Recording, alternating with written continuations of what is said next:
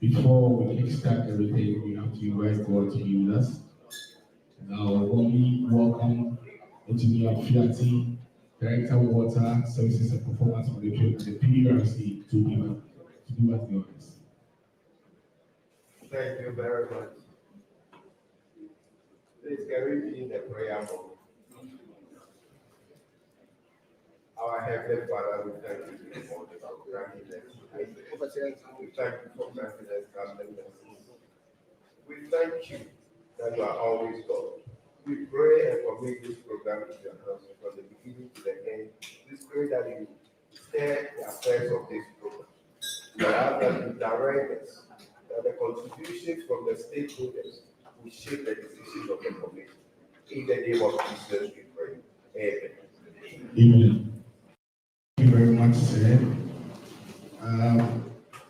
We want to do some quick introduction, but before that, if you couldn't register over there, we have a scan code here on the screen where you can register. We also have evaluation forms on the tables. You can scan each one and then to give us feedback as to how we can shape these programs that we so much.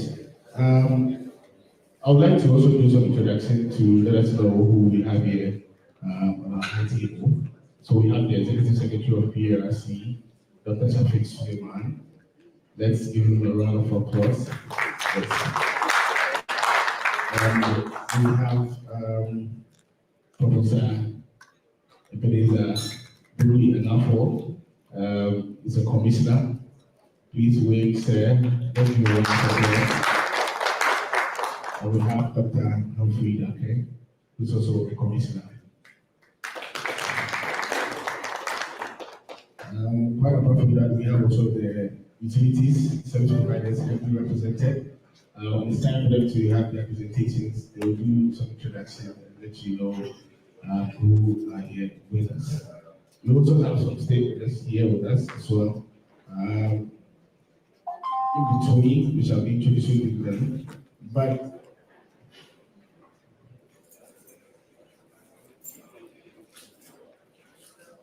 next for us to do, we're going to invite the Executive Secretary of PRC to give us a welcome address. Let's welcome.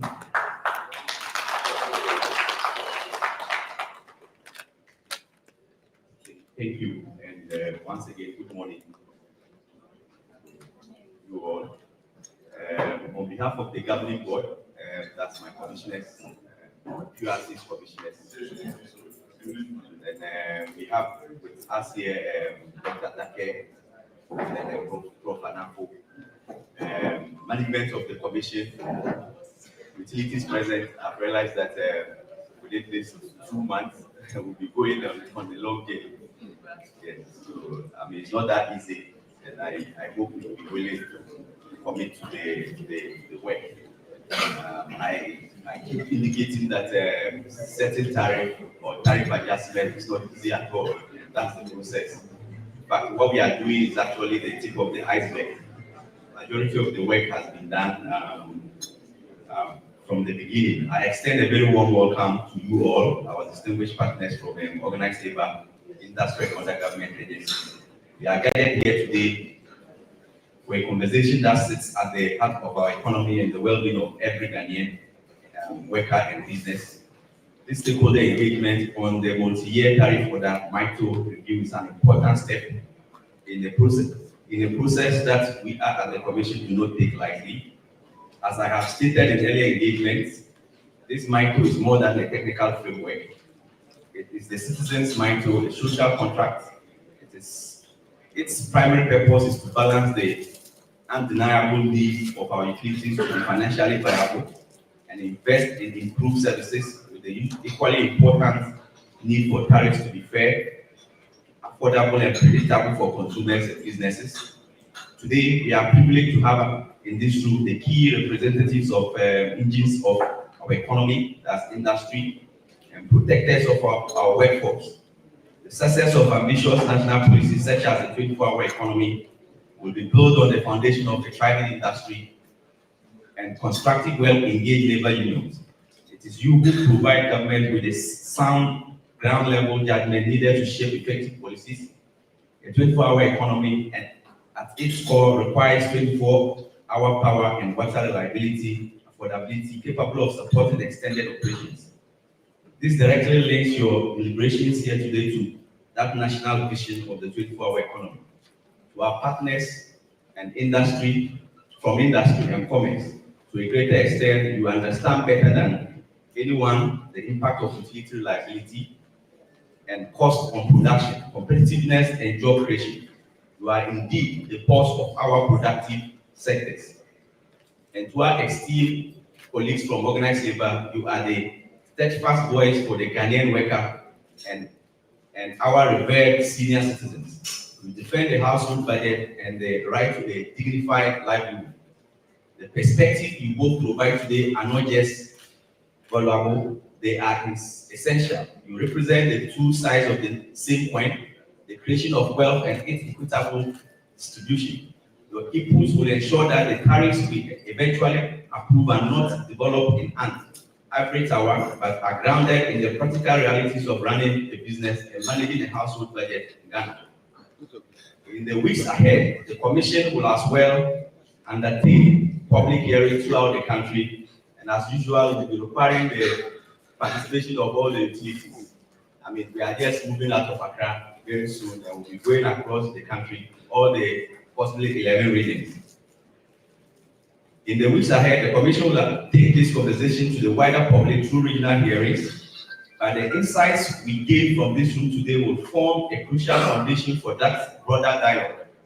We count on you to be candid, constructive, and to engage with us not as regulated on one side and the regulated on the other, but as partners with a shared vision, goal building a utility sector that reliably powers our homes, our industries, and our national aspirations. We are here to listen to and understand and to ensure that this process is above all credible, transparent, and inclusive. Once again, I welcome you all warmly and look forward to a very frank, robust, and a productive engagement. Thank you very much.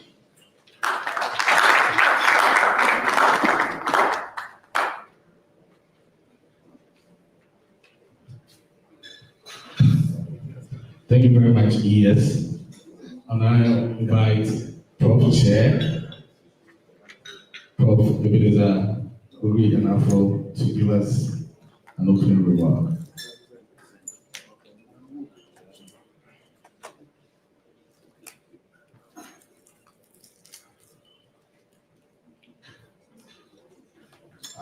Good morning, ladies and gentlemen. We are joined ES this morning who have just spoken to welcome all of you to this stakeholder engagement. We welcome VRA and all the electricity service providers, Ghana Water, and then Ghana Gas. This is the multi-year tariff order 2025. The last one was in 2022. The tariff proposal for 2022, or the tariffs that were given in 2022, form the basis of the quarterly adjustment that PURC has been doing every quarter. Now, that period has expired, and therefore there's a need for us to have a multi-year tariff order this year that will begin from January next year. As we are all aware, PURC is mandated by the Act 538 to carry out this exercise. And that is why today we are all gathered here to engage with ourselves. We discuss where the utility providers will present to us their proposals. So the order of this engagement is going to be, we will invite the utility providers to come and do their presentation. And what I will plead is that each and every one of us, we should keep our questions, our notes. Once after the presentation is done, an opportunity will be given to each and everyone to ask your questions. And I want to plead that we should be a little bit decorous in terms of our responses and the way and manner we answer our questions or ask our questions, so that we can have a very successful program. So on this note, I want to thank you very much for coming, and we hope to have a very fruitful celebration. Thank you very much. Thank you, Professor.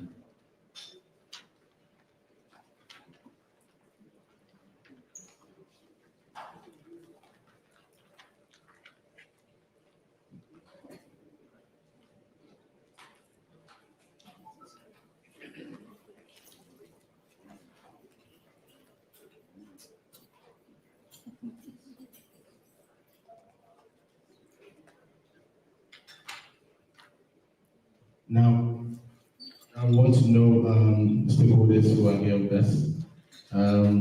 We have here a team, teams from AGI. AGI, if you are here, you can give us a wave. Thank you very much for coming.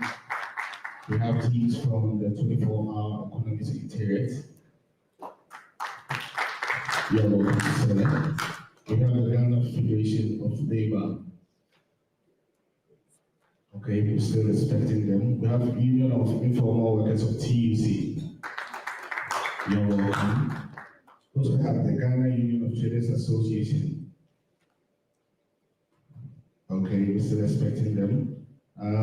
We have the Pensioners Association. Okay, representation from the Ghana Chamber of Commerce. You're welcome, sirs. We have the Chamber of Mines. Thank you for coming. We appreciate your presence. We have the Ghana Employers Association. Okay, we're still expecting them. We have teams from the GPRTU. We're still expecting them. Utah. Closer.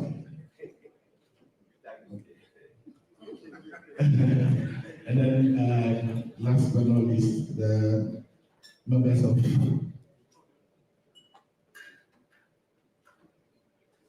okay. And then we have representation from the political parties, the various political parties. If members are here, they should just give us a wave. Okay. I'd like to introduce to you a very important personality among us. And his name is Mr. Kwame Chantoa, who's a board member of the DNPC. Thank you very much, sir.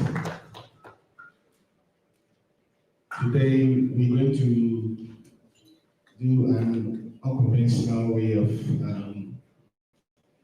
by way of representation. We normally would start with VRA, but because of one or two reasons, I've been prompted to start with Ghana Water.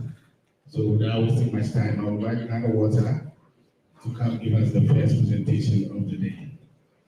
Let's welcome a team from Ghana Water. And please, we have 20 minutes for our presentation. You do an introduction of your team, and then you can start.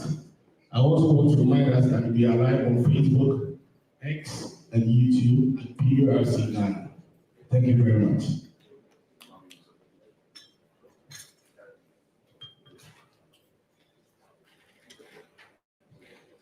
Thank you, Mr. Chairman, and thank you for this opportunity to be the first to present to this August House of our proposed tariff to the PULC. My name is Michael Purc. I am the Chief Manager for Corporate Planning, Monitoring and Evaluation for Ghana Water Limited. And I'm here to represent Ghana Water to present this on behalf of my MD, Honorable Adam Uta Makilu, who ought to be here, but another assignment called him, so he's not able to come. My Deputy Managing Director, Mr. Michael Betubidu, is just arriving. He just told me that he has arrived. He's coming up, so he will soon be with us. I also have other two members over here from Ghana Water. Mr. William Asanikwaku is one of the managers for commercial activities. He's in our midst. And also Mr. Lavelle Ahiawoto is a manager for corporate planning. And then we have with us also Chief Manager for Arrears Management and Special Duties, Mr. Seth Atiaba in our midst. Thank you very much. As I said, my name is Michael Purc, Chief Manager, Corporate Planning, Monitoring and Evaluation for Ghana Water.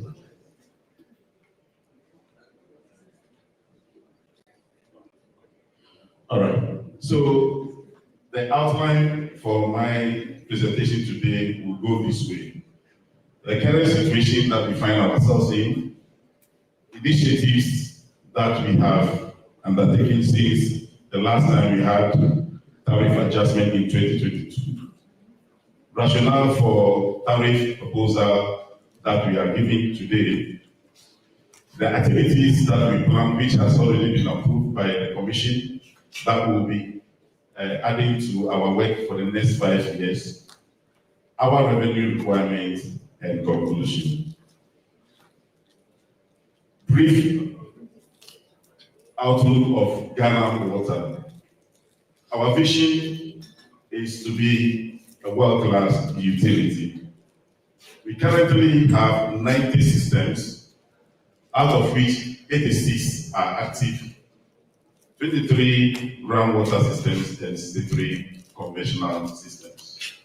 We have 16 departments, 15 operational regions, and please note, these regions are not the same as political regions that we know. We have 103 operational districts, and again, these are not the same as the districts, the political district that we know. We have 3 specialized units. We have 2 subsidiaries. We have over 5,900 staff, and we have almost 1 million customers that we serve in all the urban areas in Ghana. At the moment, we produce not less than 320 billion cubic meters of water a year to serve these urban centers. And we have pipeline in various sizes, and it's about 13,500 kilometers long. Our current operation is 52% of non-revenue water. So, our initiative so far since the last tariff in 2022 will be in these 2 areas: production improvement works and distribution improvement works. Production improvement works. For the last 3 years or so, Ghana Water spent about $447.52 million, $1.56 billion, and 8.5 billion euros to carry out the following activities: replacement of self-starters, installation and rehabilitation of pumps, refurbishment of high-lift bottles, replacement of transformers and switch gears, provision of maintenance on dredges, supply and installation of AV arms, installation of chemical dosing pumps and stirrers, dredging of dams, replacement of clarifier bridge wheels, and repair of scudders. So these issues that I'm talking about, these are the evidence of what we have done so far. Self-starters at Wager Old West, these are the new self-starters we have installed. Variable frequency drive at Parikese water treatment plant. Transformer replacement at Dawasi. Then we have 4 number pumps set for Wager that intake that we have fixed. 5 number dosing equipment fixed in Eastern region. 2 number actuator valves installed in Bebe Headworks. Now, distribution improvement works. Also, we spent about 82.25 billion Ghana cedis to do some extension works that covers 394.4 kilometers. Currently ongoing is also about 138.5 kilometers of pipeline extension works, estimated at 69.32 billion Ghana cedis. So these are the pipelines that we're talking about that we have replaced. This is a transmission line of 42 inches, 222 meters long from Bon corridor.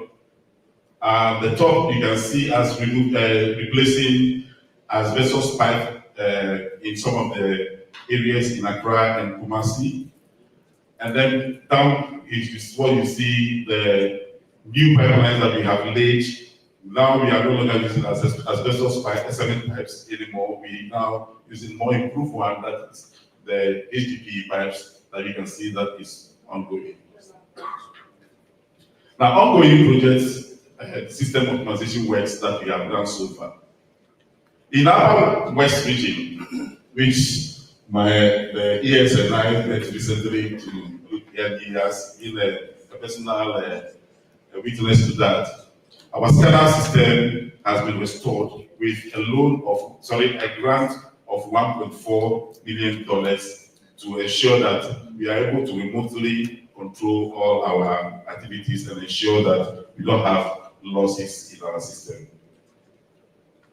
Then in Accra, the Greater Accra region, we have also spent $0.93 million, that is from our own IGF, to implement some technologies for water treatment, including automatic sampling and online analysis to our monitor key parameters such as chlorine and turbidity. So instead of us going around picking samples, these machines are able to help us to do so remotely. Then also we have a telemetry that is being installed in Ashanti region with another donor fund of $10.42 billion US. That covers Greater Kumasi area to ensure that we are able to monitor our activities again remotely, so as to ensure that we are able to respond quickly to situations of pest and the likes. Then we are also installing smart meters both at our production centers and some bigger installations to ensure that we are able to read these meters real time and to see flows and be able to control them. For those who are having it as consumer meters, is also to ensure that we have accurate billing for these customers. We spend about $10 million on that one, and it's a grant for us. Then also at the Greater Accra metropolitan area here, we are carrying out some reduction of some works that will reduce our water losses by some 23,000 meter cubes per day.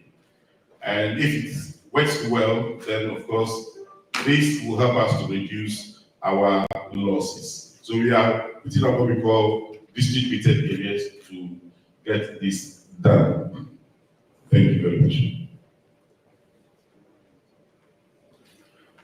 So in summary, 38 projects were supposed to be undertaken by Ghana Water since the last 3 years.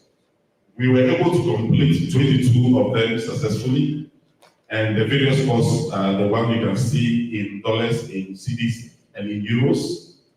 We have 8 that is ongoing at the moment with the estimated amount of $72.7 million and 195.2 million euros. What we could not achieve, but we are sure we'll do soon, is the 8 that we are not able to do. That is about 297.9 million Ghana cedis, 793.2 million US, and 851 euros. And there are various reasons for these very ones. Some will have to do with the fact that we couldn't get or secure the loans on time to do these projects.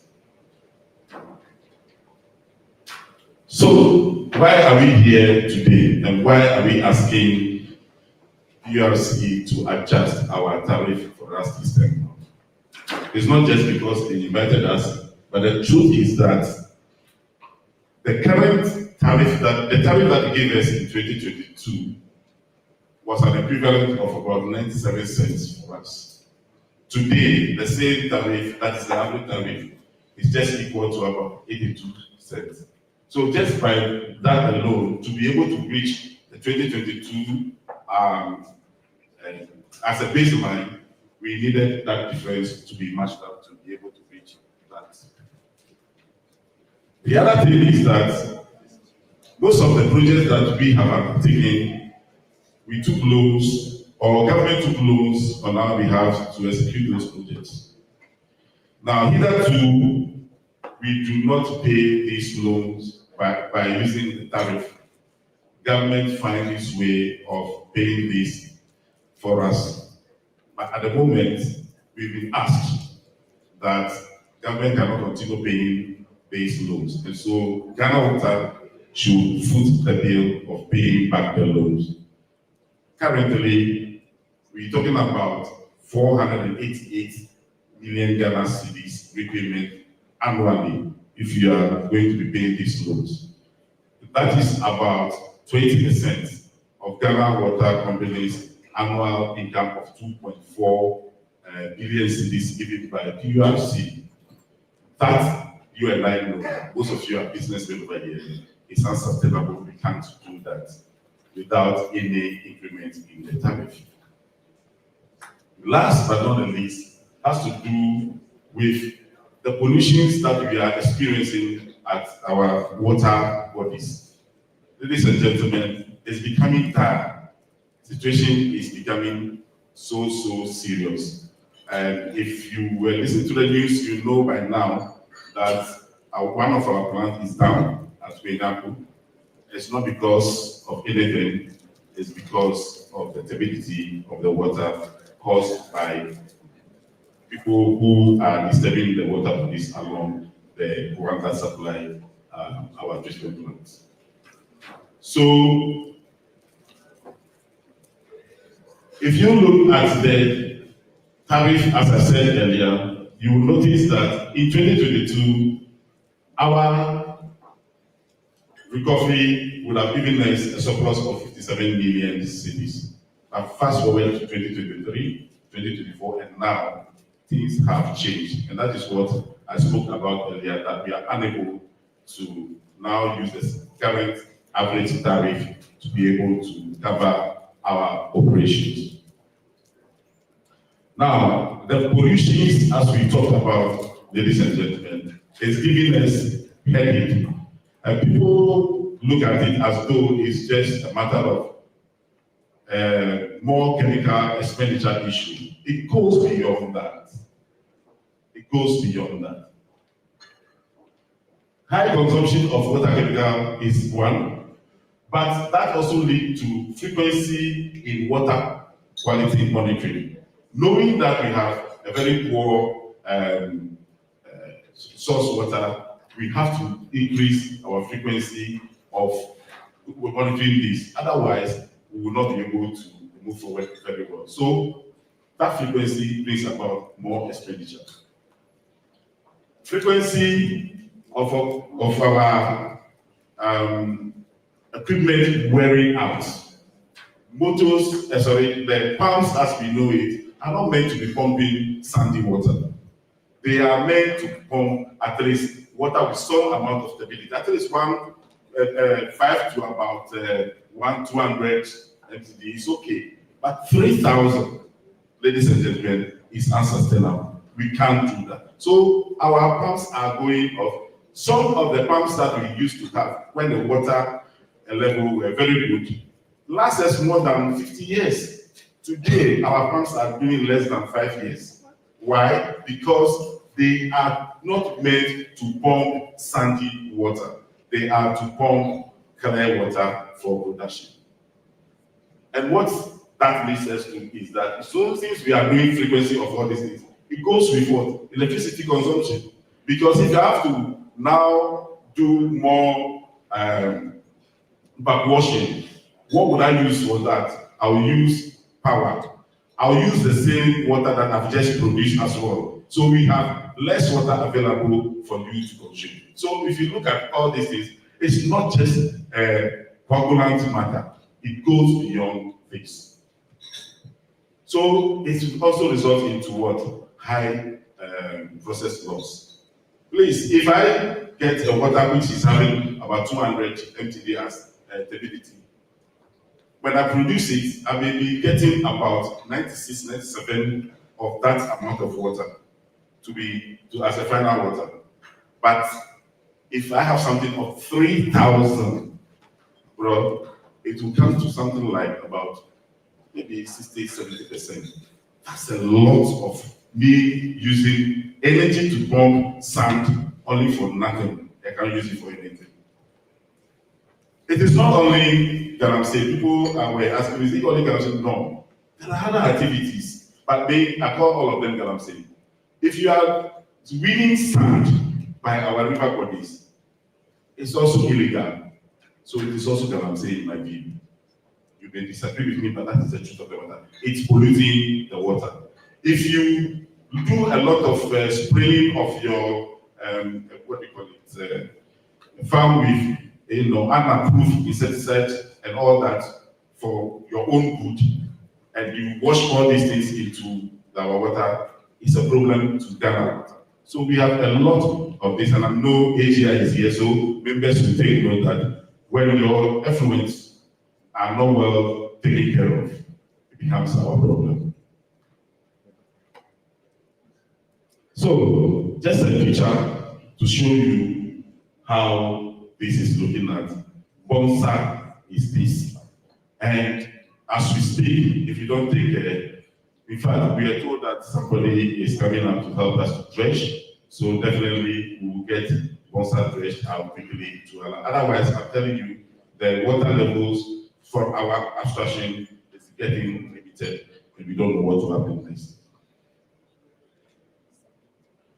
Now, the initiatives that we have planned and PURC has already approved for us to be put on this very tariff are this 24-number water quality laboratory refurbishment. You can understand why we are looking for labs and other equipment to our labs, because we need to now up our game. We don't even know what is now going into our raw water lab. We need to up our game. So we need more laboratory equipment to be able to continue getting you potable water. We want to construct one about water quality laboratory at Western Region. And that's the place where it's eat by us, and we need to make sure that we have a state-of-the-art laboratory over there. Of course, it will cut across the regions in future, but for now, this is what we want immediately. Production improvement works nationwide. Main extensions should be done. Pipeline replacement nationwide will be done.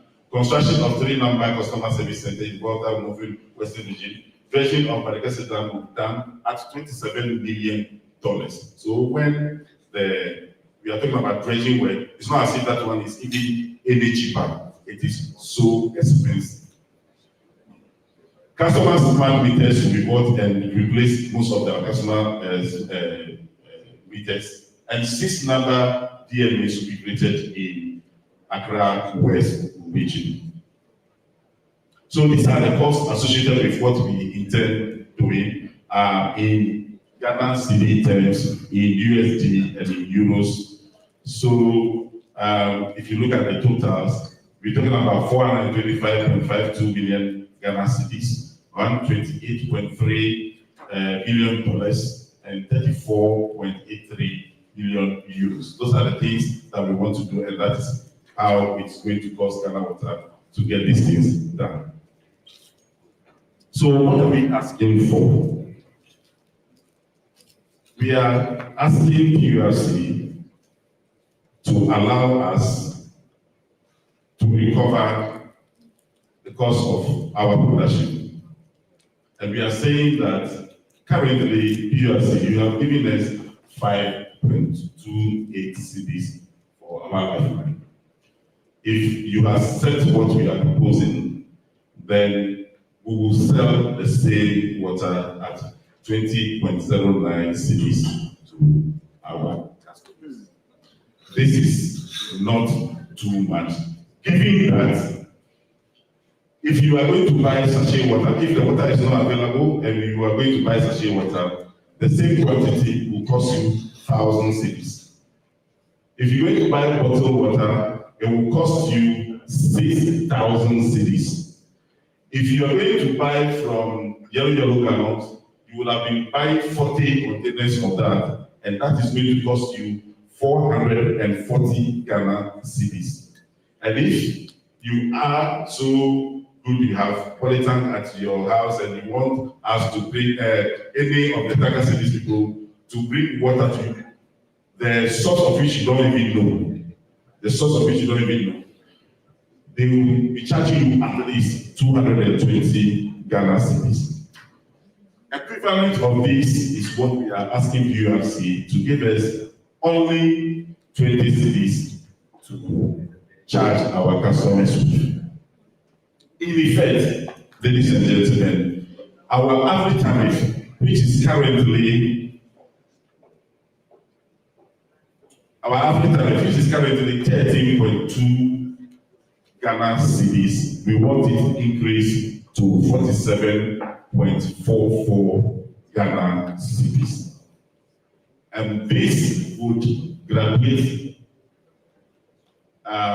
yearly to 52.24, 62.17, 72.55, 82.79, and 94.29 Ghana cedis. This is the average tariff we are asking for the next 5 years. So, in conclusion, ladies and gentlemen, Ghana Water Company is not asking for tariff to become profitable. We know we can't do that at this moment. Maybe in future.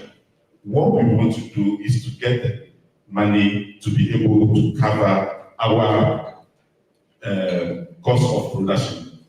Currently, we are owing a lot of people because we are not able to pay them. Sooner, the high expensive chemicals that we are buying, the suppliers will stop supplying. And if they do, we don't know how we are going to deal with water production in Ghana. Ladies and gentlemen, please note that water, they say, is life. But I said no, it is not water that is life. It is potable water that is life. If you have water full of cyanide, it's not life. If you have a water with a stability of 3,000 mtD, that is not life. If you have a water that you don't know what is in that water, nobody has been able to certify its consumption for you, it's not life. It is potable water that is life, and it costs you money to do so. Thank you very much.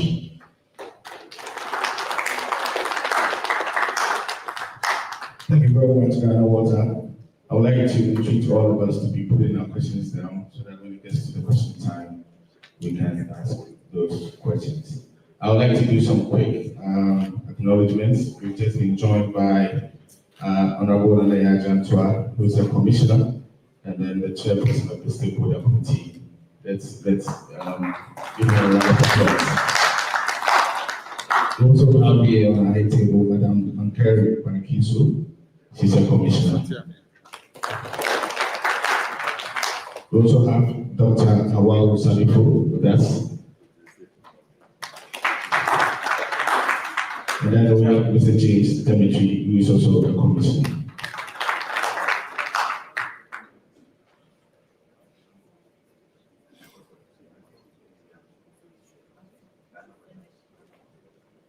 Okay, thank you, madam. I've just been informed that Ghana Water will have to answer their questions. So we'll come straight to you. Get us your questions, the notes you took, so that Ghana Water can answer, so they can take the boards. So we open the floor for questions for Ghana Water. Okay. Thank you.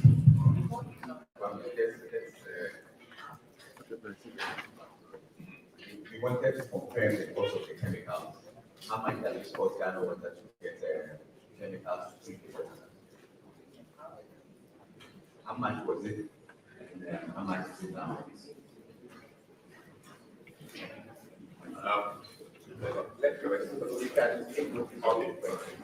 We can come in front so that when we ask the question.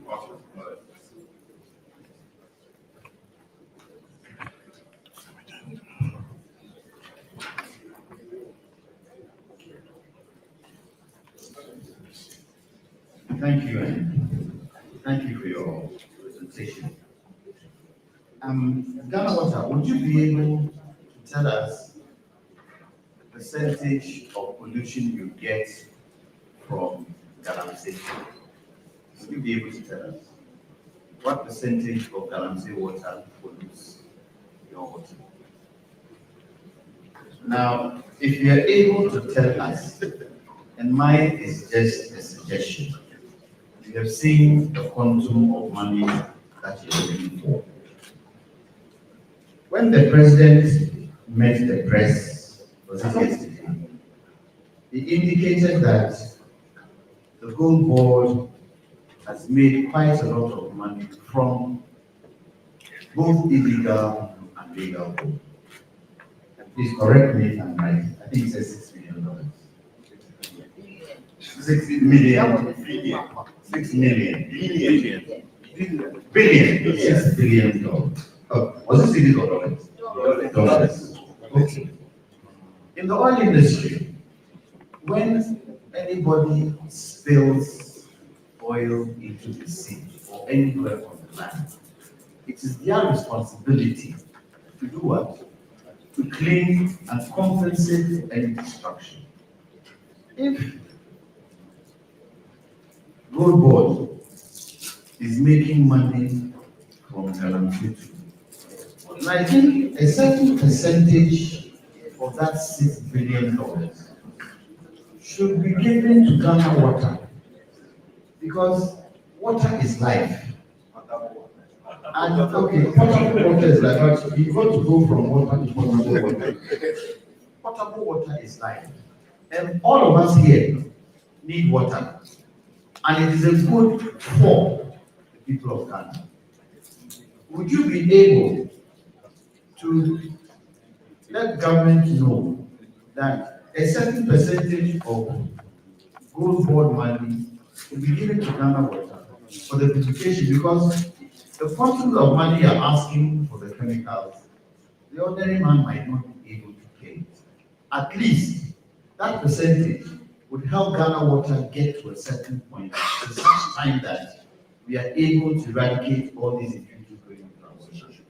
I think it is something we will need to consider because of the quantum of money that is required to purify our water. Thank you. Oh, clap for me.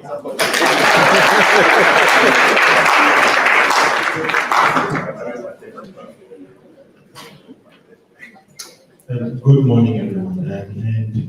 It's been a very eye-opening presentation because it costs much more than we anticipated to provide this service. So kudos to the work you're doing. We understand the pain you're going through. My name is Ernest Osepopo. I am here with the AGI, but I work specifically for Guinness Ghana. And we see the cost. The increase is from 5.28 to 20.09. Now, if I were to take one of my products, for instance, let me just use Malta Guinness because it's agnostic for everybody, right? There's a certain 98% of that thing is water. If you are paying attention to the, my colleagues from, I think Coca-Cola here as well, I think we can add to them. But if you are paying if you are paying attention to what's happening in the market at the moment, there is an aggressive influence of what we are calling illicit paramount products coming in from the sub-region. So we're seeing it coming up from Nigeria. Unfortunately, because of the economies of scale, it's very difficult. There's a price arbitrage, and it's very, very difficult for us to compete on price. If we're going to keep the industry alive, we need to find a way to keep those prices down.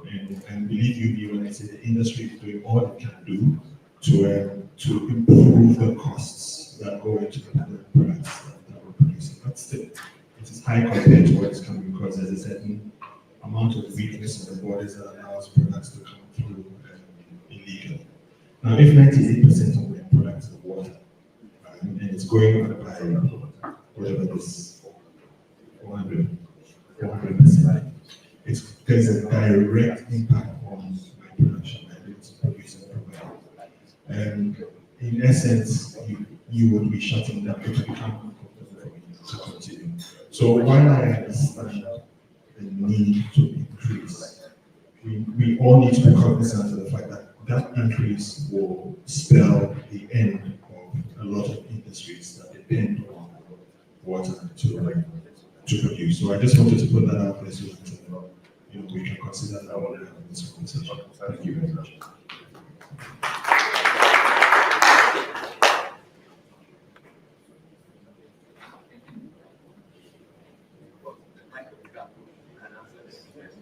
Oh, okay.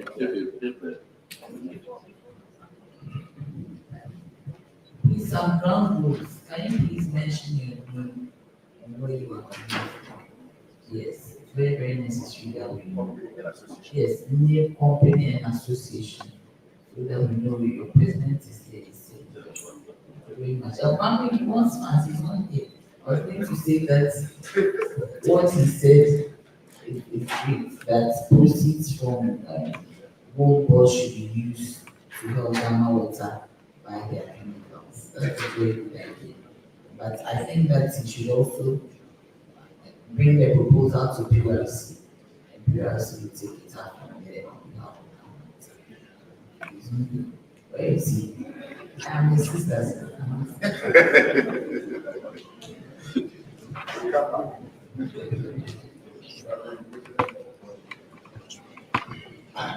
Thank you very much for the questions. The first one was talking about the chemical cost. We were spending about 93 million Ghana cedis. That was just 3 years ago. We are hitting 350 million Ghana cedis in chemical consumption today. That is what we are doing. Let me give you the breakdown perspective. Bonsa, which I've shown you earlier, in 2009, Bonsa, we were using only 10 bags of alum, 10 bags of alum a week to treat water at Bonsa. That means that we use 40 bags of alum a month in Bonsa. Fast track to 2021, why we actually have to stop using the alum. We were using 40 bags a week. A monthly consumption has now become a weekly consumption in Bonsa. Now, that is why in 2022 we have to shift from using the alum and now we use polyelectrolyte, which is very bad. Iodide is so expensive compared to the alum, but that is the only one that can do the work now. Those of you who are in the industry, you know, polyelectrolyte is normally used for treating wastewater in somewhere else. But that is what we are now using to treat our potable water. So that's where we have reached. We're talking about the percentage of water bodies that have been polluted. I don't have that figure immediately off here, but I know that apart from OT and water, all others that we have are virtually polluted. Coming from Upper West, where my friend and I went to, we can see, in fact, the MP for Upper West have to drag me to which to go and see where the people stand. And you see people running away across the river to the other side because they saw that the team were coming. And what were they doing? Illegal mining. What were others doing? They were scooping the sand and they were polluting the water. So that is what we are having now. I think Madam has answered the question on the use of gold cost funds to support Ghana water. So I will leave that to that, and I don't want to go into that. Impact on the industry. My brother, I understand that whatever we do, we will have an impact on you. We are very much aware of that. We wish we don't have to come here and ask for this. We wish we are here only for the first item, that is talking about the externalities of exchange rate, inflation only, so that we can go forward. But the reality is what I've showed to you. If we can have a way of making sure that our water bodies are cleaner, we will not be asking for anything that will have to cover for a chemical cost of 395 million Ghana cedis. and its attendant cost in wear and tear, electricity consumption, and then unavailability of water. So it is chicken and egg situation here, I should say. What do we do? Do we still stay the way we are, and sooner our contractors will stop supplying us with chemicals and we cannot produce the water? So where will you also get your water from? So we are all involved. We are not asking for anything more than covering our costs, because these are the reasons that we have. That's why we are here. And thank you very much. I think while you're there, I can ask my question. My name is Abbas. Yes, I'm the president of the Ghana National Chamber of Commerce and Industry. And I want to really align with my brother from Guinness, the fact that the actions will affect industry. However, I want to also share your pain, because it takes a lot for you to bring us potable water, which is life. First of all, I would not want to encourage the good board idea, even though it's good. It means that you want to encourage more than I'm saying. Because we can get money from good board, we should do more than the Ghana Water can receive the money. So that one is going to, as much as it's good, we don't want to encourage it. But in all that you have said, Ghana Water has not given us alternatives apart from requesting for more tariffs. What other alternatives would you suggest to the consuming public that would not demand that tariffs have to go up? Because, like Guinness is saying, and I have been doing it because I did the business community in the industry as well. The more you demand for tariff increments, what happens is that the cost of production goes up. Guinness, in particular, as an example, cannot produce anymore. What it means is that it has to shut down. Please, what is the number for the staff? That is 1,350 members of staff. Multiplied by each member has to have three members of, or that's 3,000 people who are affected. So, would you give us an alternative to tariff increment? Thank you very much.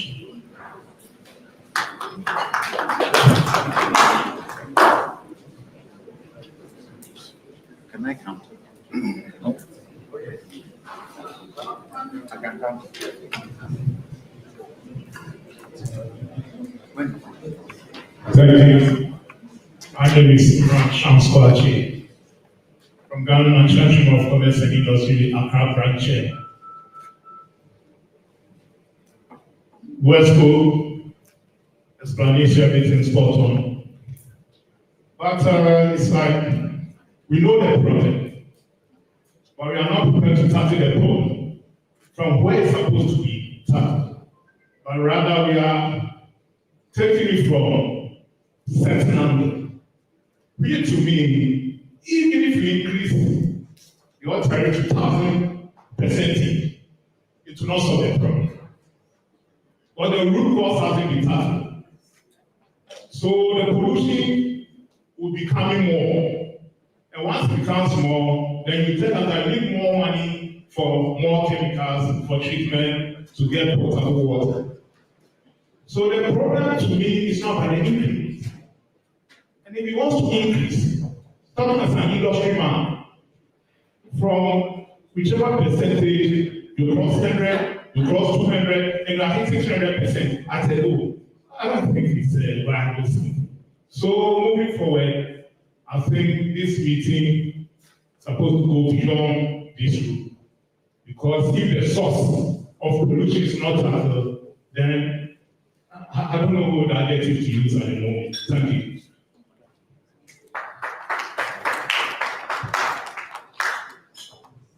Thank you. I don't think my good friend heard what I said. He probably heard it and understand what I meant.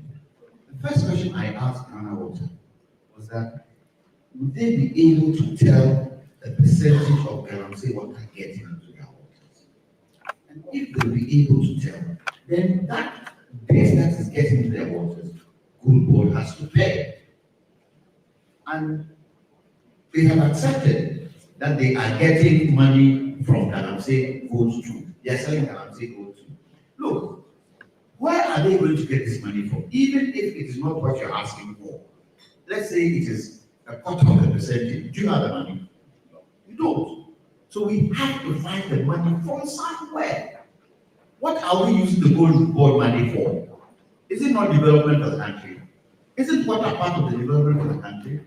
And if you can access that money, okay, let's say that even the Galamsey water is not getting into what you call it, the water. Could we not use a certain percentage and make sure that whatever is happening, and as the gentleman said, the source, we can stop the source. After a while, won't Ghana Water be buoyant enough to now handle their own business? Something has to be done, because if something isn't done, we are all dying. We are all dying because we will now have to find extra money to import water. And all those machines that you showed us that you have installed, they will go to waste and we need more money. It's an idea. Let's see how we develop the idea. Let's see the possibilities of developing the idea. But most importantly, let's convince the politician that it can be possible. For me, that is where the challenge is. And don't say, and I find it strange that you're not able to tell us what kind of different pollutants you're getting in the water and on what percentage. Because other countries are doing it. If it is technology you need, let's get the technology to be able to do it, to make sure that it is not everything that you're asking for that we want to give you, but that particular point where you're getting pollution from Galamsey waters. Because it saddens my heart when you said the machines are doing what? Purifying dirty water. Something that was supposed to last 50 years is lasting 5 years. Are we going to be able to sustain it? It's not sustainable. So whichever way we can do it, and Gold Board is also benefiting. Let's try it and see. Let's give to the president. Honorable Anaya is here. She's at the presidency. You can go and say to the president and say this is a suggestion that came, and let's see how we can develop it. And if it's possible, let's do it. Because what I want. Thank you.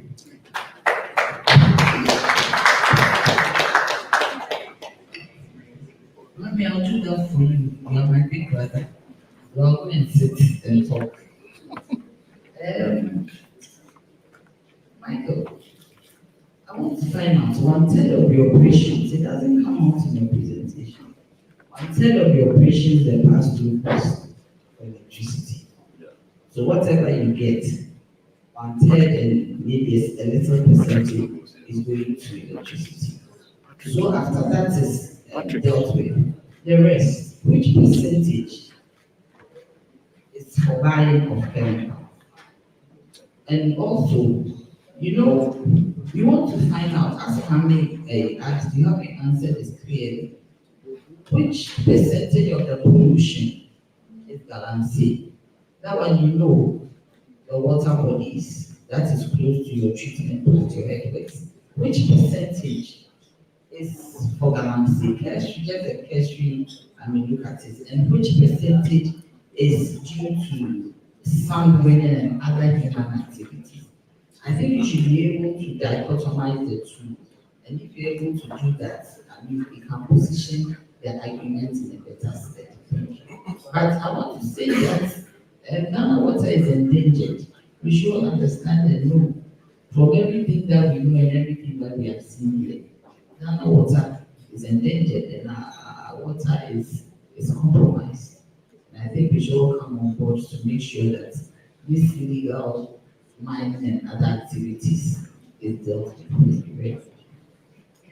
Mike, it's good to look at it a bit. The Volta and the Pump Basin is not as polluted as the Daisu and the others. So once you are a central body supplying the entire country, it's good to keep that distinction so you can see what is happening on the production field because of mixed use of sources of water, polluted and non-polluted. Because your case is unpolluted. If you say so, the region without pollution will say, why do we pay for this? So that's its clarity. Thank you. Thank you very much. As a matter of fact, it's because I don't have the figures, so I skip that issue of telling the percentage. But I made the mention that apart from roti and water that we use, all other ones, starting from Wager all the way to Western region, are all implemented at various stages. So that is the reason. It's not as though we don't know the pollutants. We know what is going into our water. We know cyanide is going to our source water. We know mercury is going to our source water. These are heavy metals that are going to our source water. We are aware of all these things. Yes, that is due to the mistake. So, the point is that we are aware of the pollutants. It's just that when you ask me the question, to give you a figure is where I'm saying I don't have a figure. I don't want to mention something that, but we can get the figures, give it to you at an appropriate time, please.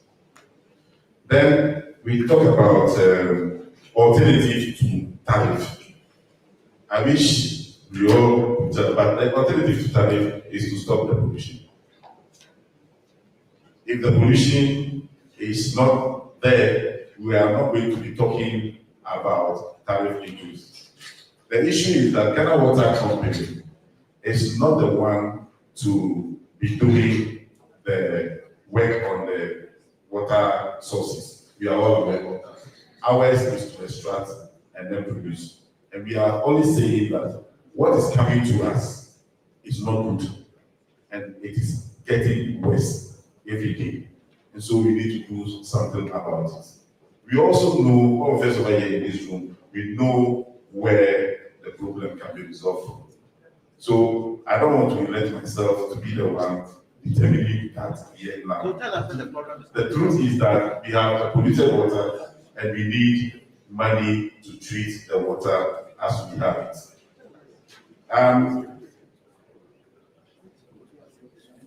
Yes, I understand that you said that if the source is not tackled, then the problem will continue. This issue about source pollution, this is not the first time Ghana Water Company is talking about it.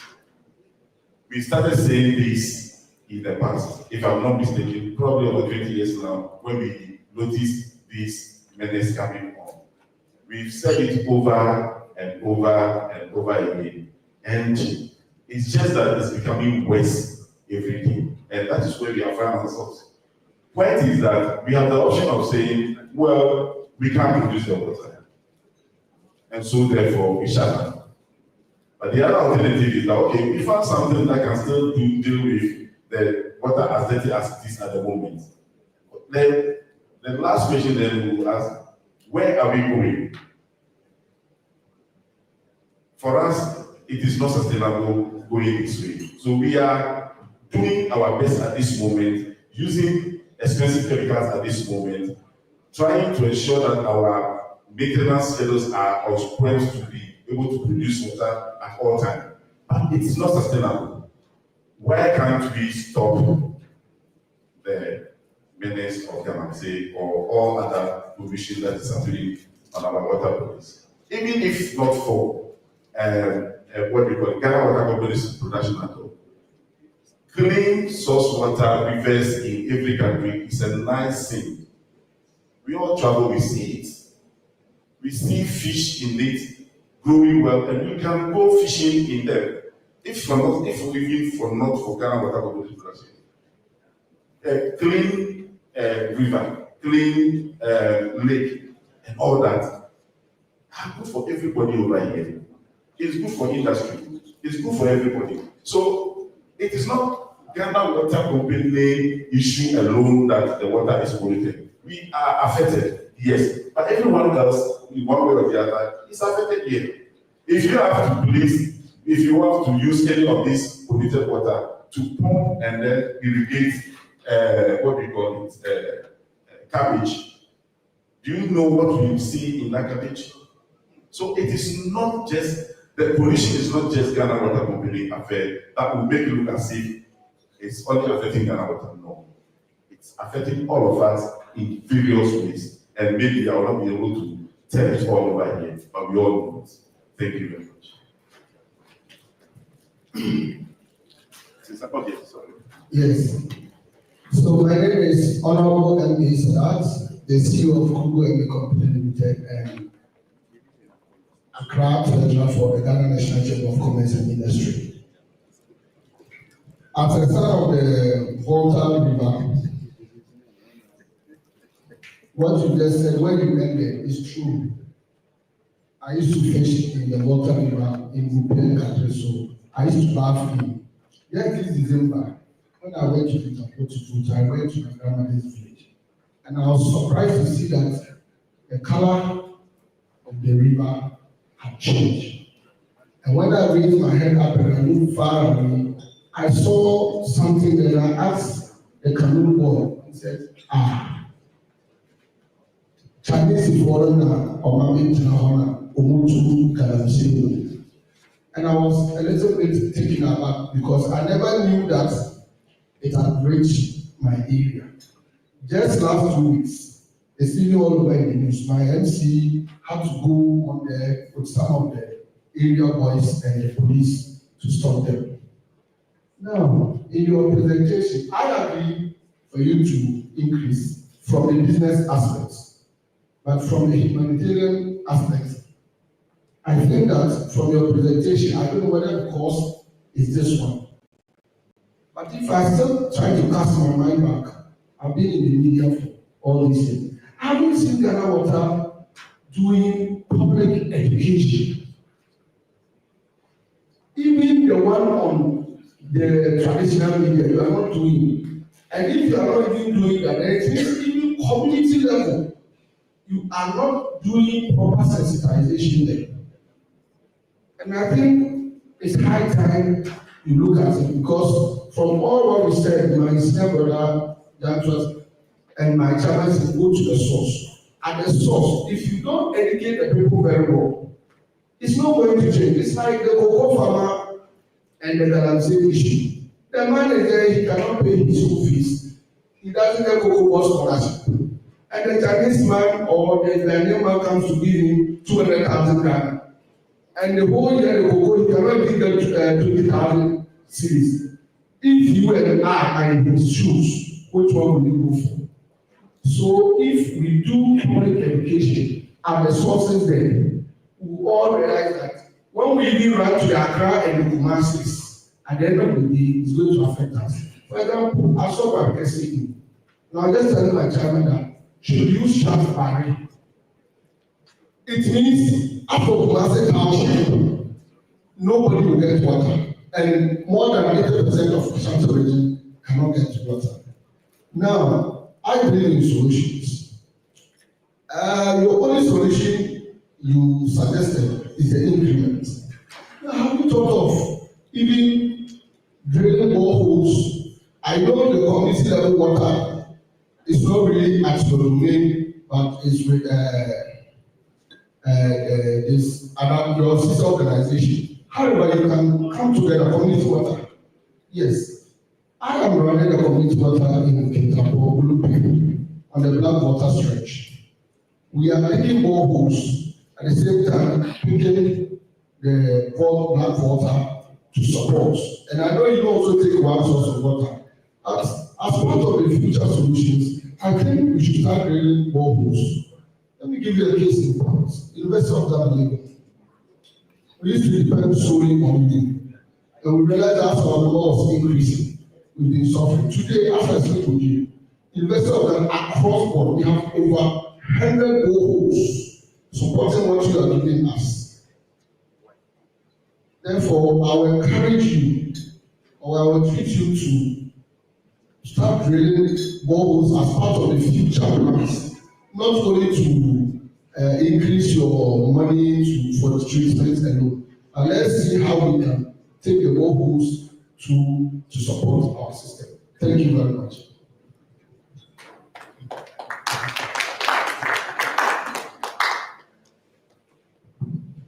Please, because of time. we'll take one question, and I want to. There's one question here. There's another. Okay, we'll take two questions. Please, I beg you keep it short because we don't have time.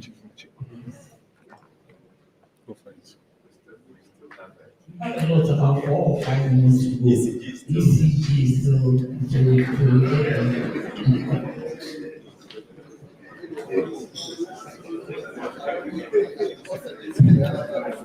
Okay, then. Thank you. My name is Aaron Eko from the Association of Ghana Industries. My first question is, what percentage of treated water are you losing or not accounting for? That is the first one. And then I saw that your presentation, one of the slides had a progressive increment over 5 years that you wanted the PRC to approve for you. Why are you going 5 years at this time, assuming that actions are taken to arrest Galamsey by the end of next year? How would you justify the increment that you are asking to be approved for you now?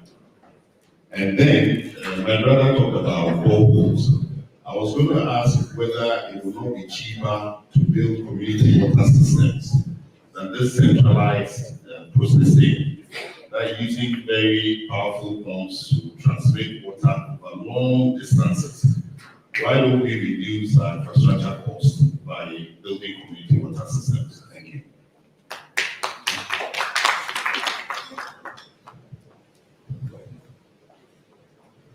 My name is Kesman from Chamber of Commerce. I think when he was speaking, he mentioned something like Ghana Water. They have nothing to do with the problem from the source. Somebody must solve that one before the water comes. But I'd like to be for that because you see there are problems. Typical.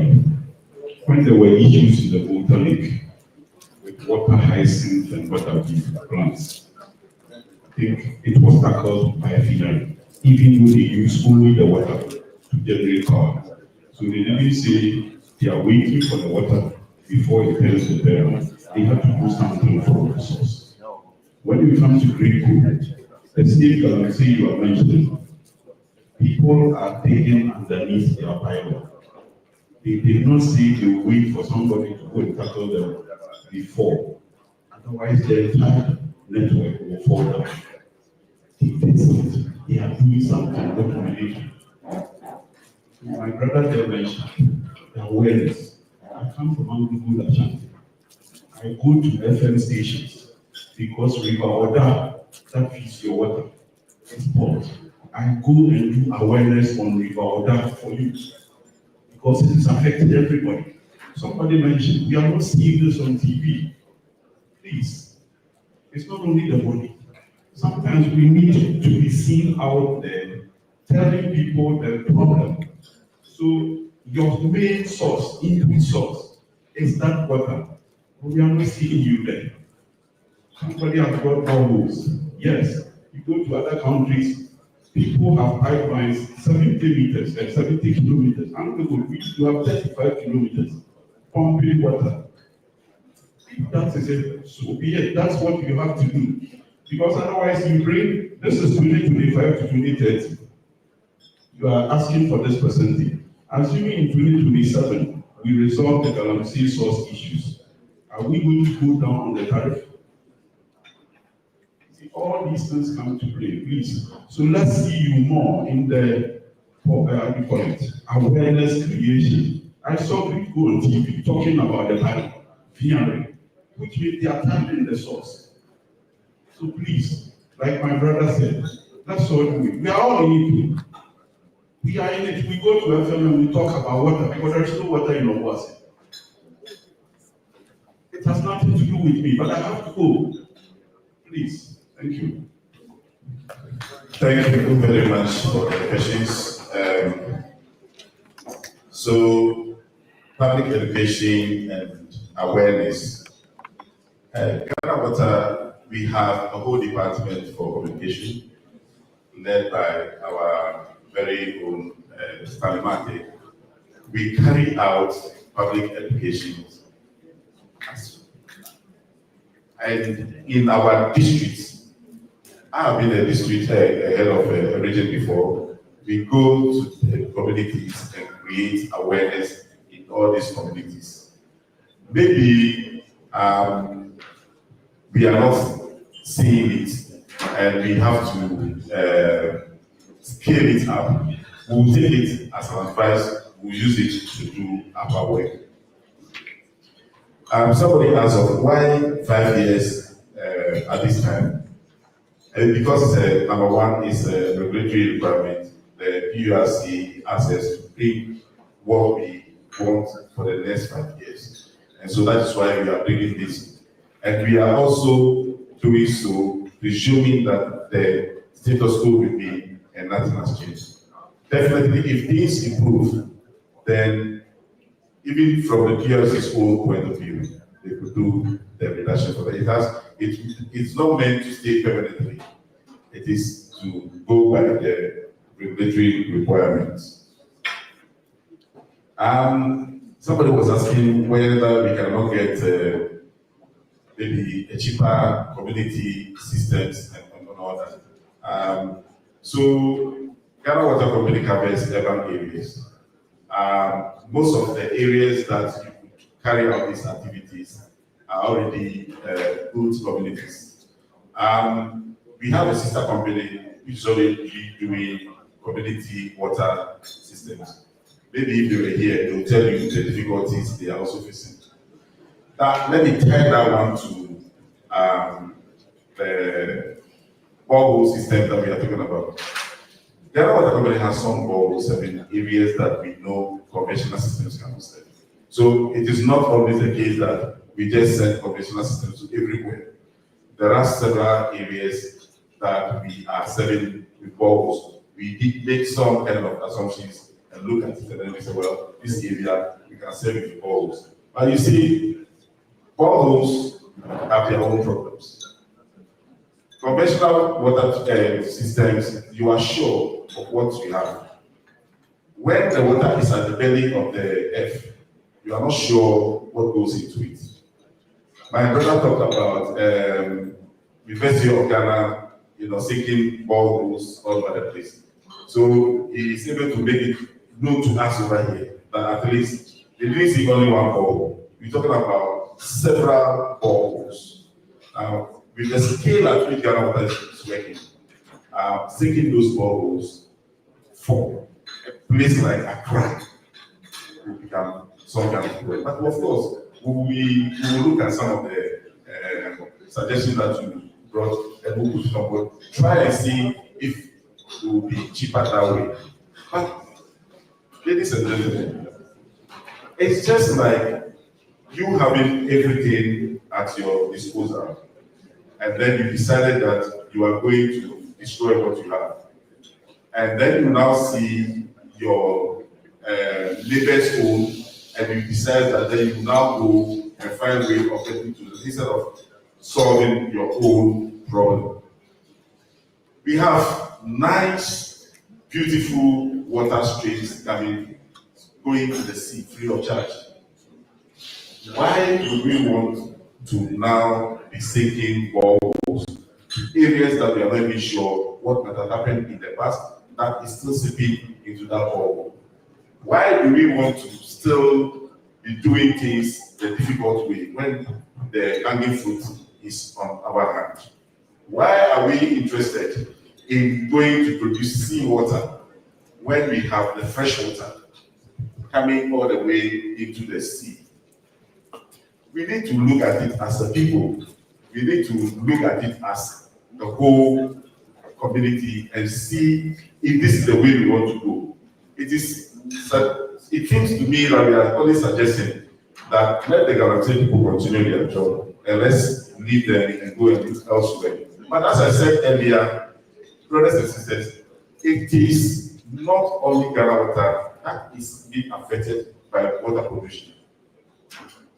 Farmers who depend on these water sources are being affected. Except that they are not here to talk for themselves. And we all know it. So please, we will do our bit, but let us ensure that the pollution is what stopped. And finally, my other brother was talking about us not. No, I did not mean that we have nothing to do with this. In fact, Ghana Water Company supports military, supports security operations of all the actions that is taking place trying to resolve Ghana State. We support it not just by words, but even in substance. We do everything to ensure that people go out there to go. In fact, as we speak, there is another process ongoing at the what do you call it? Ministry of Defense, trying to get some people onto another river to ensure that they police the river. Ghana Water was invited. We are fully participating in these activities. So the only thing I was saying is that we cannot just go and say, cannot say people stop. Or take our staff to go and then, arrest the people and all that. Somebody else would have to do that for us. So, but for the support, we are giving. So please rest assured on that. We are not leaving that one to just another. Non-revenue water, as of last year, our non-revenue water was 52%. But as of this year, we are doing our best to project to about 51.2%. That is our non-revenue water at the moment. Somebody has that question. Thank you very much.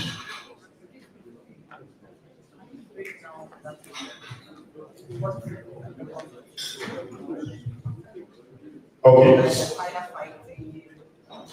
Yeah, so that we have has a lot of components. It includes the ones you see as best leakage on the street. Sometimes you call us and we attend to them. It also includes people stealing water. It's rather unfortunate that we have made public stealing a norm now. So you can see people doing wrong thing, and you don't, nobody cares. So Ghana Water Company can go to somebody's house, the person has money enough to sink, to dig a hole big enough to put in a 3,000 cubic meters of water tank underground. He has enough money to seal this with concrete, and he has enough money to put a pump on this. And anytime our staff gets to the house, he tells them that it's what all. Our staffs were not able to see this. It took vigilance of another group to go around, and then they decided that they were going to be testing all boreholes, only to realize that the water that is coming from there is not borehole water, because it contains what? Chlorine. And that's how we were able to find out, and we started digging the ground. And if you see how deep that has gone, how expensive is 5 cities worth of water? That you can spend so much to do this kind of activity, stealing water from Ghana Water and then selling to others and say that it is what? From boreholes. Maybe others are also in the same business and we are all looking at them as boreholes. But the truth is that we are neighbors to these people. We all see them and nobody is telling us anything. We have only 5,000 staff in Ghana Water Company. We couldn't have it everywhere at all times.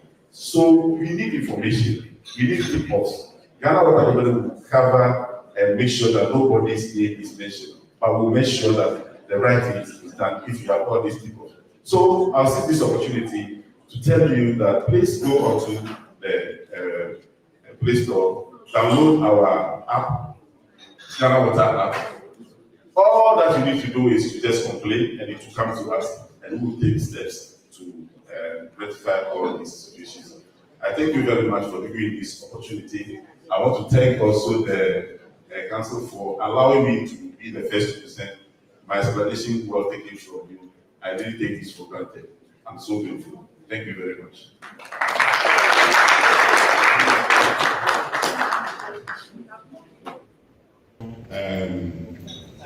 Source water, we have to increase our frequency of Moving around, can we please have our monitoring. Knowing that we have a very poor source water, we have to increase our frequency of Michael did not tell us that monitoring. water Knowing that we have a very poor fire is not paid for. The water in the hydrants, nobody pays for it. And that is also part of their non-revenue water. Yeah, please keep it short. You know regulatory sanctions. Yes, I quite remember. Madam Chair, ladies and gentlemen, good morning. And my name is Ivan Soa-Mensah, Principal Economic Analyst with VRA. And with me here, we have the team lead, my director, the person of Mrs. Miriam Dake. We have manager for business, Obed Opoku, Junior Obed Opoku. We have manager business planning and hydro generation, engineer Dennis Anyomi. We have engineer Isaac Kojo from Engineering Services Department, and the engineer Godfrey Jackson from the Water Resources and Renewable Energy Department. Okay. So, Madam, this time I'll keep it very brief. In terms of pipeline, we just want to look at the status of our critical projects that we've done over the year 2022 to 2025. We want to look at the approved projects that PRC has given to us for us to add or incorporate into our tariff proposal. And then for the first time, we want to look at mini grids as a proposal to PRC. And then lastly, we will look at our tariff proposal with regards to hydro and then thermal generation.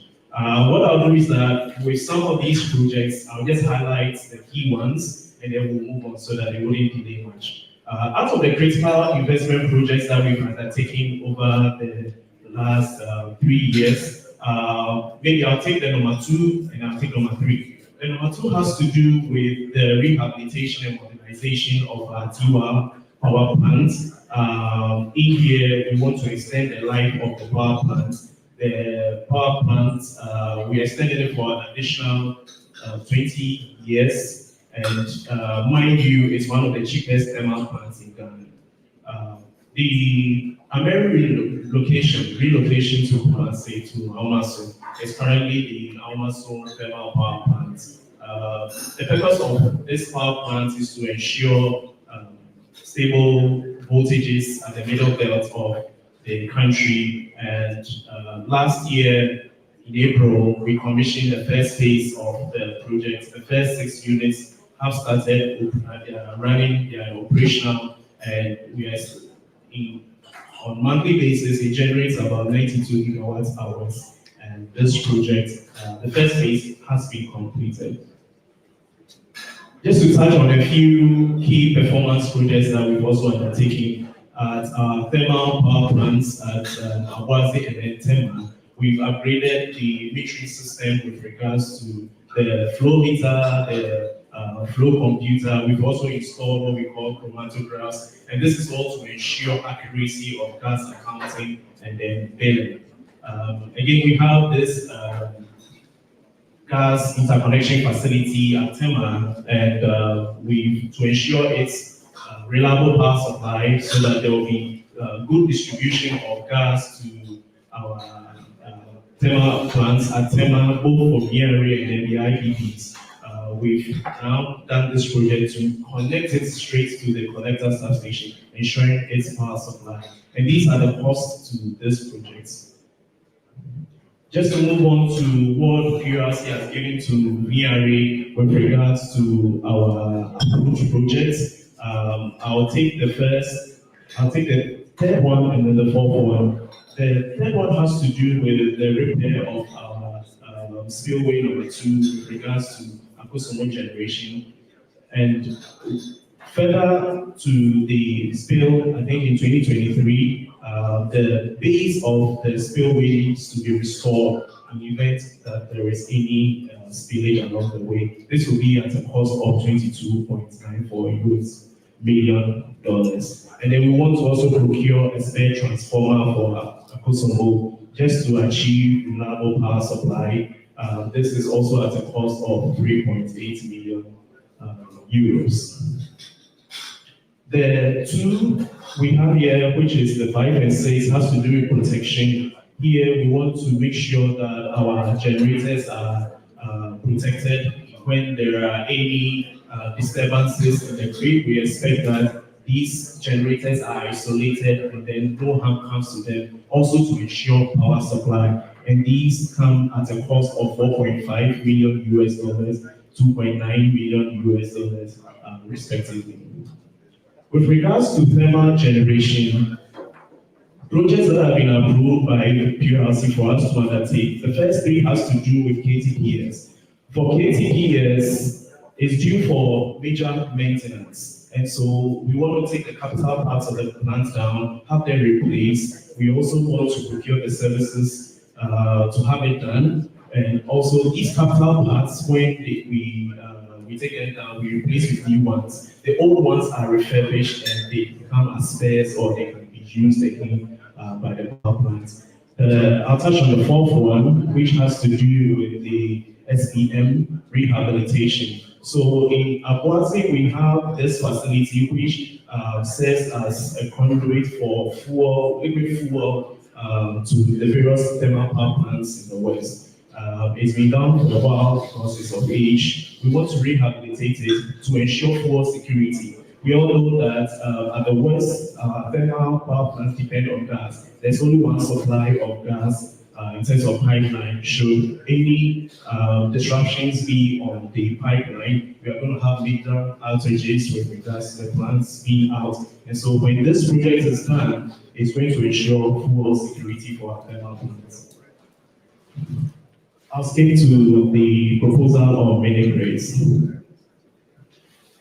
Just to give a bit of background, access to electricity currently is about 89.5 in our country, and the remaining 10%, 15% of this population is found on what we call the island communities. And so with regards to policy direction, we want to use what we call the renewable energy mini grids to electrify the additional 15% of the 10% population that do not have access to electricity. And we all know this has to be done because there's going to be a huge cost if we want to put transmission investment or infrastructure, send them all the way to the island communities. And so the Ministry of Energy and Green Transition directed that VRA becomes solely responsible for the operation and maintenance of those mini grids. And so when we went through some stakeholder engagements, it's been agreed that VRA will bear the full cost of the operation and maintenance of the mini grids. And at the same time, with regards to the expansion projects, the storage equipment, the ministry will bear that cost. Currently, 8 mini grids have been constructed and have been handed over to VRA to manage. There is indication that 35 additional will come on board come the end of 2026, the end of 2026, totaling 43 mini grids. And just to give us an appreciation of the cost of operating and maintaining these mini grids, you realize that our projections indicate a 2.4 million Ghana cedis annually just for these 8 mini grids that we have so far. Yet again, you realize that the revenue that we get from these mini grids is just about 400,000 Ghana cedis. I'll explain why later. So there is a gap of about 1.9 million Ghana cedis every year, and this is compounded.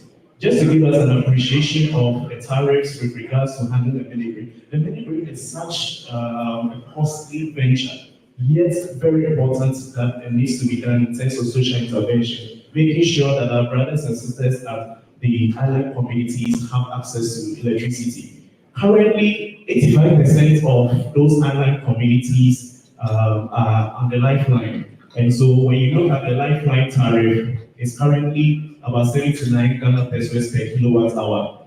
The VRM cost lies in the region of 564 Ghana pesos per kilowatt hour, which is very high.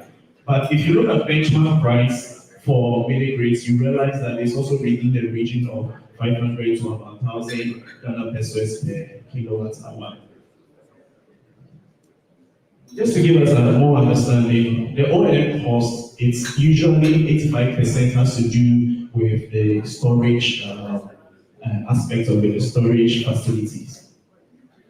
And so we are saying that because 85% of these customers are in the lifeline region, there's a need for all stakeholders, Ministry of Energy, Ministry of Finance, the Energy Commission, PURC, that we all find a sustainable recovery mechanism to ensure that these mini grids are well operated and their benefits thereof is also realized. So we are requesting PURC in this 2025 major tariff review to include the cost of the operation of and maintenance of the mini grids in the computations. Skipping to our tariff proposal with regards to hydro and thermal generation. The assumptions we used has to do with the one is the weighted average cost of gas. So sources, so putting them in an average, we are estimating about $7.84 per MMBTU and an exchange rate of about 12.67. So in view of our projections for supply, this is what we want to supply the country with a total of, in terms of hydro, about 7,450, thermal, a total of 6,777, and all totaling about 14.2 gigawatt hours on an annual basis. And to the customers that are involved, we are talking about ECG, NETCO, EPC, a total of 6,844 gigawatt hours. When you put all this together in your computations, we are arriving at a VGC of about 71.8862 Ghana pesos per kilowatt hour. I'll be brief on this one. Over the years, VRA has been producing what we call reactive power supply, and this is essential for efficient power delivery. And VRA over the years have not been compensated at all for the supply of reactive power. And so, but in the production of reactive power, there are some consequences as well, some result. In the technical end, I mean, it just causes overheating of your equipment, and which has the potential of reducing the lifespan of your equipment. And it's a Kosovo power plant that usually does this generation of reactive power. On the commercial side, I mean, it's just going to increase your O&M cost and would also limit the amount of active energy, active power that you are generating. And once that is done, you know it derails whatever you have been given in your tariff. And so we went through PURC's document. PURC has a set of policy or pricing guidelines. We just follow the procedure in terms of the methodology, coming out with a compensation package that we believe we will propose to PURC on. So on an annual basis, all we are saying is that VRA should be compensated about $30.49 billion for reactive power that comes out of Akusumo on a yearly basis, and the respective tariffs per kilowatt per month. We've also indicated. So in summary, we are just saying, in terms of our justification for an increase, we are saying that we want to recover our cost of supply to the distribution companies and the sustainable, for VRA to also be sustainable. We also want to recover the cost from transmission, for transmission losses, and then the auxiliary services that VRA provides to the NITS. So, Madam Chair, in conclusion, VRA is requesting PURC to increase the current V&A generation charge of 45 Ghana pesos per kilowatt hour to 71.88262 Ghana pesos per kilowatt hour, which represents a 59% increment in the tariff with regards to generation V&A side. So, Madam Chair, this is the little that we want to share with you. Thank you for the opportunity. Thank you very much. It's time for us to ask our question. Please, please let's keep it very short, because we have about 4 more presentations before we go to lunch.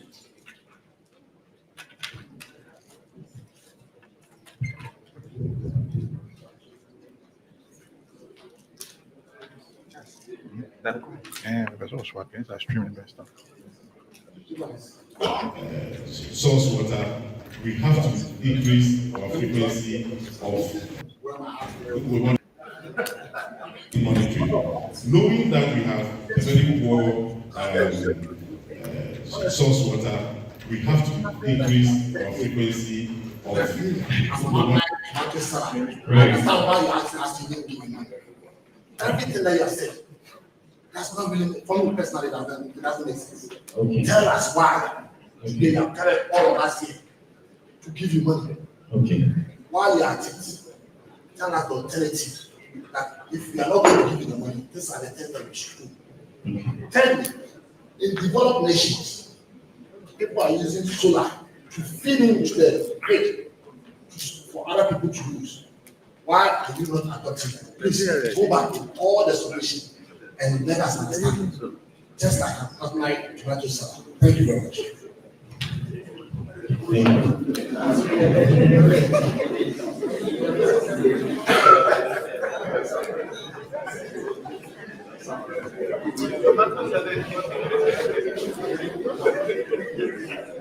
Okay. My name is Roland from 24-Hour Economy. You mentioned the mini grids that you are currently managing for. You give us the total cost up, but I want to know the cost per kilowatt power generation for the mini grid. You also mentioned a renewable energy. I would like to know the sources and the cost per each. Thank you. Okay, thank you. Knowing that we have very poor On one of your slides, source water, the financing of increase our frequency. I saw ITF, and then there was an interest rate by it. I want to understand why your ITF is coming at the cost. Then the second one is that you've known since you installed the plant, this life cycle. Why didn't you plan to replace it with savings over the useful life? But you've waited and now going to take a loan to reinstall the whole thing again. I mean, if you are forward looking, you should be putting money aside as you are using the facility to replace it. That is what is done actually in the developed country, to replace it when its useful life is over. But you are coming to us now when you have to replace a plant and to use tariffs to do it. I don't think it's the best way to go about it. Thank you. Okay.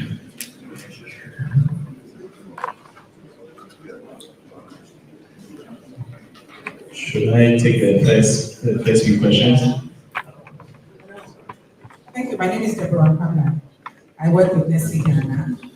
I'm representing both AGI and the Ghana Employers Association, as well invited as well. So I'm very excited that you are looking at renewable electricity. And my question is, what are you doing with the green attributes? Because we know that attribute is money. And have you considered using that to support your cost recovery? Thank you.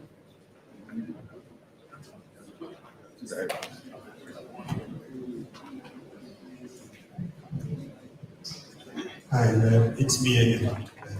It's Ernest from Kings Ghana. I'm here. I'll keep it brief.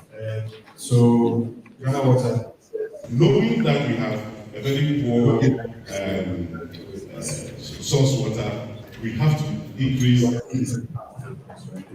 another 59%, assuming that EC will pass all that 59% to me. There are two things I use, water and waste. Right? So if I'm to absorb the 400% of water, absorb the 59% of electricity, you can see where I'm going with this, right? We are in a sub-region that is competing. This sub-region is highly competitive, and we are sitting in this sub-region of the country that is Nigeria. And I wish my colleagues from FMC could tell you what is happening. Half the products that you are buying on the market are now being shipped simply because we cannot keep up with the costs. So I just go back to my initial premise. If I'm to take 400 from water, that's 93%. To take a pass-through cost of 59%, how is industry supposed to survive? Because we're talking about 24-hour economy, right? So if I'm about to now open the taps on my production of 24 hours, there's no way I can keep up with it. So I understand the need for the things that we're asking for, but I think a colleague of mine keeps asking for alternatives, because if we should go down this road, we're effectively killing industry in this country, and we just sit back and watch all manner of products. So please, when we come, the subsequent speakers, they know we come with a cost, but also come with an alternative to the cost, because at this point, thank you.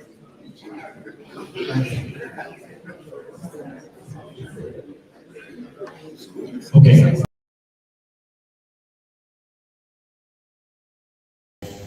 We want monitoring. Knowing that we have a very poor source water, we have to increase our frequency. Power, additional power coming up or anything.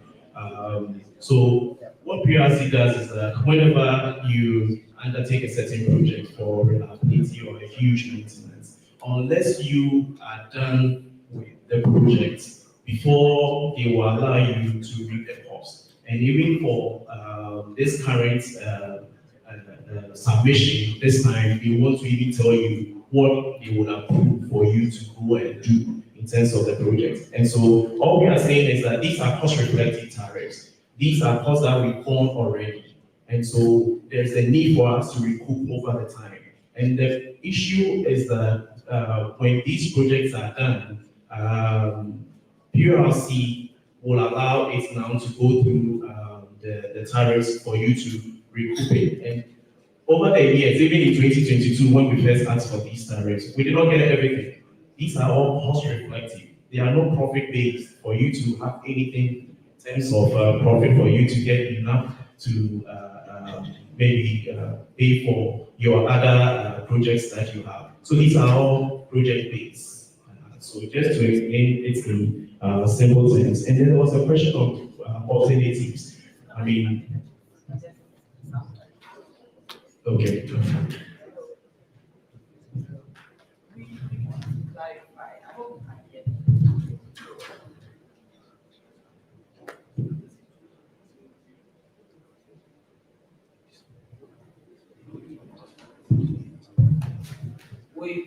We want to give some clarity. The tariff, these are individual tariffs. At the end of the day, the consumer is not going to pay directly these percentages that have been quoted. The PURC will sit and look at it, and some average will come out of everything that is proposed. And that is the average end user type.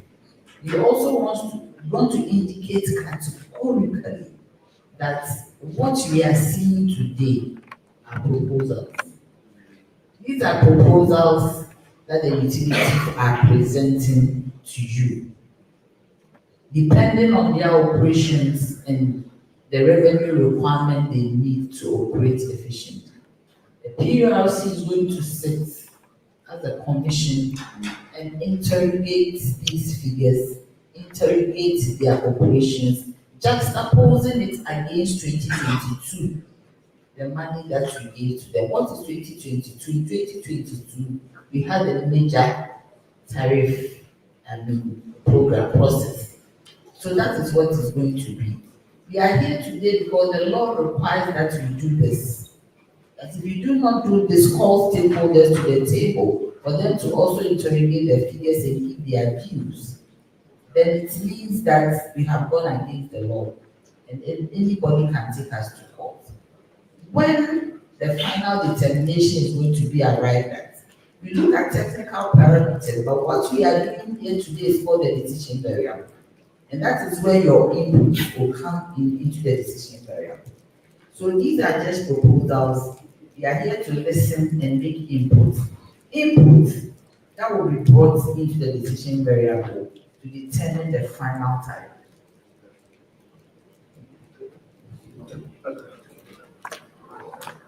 Madam, thank you very much. So there was a question on alternatives. Yes, we've considered solar, and so even for NEPCO, we have some solar that are feeding to NEPCO currently. The problem has to do, I mean, when we went through the investment hearings before the approval, we even had some solars that we envisaged that we want to bring online and get them to power. Unfortunately for VRA, we've had difficulty in financing these projects, and that's the main reason why it's so difficult for us to get these projects online. And so, yes, we have some solars that we have planned, the home solar business that we have planned that VRA wants to bring about. There is also the Kwadugu that is being done. So these are alternatives that VRA are thinking about. But most of these things come at a cost to VRA in terms of IGF, and also if we get the ones that are coming through PPP, it will be good for us. So yes, we are considering these alternatives, but of course, some of these solar projects too, I mean, currently you know the cost of it. So when the PPP comes to you and the proposal is not good, and you know obviously your regulator will not accept, then I mean, it makes the whole thing difficult. So financing is a challenge, even though we are thinking about these projects, financing is the challenge.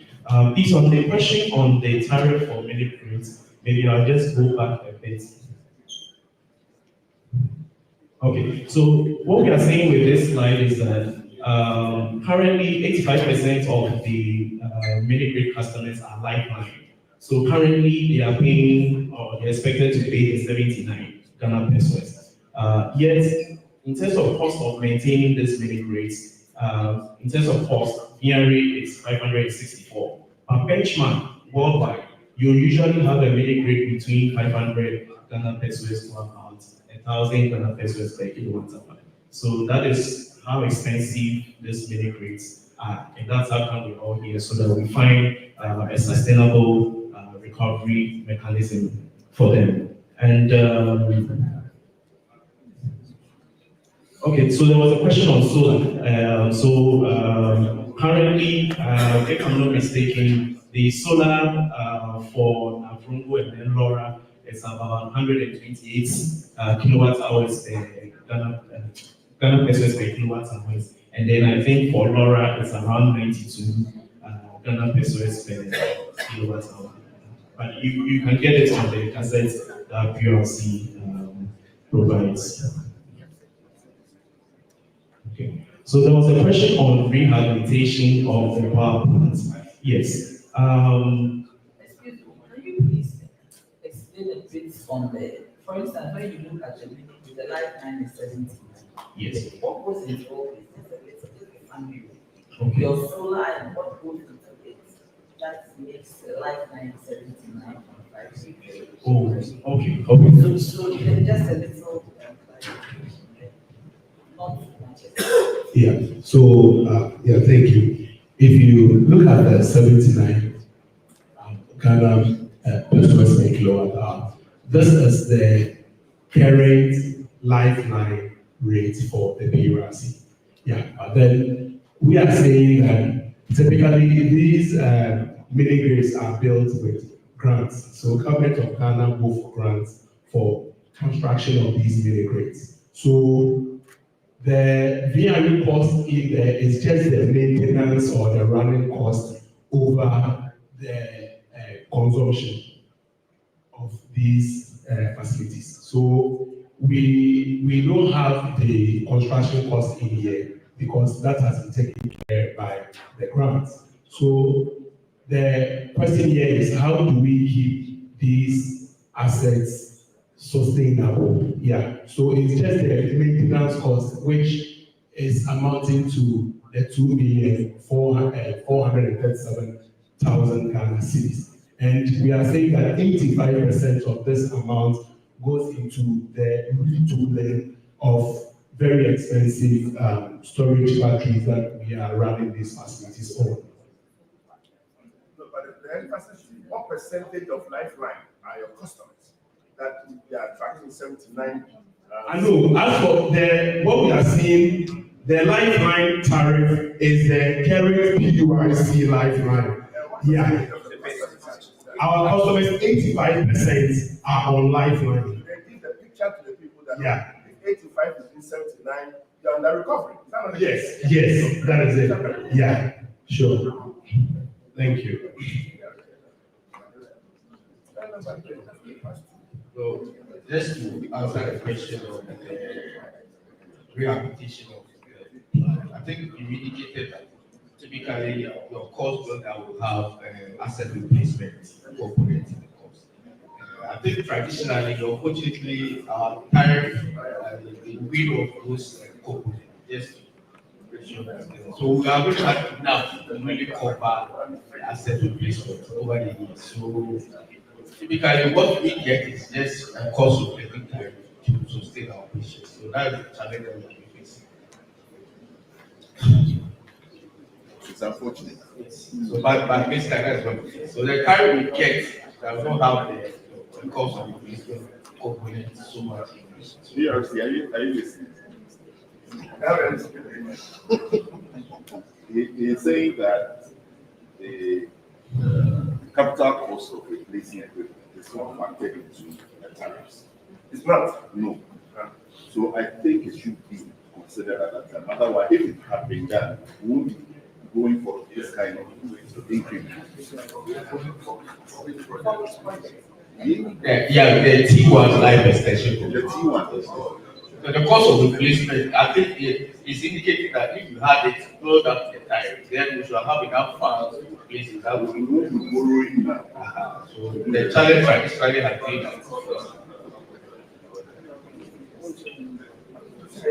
but the answer to the question.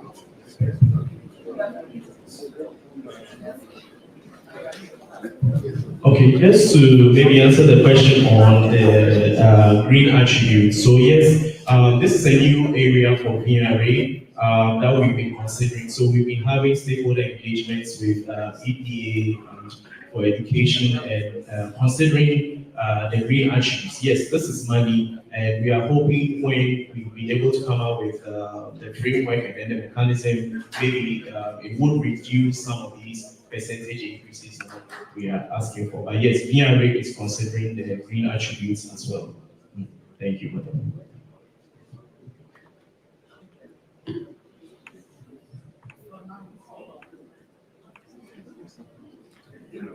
There's a hand up question. Last set of questions for PRA. Okay. Please keep it very brief.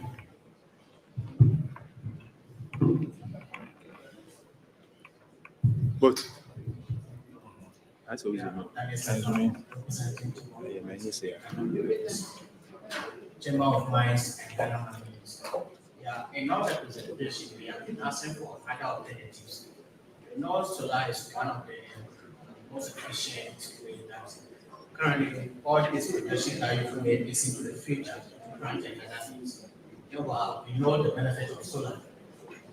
We can harness the sun, so why don't we other industries which are also the lifeline to bring to come out with very affordable solar project systems that institutions can go on to even to the level of the domestic.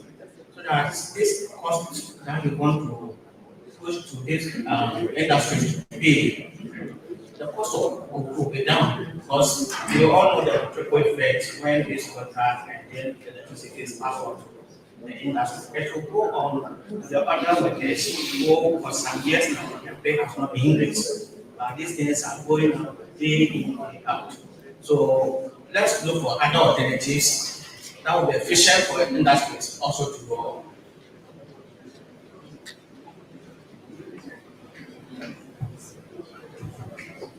Thank you. My name is Jojo Yoshi. I work with the legal status as the telecom industry. I'm a consent citizen as well. I'll speak on this topic as a citizen. I want to premise my presentation on the question of the fact that it appears to me as a citizen, consent citizen, that when we have a problem in Ghana, we always are quick to throw money at it. The cost is just being transferred. Some of us work in regulated industries that are not allowed to increase cost, prices, sorry. In the telecom industry, they need us to reduce prices. And then we come to forums like this when we are hearing money thrown at every problem. For example, VRA, let me take you. Recently, we've seen what the finance minister has done. Fantastic job. The dollar has come down. I'm not seeing that here. That you are off taker. And the people you take from big you in dollars. You should see that respectfully. You're not seeing it. Somebody mentioned alternatives. I believe that the same way the regulated industries have been challenged to reduce cost and prices, so we as consumers should challenge you the same way. We are consumers. Listen to us. I heard statements like, maybe I'm wrong, that maybe this is just a talk show and not much will be factored into the final decisions. As a consensus, we want to see prices going down. That's what we want to see. Thank you. Please, may I come? Nobody said it's a talk shop. Did you hear me say the decision variable? Yes, the reason why we are here, we have variables that determine the tariff, exchange rate, price of crude oil, but the decision variable is not a technical variable. And that is why we are here today. That everything that you say here today will be factored into the final price. So please, it's not a talk shop. Thank you. Thank you, madam. It's good you mentioned that because I was getting worried when he said the law says you should do that. So that it was almost as if it was just a compliance thing that you're supposed to hold stakeholder engagement. And increasingly, I'm being at the stakeholder engagement separately. What from the stakeholder engagement is actually factored in. The other technical ones, it's easy to say. And it's important that as stakeholders, when that variable is being done, we can at least see which portions of it that have been taken. So I think that's important. So here, when we're talking about the alternatives of financing, one, for example, is coming from a partnership with the mines. And it's the reason why for us, when we decided that we're going to start changing our laws so far as the mining laws are concerned, and reducing the tenure of these leases, we should know that it will be then difficult for any mining firm to invest the amount of money they are investing for projects like we're doing with you in Guadeloupe. So we need, if we want to ensure that we're getting other partners, and that's one of the ways to go in doing this, getting entities that use a lot of power to be able to at least provide the funding so that these projects will happen. But those projects will be jeopardy if we start limiting the leases of entities like that. So that has to be looked into. But again, the conversation about supporting others to be able to do especially at the individual level, the challenge and we've said this, the issues around the duty on the components or so, apart from the panels, you don't get any on, even if you are either a telecom company and you decide that you are going to do this, the batteries will not come, the equipment will not come. The people who do installations for you, there's VAT on that. So you make it very prohibitive. And the big thing again is for my colleagues who have ING before their needs. I don't know what is happening to this whole net metering thing. The conversation around the PRC has told us the policy is being passed, but it's still not being implemented. And so when you are a telecom company, so I wear a chamber of mine, but I am also speaking to the telecom industry because of that as well. and you generate a lot of it. And if you decide that you don't want to stop, so that all you will do is that in the evening, you put the rest of them back in, so that in the evening you'll be able to take it up. It's not happening. And so because of that, if you're doing your investment plans, you look at that and you realize that it's not economic. So going forward, this whole conversation about looking at alternatives, we need to also look at the things that would make sure that other people are able to invest in it and support it. So it's critical that we look at that. And again, the whole conversations about you, and again, supporting that, is how are we going to take out waste from the utility companies? That's a question we should be asking you. And you need to demonstrate that very visibly. We're talking about mini grids and all of that. If you look at our plan, small hydros were supposed to be part of it. But we're sitting and we're allowing illegal mines to destroy all of those small hydro potentials with the way they are doing their things. And we think that because we're getting some gold coming in, we're killing ourselves. So what are we going to do to make sure that those things also come? So it's important that when we are looking at this as a nation, critically, let's look at how do we solve this sustainably? Because we cannot keep on passing the cost on. And again, in Ghana, it's cheaper to get power to chill your beer or your soul than it is to produce an ounce of gold or an ounce of bauxite for manganese. And so we keep on passing the inefficiency to the large entities. And that also then becomes, we get into a wheel that they will also pass their cost on to all of us as citizens. So I think we need to be critical in looking at these things. How do we take out the waste out of it? How do we also enable, the whole issues around the renewables? And again, when we do these renewables conversations and all of that, and we talk about going green, I like going green. But as we look at going green, we should look at access. There are some people who don't have access. So going green should not militate against people in Pogui, my small village, who don't even have access. So we should make sure that it does not impact that negatively. Thank you very much. Okay, thank you very much, Professor Michel. Yes, I agree with you.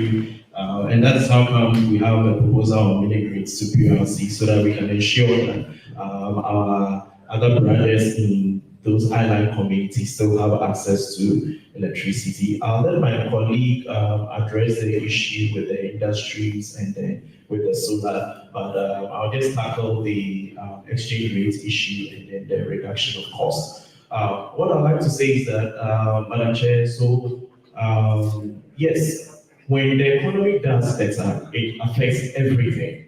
And you can bear with me that when we began this year, it was then the exchange rate started improving. So our initial proposal we sent to PRC was even higher than this. But yes, when you look at the trajectory of the exchange rate, once it's getting better, it reduces the cost. It reduces how much amount you are bringing in here. So that was factored in there. And so I want to assure you that the exchange rate does affect our inputs here. And that is what we are seeing, even at a 12.67. Should it become better, PRC will adjust and it will come down. So they've done over the quarters in this year. And you will realize that our projects that we are seeking to undertake, they are all in a cost reduction as well. For instance, the reverse osmosis project that we are seeing. So the power plants have modes in which they run. Combined cycle mode for a power plant always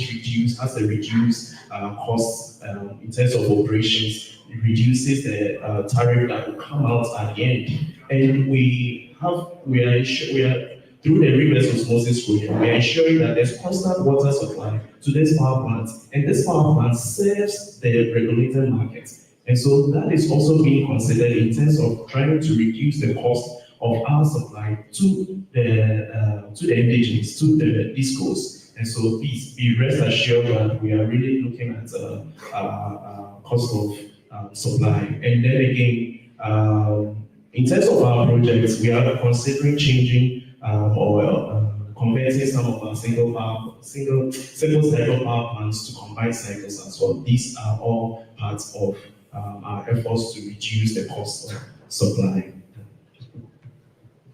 So to answer my friend on the introduction of solar, integrating it into our Generation portfolio. Yes, we look at the generation master plan that is prepared by all the sector players. Yes, renewable play a key role.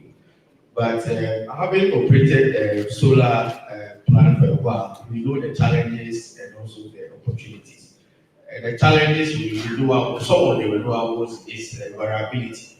It has very low capacity utilization. And for the mines, even one second loss of power is thousands of dollars for you. Sometimes just as a cloud covering the panels, and then you have capacity dropping from let's say 6 days to 5. So yes, there's variability built in renewable that needs to be tackled. So whilst you are planning for renewable integration, you need to also plan for when the renewable is on there. So in the evening when the sun goes down, or when the wind is not blowing, you need to have conventional power plant that will come in and support. So all this is being tackled. Of course, we want a grid with renewable, but also want a grid that is resilient, a grid that is reliable. Because without a reliable grid, there is no development, and that's what we need to understand. We had the challenges in the Iberian Peninsula where they had a small problem because of this solar integration. And I mean, their economy is electrified, so you could imagine what happened in the country when they had that freedom. So we are coming out yet, but we want to learn from the examples of the advanced economies, integrate renewables in a way that is sustainable, that will make our grid robust, so that the reliability that we need to drive the industry will continue. Thank you.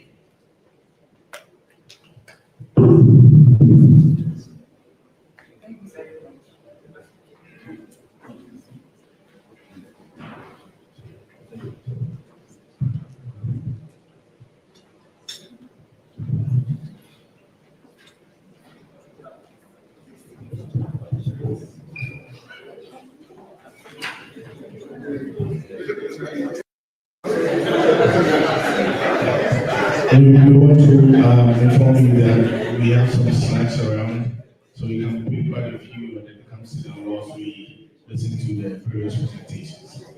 So next to present to us is the NECO. Let's invite NECO to be with us. Oh, Rico.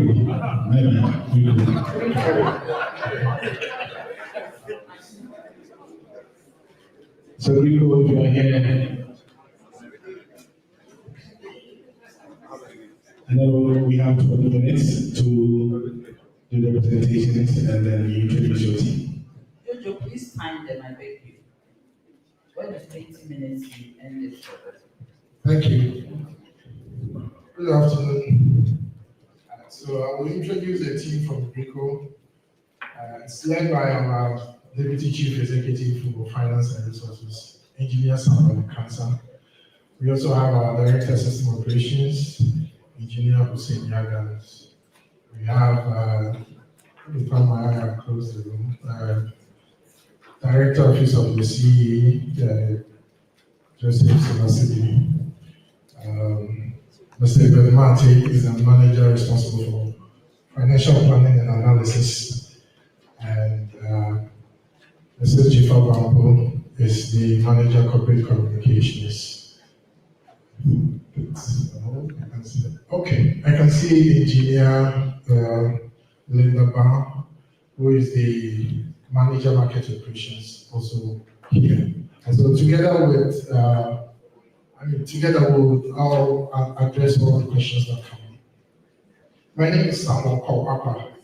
I'm the acting director for corporate strategy.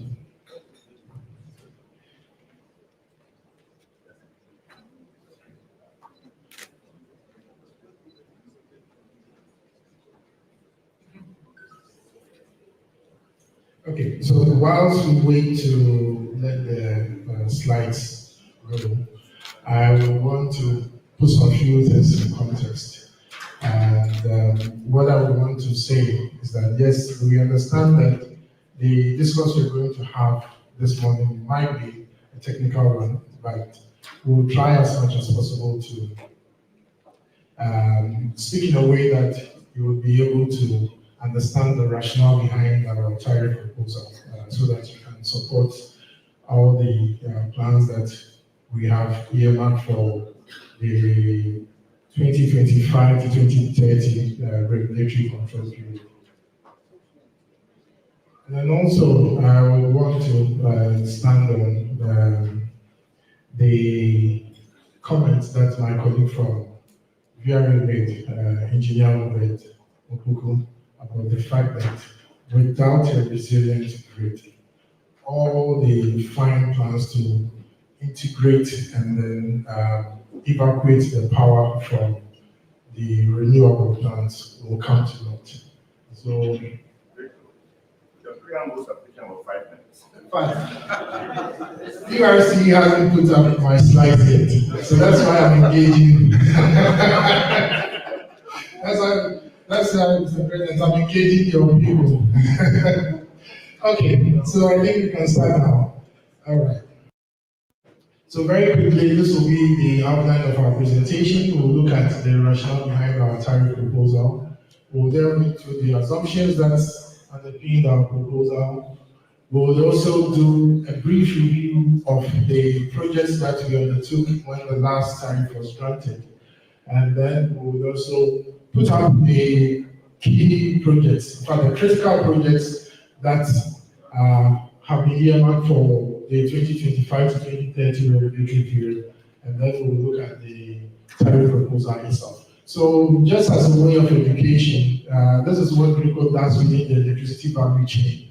We are the intermediaries. Basically, we transport the power from wherever it is generated to the load-serving entities. We are talking about the consumers.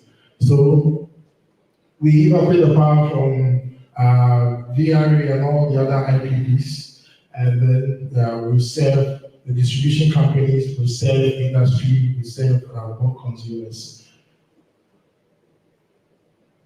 So why are we asking for a tariff adjustment? We are asking for a tariff adjustment because of increasing cost of operations. And this has been so because if you look at the size of the grid that we run now, we operate, it has increased over time.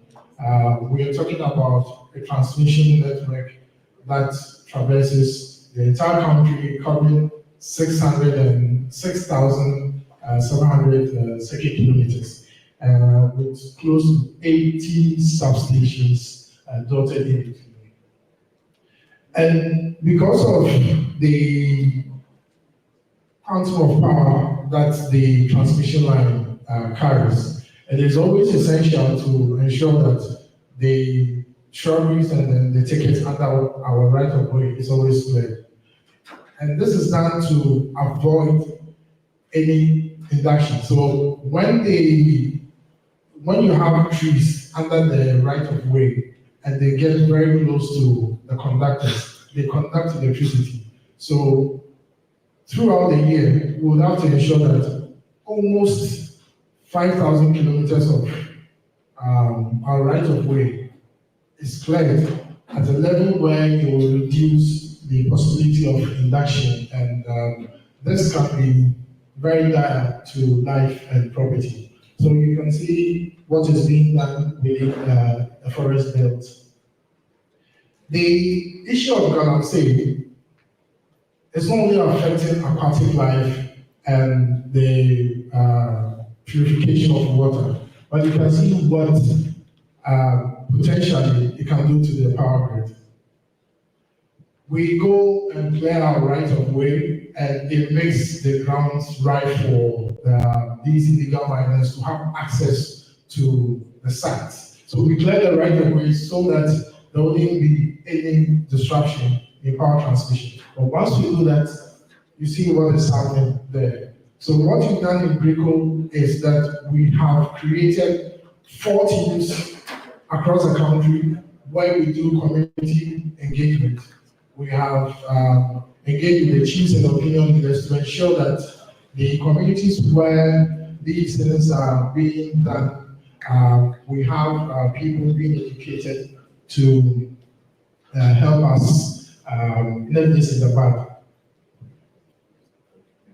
The other issue that we are also saddled with is excessive corrosion along the coastal transmission lines. And let me give this caveat that somebody would ask, why are we talking about corrosion? But along the coastal transmission line, regardless of the level of galvanization of our assets, we see that increasingly we'll need to replace the insulators that hold the conductors. The insulators are the ring-like things that you see. So they are the ones that hold the conductor whilst the power is being transmitted across the grid from the generating stations to the substations for the customers to pick the supply.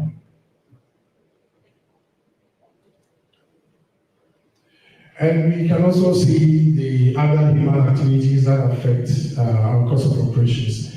We are geographically dispersed, frequently will have to do patrols with national security and have our maintenance team go to the field to reinforce the tower foundations to avoid collapse of the towers. And let me illustrate for you what happens, what could potentially happen. When one tower is coming down, it's like a daisy chain. It can bring down several others. So there's a cascade effect. If one tower is coming down, it will then bring down less than 5 others. And you can tell the immense disruption to power supply.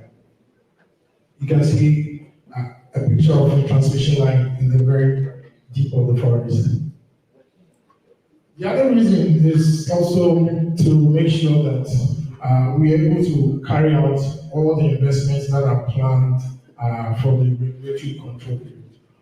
We have over 6,000 plus circuit kilometers of transmission lines, yes, but then there are major bottlenecks on the grid. Obed alluded to the fact that getting a resilient grid is necessary to integrate all the renewable energies that we have, including all the technology that will have to come to making sure that the variability in renewable energy is smoothed out throughout the period. So if you look at the map on the right, we have the projects, 15 projects dotted across the country to make sure that the constraints on the transmission network are eliminated to a larger degree. And some of these constraints include low voltages in certain parts of the grid. One area that I will mention is on the Eastern Corridor. We are talking about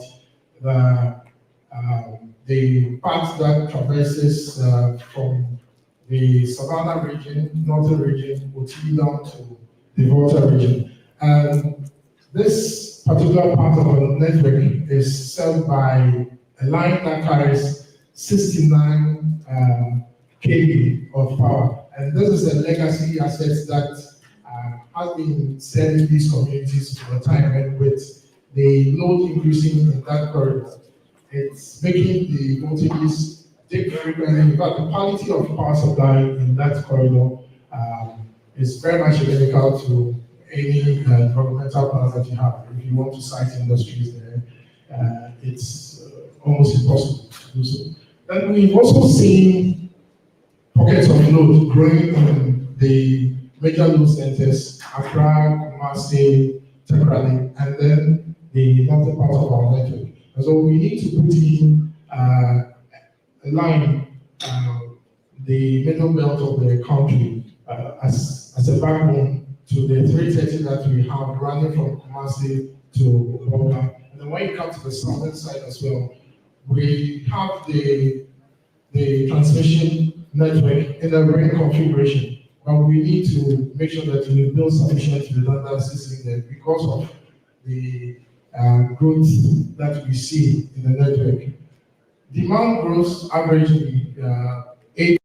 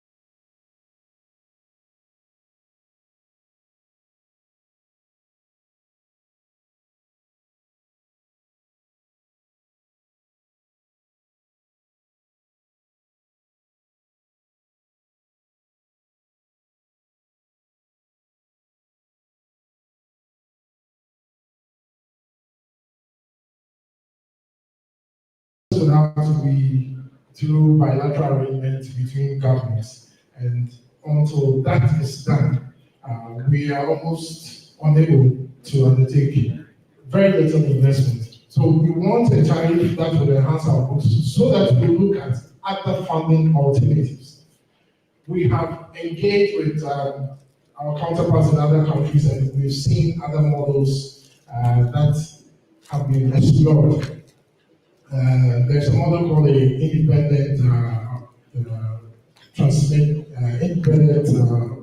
transmitter model, where individuals or companies are allowed to make investments on the grid and then they recover these later. I can see Chris Mark out there. This is something that the mining firms have done in the past, where whenever they want the grid to be extended to their premises, they fund the transmission line so that we find ways of recovering that through the tariff. And so I'm happy that we have industry here.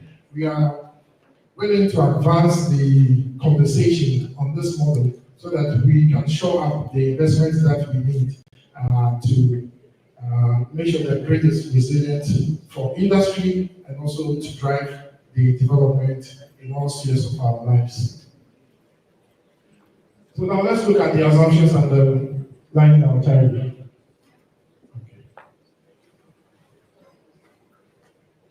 From 2025 to 2030, we can see the growth in demand from 28,000 plus gigawatt hours.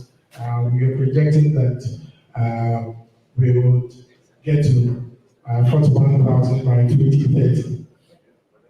And also, we are expecting that on our asset, we'll be able to generate a rate of return of 12% from 2025 to 16% in 2030. And this is to be able to attract the right investment. Because if you put your money in Grico to invest in its network, it should generate reasonable return for you. Either you are funding the project yourself or you're providing us with capital through whatever model, financing model that we consider. It should generate some reasonable return, which will be an alternative to all the other options that you would have had if you were to exercise that. The regulator has also set a threshold of 4.1% for us in terms of transmission losses. And with all the simulations that we've done and all the constraints, we can see that throughout the regulatory control period, we are not even getting to the regulatory threshold of 4.1%. So these projects that we have earmarked for this period are really, really necessary for us to make sure that we operate efficiently.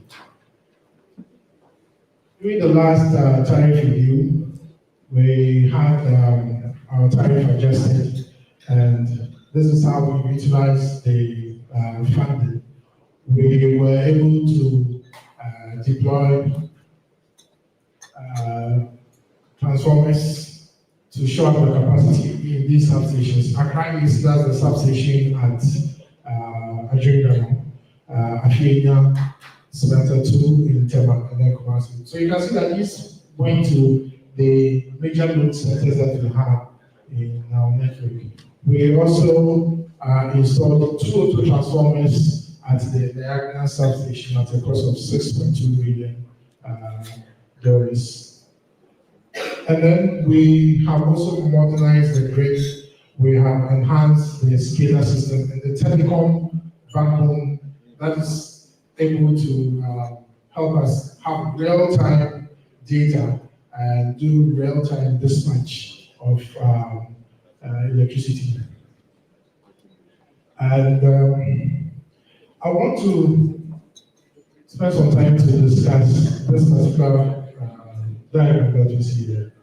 So, during off-peak, this is what the network looks like. This is a heat map of the network. Ideally, all parts of the network should have been blue. Pardon me if I'm not able to describe the colors well. Blue or purple. I think it's blue. So let's take blue.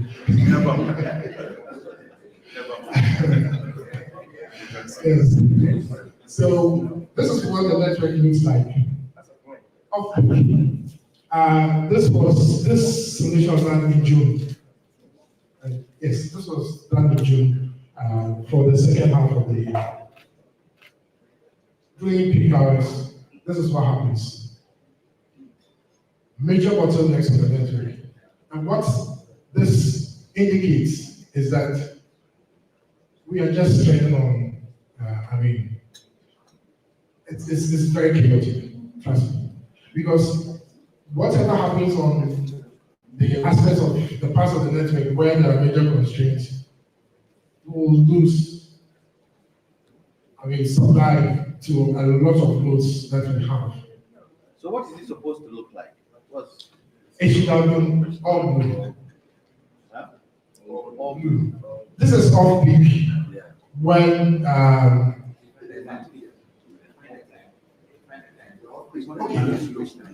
so let me define the peak and the off peak. So the off peak periods are usually during the daytime up to 6 p.m. Up to 6 p.m. Because our load profile or the consumption profile in Ghana is predominantly residential, what happens is that in the evenings we rather see the switcher up to midnight. This is the picture that we see. Consumption really goes up, and then we have this happening on the network. And so we will have to address this by putting investment on these parts of the network that we have identified the major constraints. And these constraints. When you say you have this happening, what is happening? We haven't explained what it is. What does this mean? Okay, I think I will defer to the director of system operations to explain. I wanted to avoid the technical. So thank you very much. I think just to throw some. So I think you have to pause the time. Yes. So as he tried to explain, the heat map is basically a depiction of how the voltage is and the system stability should show like under normal circumstances. So if everything is okay, it's supposed to be completely blue. Now let me go further and explain that if you look at the map, actually it is a reflection of what Ghana map looks like. To the extreme left is the western part of the country. That is basically from Takoradi through Tarkwa Pristia towards Kumasi.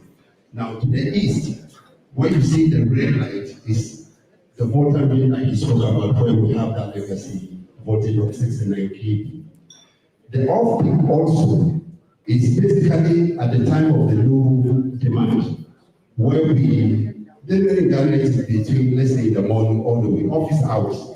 Yes, he said that. Okay. I don't understand, the rush of that red space. Okay. What is supposed to mean? Okay, so I'll explain that with Does it mean it's not flowing well in there? No, it is flowing well. What is it that he's trying to tell us? All right, so if you look at Ghana, our transmission voltage is actually 161,000 volts. That is the nominal voltage for optimal utilization of the road. And per the grid standards, we are supposed to operate within the 161 IPD or plus minus 5%, which is about 153 kV or 157 kV, 67 kV. Now, if you look at the red places, let's take Asawos. Instead of 161 kV, we are getting 152, which is below the threshold. If you look at KV, it's supposed to be ideally 969 kV. It is below 6, it is about 62.8 kV. The power is flowing all right. But if you take that voltage and you transmit it over very long distances like we have, especially the Eastern Corridor, at the tail end of it, the voltage becomes that low that it becomes practically impossible to use it for any productive work.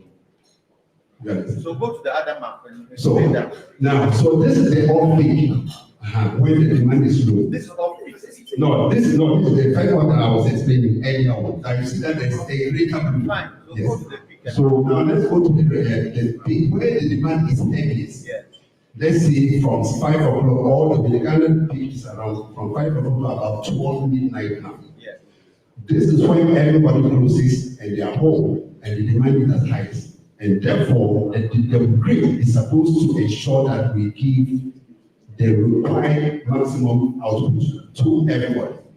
Because the demand is very high, and we have that kind of limitation on the transmission network, the transmission lines, you have a lot of the losses that are showing up here. So these are losses? Yes, no, not necessarily losses. These are basically poor voltages. Poor voltages. But it is as a result of the fact that we have on some of the transmission lines that will get overloaded at this point in time. So what will correct this? The investment that he spoke about, you can go back to this. So he talked about investment. This is actually what will happen if you don't invest in the transmission grid as well as the transformation grid.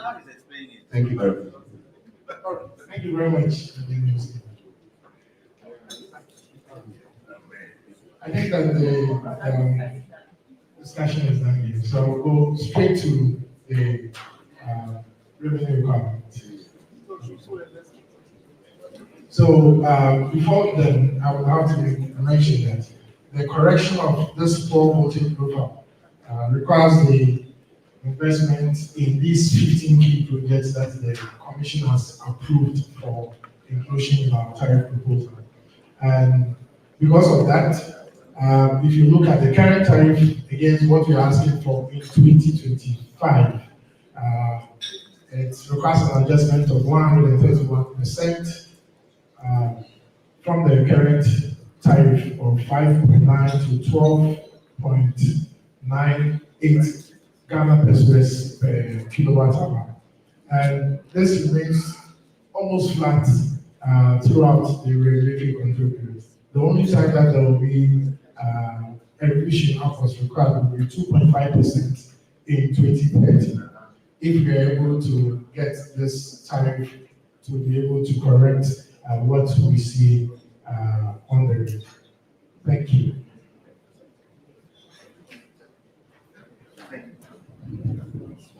I think that we have to go for a 5-minute break. Those who have been taking their snack and take it, those who want to walk a bit and exercise their legs. Please note your questions. When we come back, we take on the code and EPC, then we put them together to ask our questions. We don't have much time. We are going against time, so let's have it. This will come after lunch.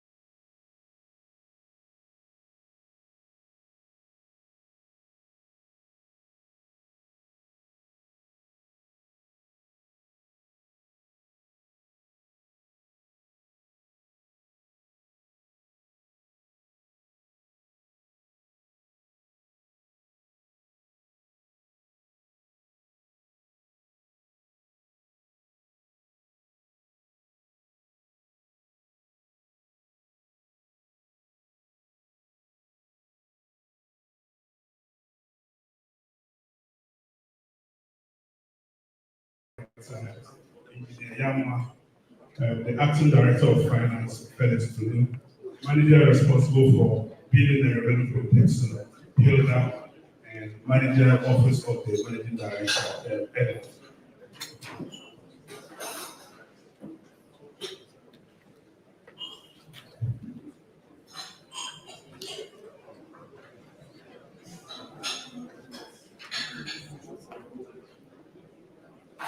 Right. NECO is responsible for the distribution of power in the northern part of Ghana, touching Ashanti region, the old Brotherhood region, and the old three northern regions, and some parts of the old Malta region, that is Otu region. We actually operate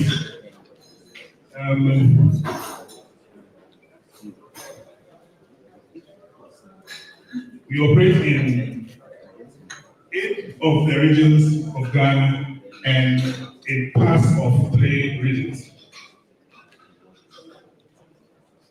Currently, the population of NECO customers is 1.29 million. This is a very huge growth from just 18,000 when NECO was established, not as a company, as a department in VIA in 1987. The red bordered area is NECO's operational area, which is, like I said, 8 solid regions and part of 3 other regions of the 16 regions of Ghana. We cover about 64% of the land area of Ghana with a customer population of actually 8 customers per square kilometer. That is the density of our customer, which means you have very few customers over a wide area, and that has its own inherent operational challenges. The electricity access rate in the NECO operational area is somewhat lower than the national average. We have about 75% access rate compared to the 89% of Ghana. Like we said, NECO is only responsible for 11% of the electricity consumed in Ghana, though we cover a land area of 64% of the country. It's just like using your bus to take 3 passengers from Boko to Accra.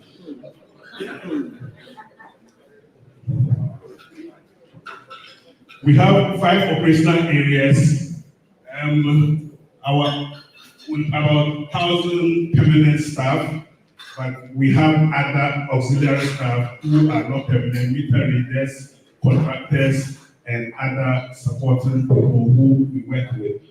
Our total energy sales or billed energy for 2024 was 1,228 kilowatt hours. We billed 2 billion Ghana cedis as revenue for the same year. We have service centers of 73 plus 4 zones. This is the customer profile of NEDCO.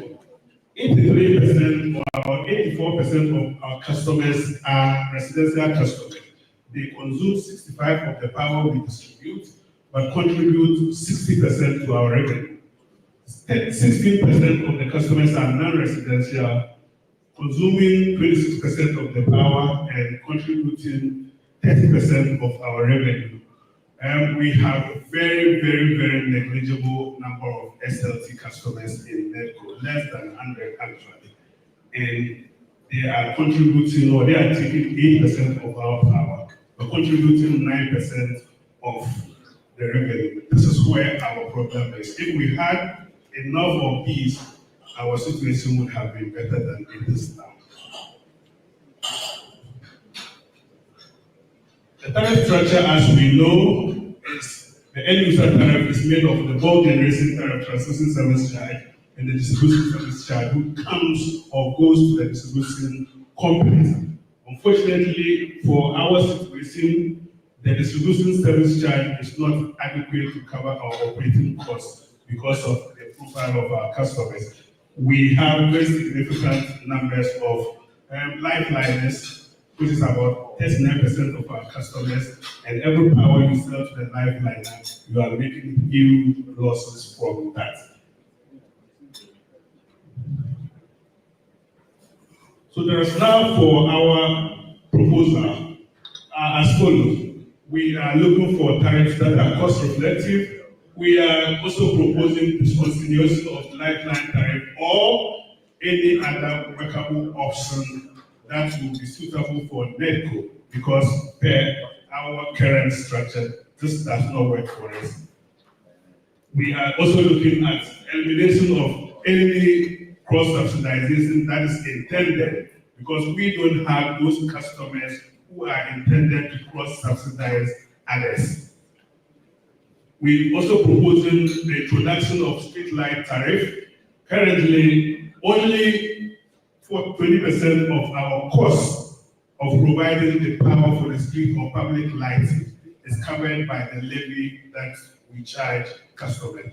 The principle is that because you have very low consuming customers, and the current levy is just a percentage of their bill, so the more high consuming customers you have, the more likelihood it is that you will cover your costs. Because you are just applying a 3% on whatever bills that your customers consume. You don't have good customer profile. So it doesn't work for NEDCO, the current public lighting levy structure. We are looking at tariffs that will make us recover our investment and make the company financially sustainable. Chairman, the previous or the last major tariff approval or MITO in 2022, some projects were approved for NEDCO. We implemented some of these projects, or most of these projects are shown in the slide. We will not go through all of them, we picked just a few of them. We implemented 6+7, we implemented 13 projects since 2022, and their construction of the Mashebu Power Project. We upgraded 100 kilometers of our conductors. We started implementing the Kexon project. We have procured various distribution materials to inject in our system.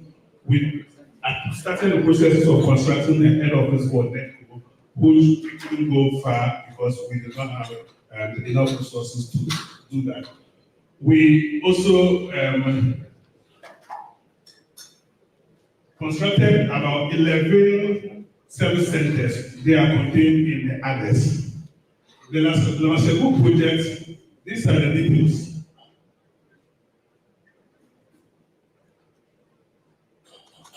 It was intended to increase, or it is intended to increase the installed capacity in Tamale and its neighborhoods. Hamale and its environs contributes about 20% to about 20% of the power consumption in NECO. And the voltages and capacity issues were very paramount. So we started to do some of these projects to enhance the power quality in that community. The project is about 71% complete as of now. These are some of the equipment that we installed under the project. There were split prepayment methods that we introduced in Hamale to improve our losses situation and collection. These projects, it was split into two, Lot 2 and Lot 3. Lot 2 is 60% complete, Lot 3 is 99% complete. These are samples of some of the meters that we installed. We also did installation of capacitor banks in the eastern corridor. As Rico said, one of the major problems NECO has is voltages at the eastern corridor. Very low to the extent that sometimes it's even it's difficult or impossible to get a fan working. So we introduced these to boost the voltages there, but because of suppressed demand, immediately you introduce the Uber equipment that they are not able to use, immediately start using it, and you go back to the problem, the same situation. So the permanent solution for this is the construction of BSP along the corridor. It is one of the major projects that GRICO is seeking to do, and we fully support the GRICO submission on that because we need it to be able to solve the problem of the eastern corridor. The future projects, these are the projects actually that are informing our request for increase in the tariff. We have 11 projects that we intend to implement over a 5-year period, and the estimated cost is $418 million.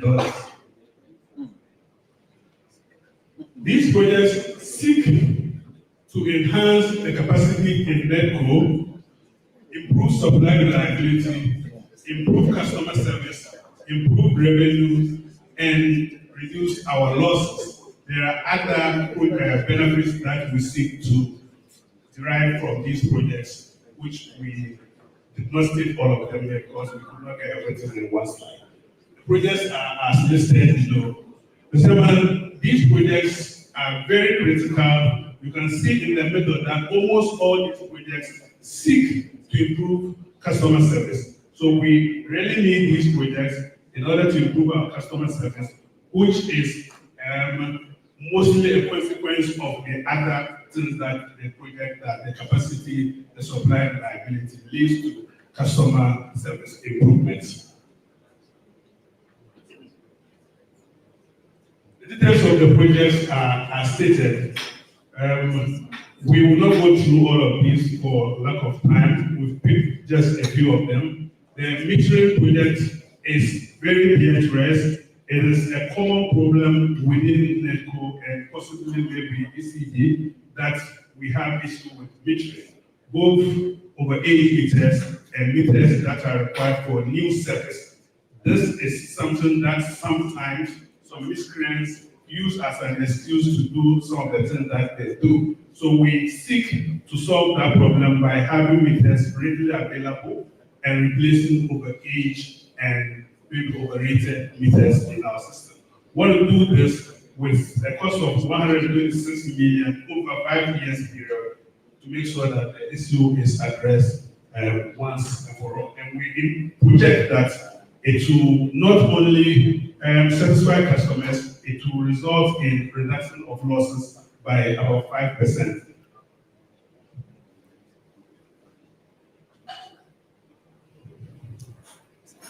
As I said, on the basis of this, we did projections with these assumptions that will be selling about 1,804 gigawatt hours of electricity in 2025, which we project to increase by 7% over the 5-year period.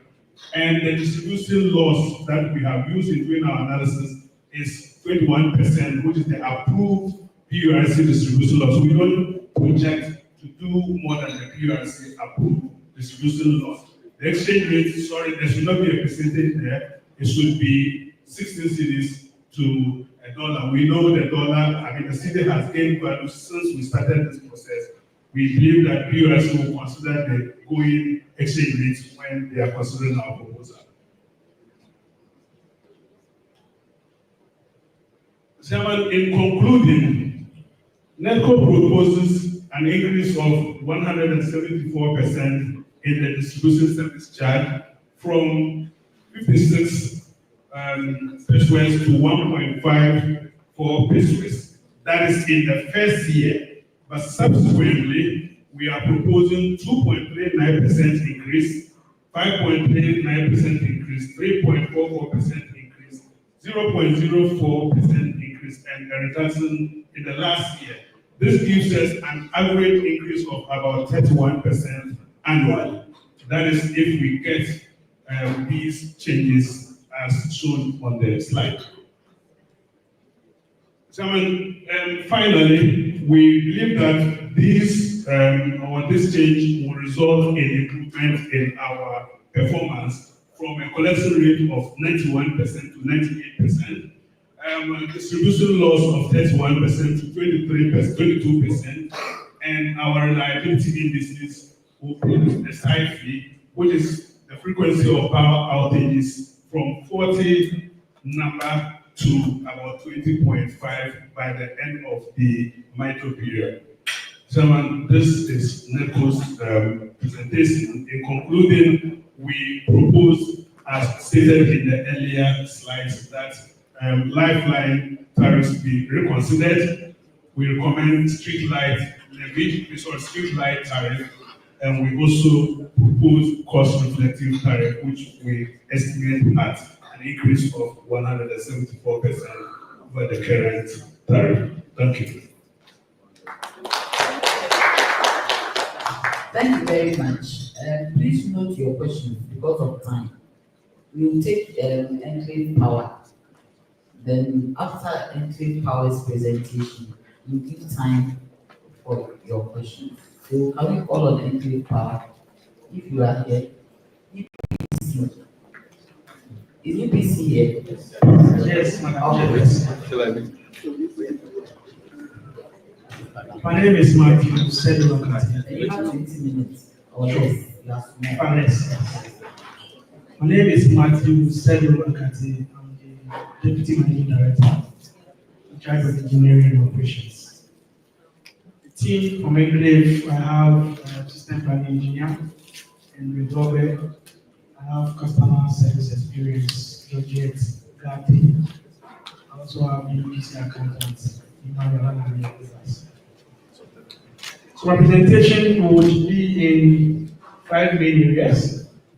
I would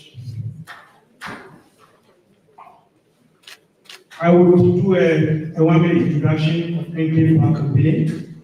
I would take you to summary of our approved projects that were submitted to the commission that was approved between 2022 to 2025. And then we'll look at the impact of those projects on our key performance indicators.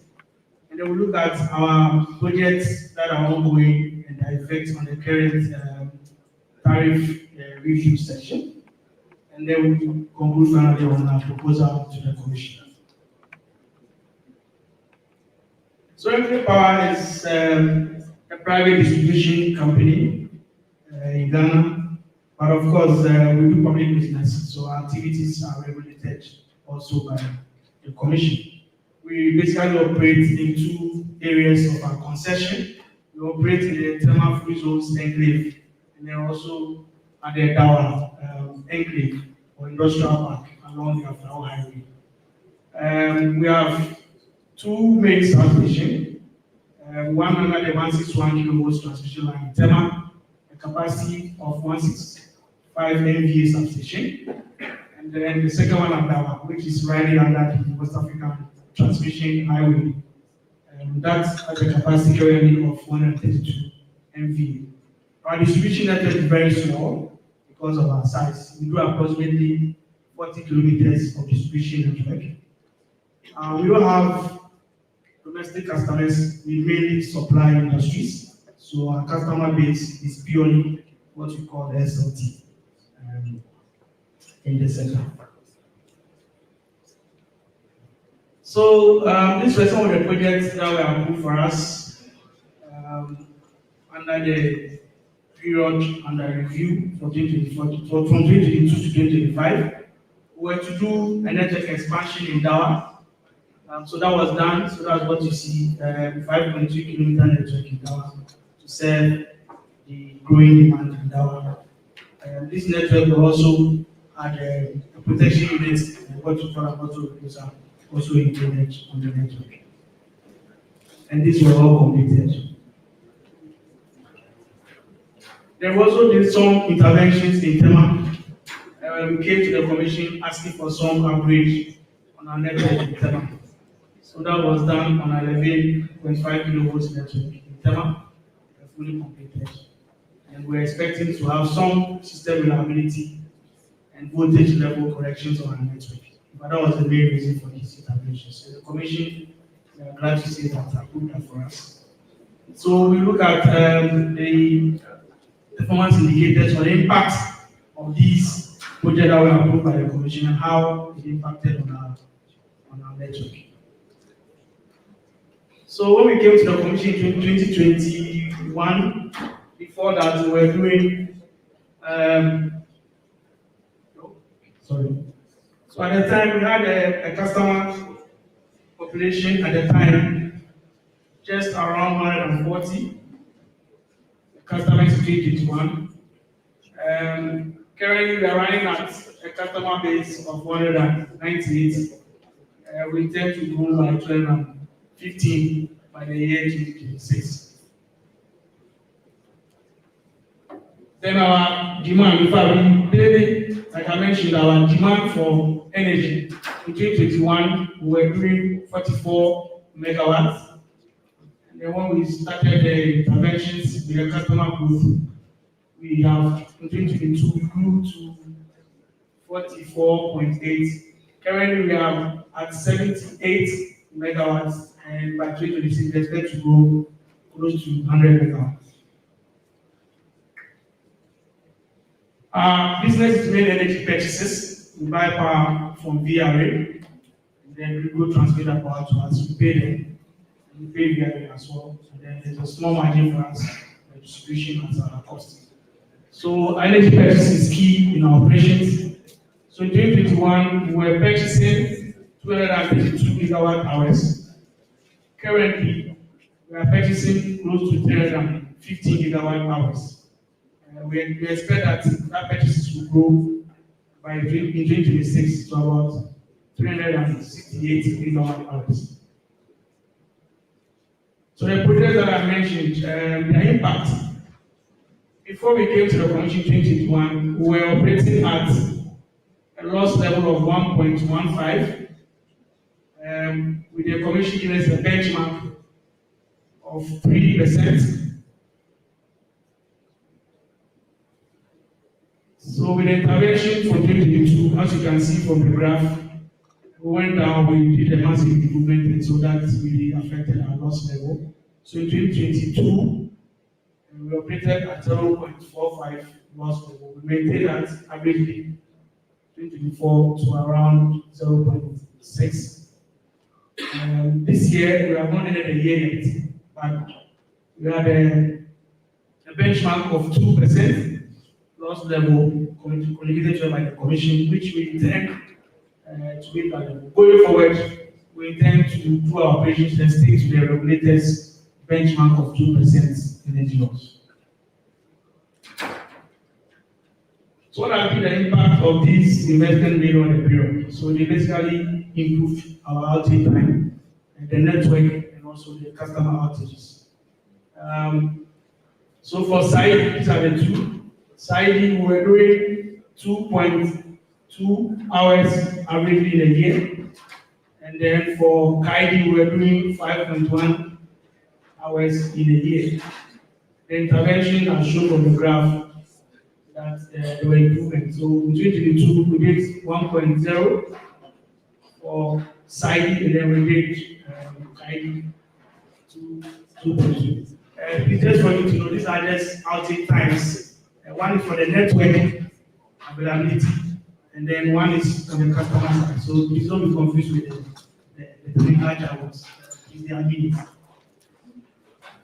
So in 2025, we are projecting to hit 0.8 hours average in a year, and then do 6 hours for the whole year in terms of availability. And we intend to improve on that significantly going forward. So that's a summary of the availability cases that we have projected. Currently, 2024, what we have available is that we are doing 1.33 siding, and we are doing 0.81 SIFI, and the loss level average of 0.61%. We intend to maintain this loss level and probably stick to what the Commission has given us to do a 2% by 2030, and then also maintain the average siding level of 6 protected, and then guiding also as 10. So projects that we are taking already, there have been a telemetry scheme for our customers, our industrial customers. We want to really monitor their energy consumption in real time. And so we have rolled out a telemetry scheme already. Infrastructure is already there. We intend to go live just like our colleagues in CGF to have an app where we can assess the energy consumption in real time. So that is what we intend to roll out for our customers. And then in Dawa, we intend to extend our network and grow it by 9.8 kilometers on our 34.5 feeder network. These are for heavy industries in the distribution network. And this will be a twin-band circuit. So for our short-term investment that will require, we submitted quite a number, but we just got 2, so we stick to the 2. So the first one is that we intend to upgrade our switching station in Tema. There is huge congestion in Tema. So we intend to do a switching station to deal with the congestion and to allow reliable power flow within the Tema Clinic, and also to reduce the losses. And this will come at a cost, which we have projected in our current proposal. The second one is that should we have a problem with our current transformers at the Clinic, we will not be able to transfer all the loads onto our current capacity of the transformer we have. It means that we'll have to do some load sharing, which we don't have the ability to do. So we are intending to upgrade the transformer size that we have to 166 MV, so that when there are problems in the system, we can shift all the loads onto this transformer and to have reliable power. Like I mentioned, these are power to industries that cannot compromise on power reliability. So our tariff proposal. So what is our aim? As I mentioned, we buy power from VRA, people translate, and then we distribute for a fee. So it's a pass-on, or what you call a pass-through cost. So we intend that this tariff should be able to recover. You can't buy and then sell this. You must make the margins on how much you sell the power. So we're expecting the full cost recovery. We're expecting that the infrastructure that we are looking at will also come at a cost. So we are looking at also getting the investment cost. Improve customer reliability, very key for us in the industry. I mentioned this already. We intend to now know what we call average outage time in our network for both them and Dawa. But then we intend to do a feeder monitoring, feeder by feeder. And we intend to stay on an uptime of 99% on each feeder. We're also looking at maintaining both distribution and commercial loss within the 2% benchmark communicated to us by the regulator. The year 2030. Customer response, we want to do a 24-hour customer response on commercial matters. Within 24 hours, all your commercial issues should be resolved by us. If there are technical issues within an hour, we should be able to get those issues rectified in an hour. New service delivery, or if you want a new power connection, we tell that within 5 working days, if you pay the money to us, you should be able to get your power connected. If you want a line extension, for some reason we have to extend the feeder. We intend to do that within 10 working days to get the whole feeder extended to wherever you are intended to. After you pay the money to us. We intend also to maintain the benchmark 5% of the voltage variations at the customer level, which is the industry practice. Like I mentioned, we purely do energy sales. So in 2025, we are expecting that we will buy 370 gigawatt of power from VRA. We intend to also get a mix of that from solar. We intend to get 24 of that from solar, which is very key for our customers in terms of the carbon footprint in term. So in 2025, we are looking at a total of 390 gigawatt hours, and we project that by the year 2030, the power required from VRA would increase to 638, and then the solar portion of our power purchase will also increase to 165 gigawatt hours, giving us a cumulative projected total energy of 800 gigawatt hours by the year 2030. So with those projections and the energy that we have looked at projected, how much will it cost to us per kilowatt hour?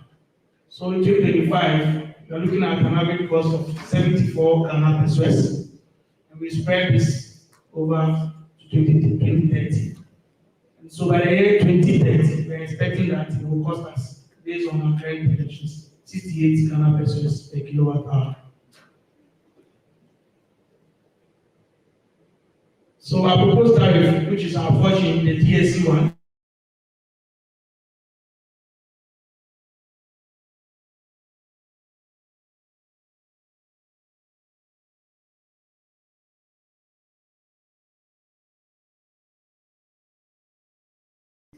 if you compare that to what we are getting now, regulated by the Commission, which is 21.6 Ghana pesos. So, ladies and gentlemen, EPC proposing 163.1%. Thank you, Madam Chair. Can we now have our question to EPC, to NEDCO, and to GRIDCO?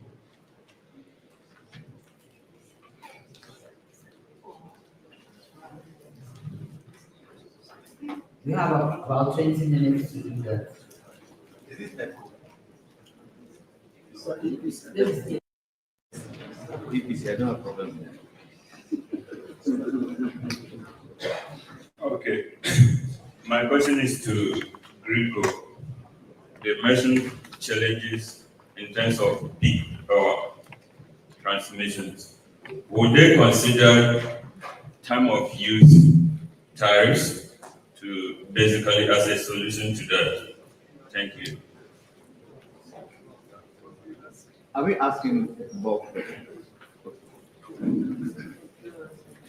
So thank you very much.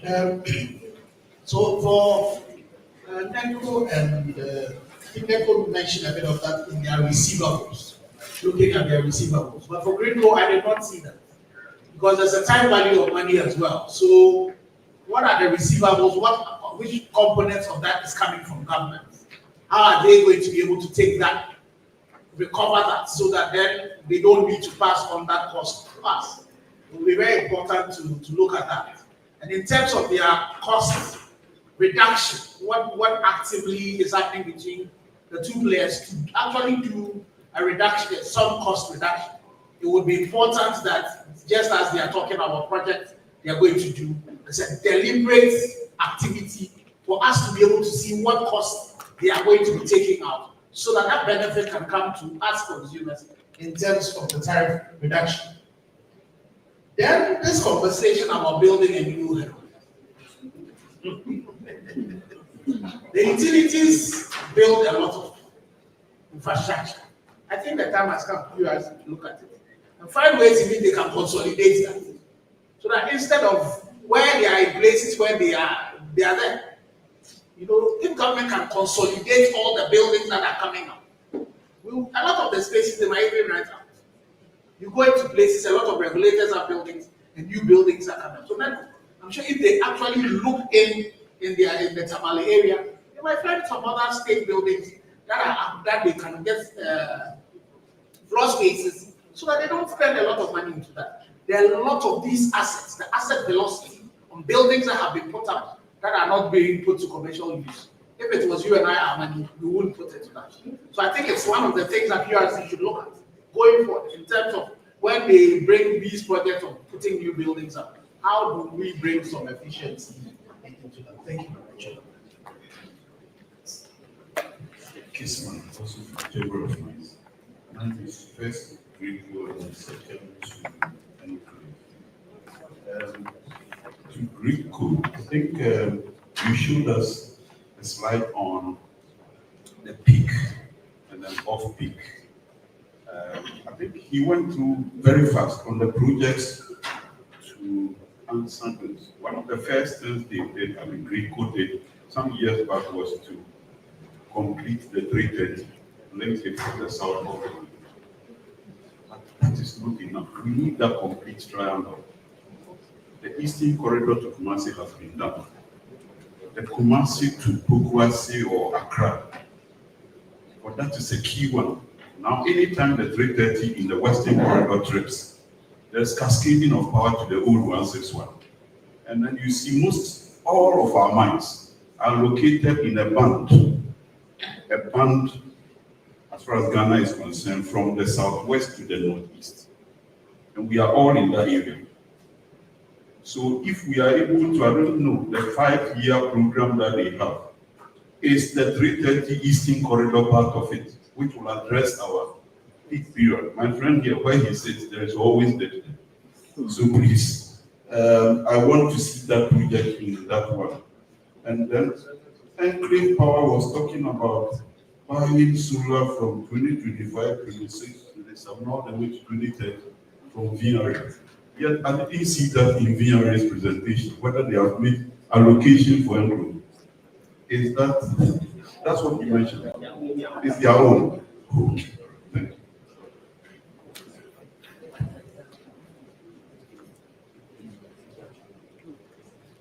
Thank you very much. My name is Defo, Association of Peasant Industries. My question goes to, I saw one of the slides that projected transmission losses. I thought it was a mistake because the figures were not progressive at all. They are telling us that consistently for the next 5 years, they cannot meet regulators' benchmark. I heard you say it's 4.1. And if you look at their projections, consistently, it sounds like the student who is telling the child, I never pass it. I don't know what the regulator will say to that. That it is acceptable. Because you did support. And the values you give our utilities should be deserved. If that is the proposal, I need to the regulator. I would want to know what to say to that. Because it's not progressive at all. And even I thought the benchmark set by the regulator was it's below. Globally, I think it's even below 4%. So we need to look at that. And I think they were also silent on the reserve budget. There's some comfort. The event of our set, we have any perfect. We didn't hear anything on reserve budget. If indeed Rico has or is meeting reserve budget, at what percentage is it? We get to know. Okay, I think this is the critical board. So we are addressing all the things we are saying, we are addressing to the critical board. Yeah, sorry, PRC. No, but you will have to assess it. Yes. Mine is a very simple question. Very simple question. And mine is to NEDCO. I saw all the figures at the group, and I want to ask a simple question. One, when was the last time NEDCO made a profit? Two, when was the last time they grew EBIT? Three, what guarantee can they give us that if we give them this money, they will either break even or make a profit? If they can tell us that they made a profit this year, they broke even this year, they made loss this year, then we can consider. But if throughout they made no break even, they made no profit, and we give them this money, what's the guarantee that they will either break even or make profit? Simple question. Thank you. So we are going to take the first set of questions. So Greenco, NEDCO, and Green Power, answer your questions. Then we go on to the next set, then we go for lunch.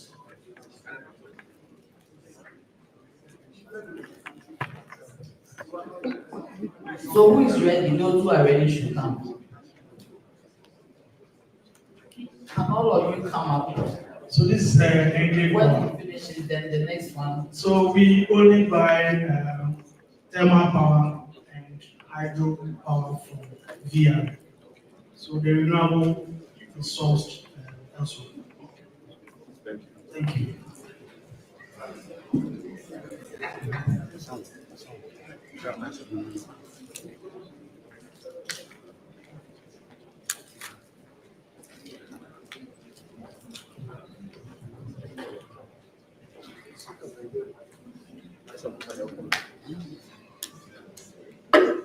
So we'll answer the question on reserve margin first.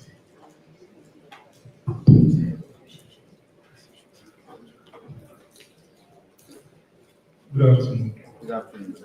So I think you are asking if we should have commented on reserve margin. Not me. No, so I'm asking. Yes. No, so what exactly? Because he just said we didn't talk about reserve margin. Reserve margin is a very good topic.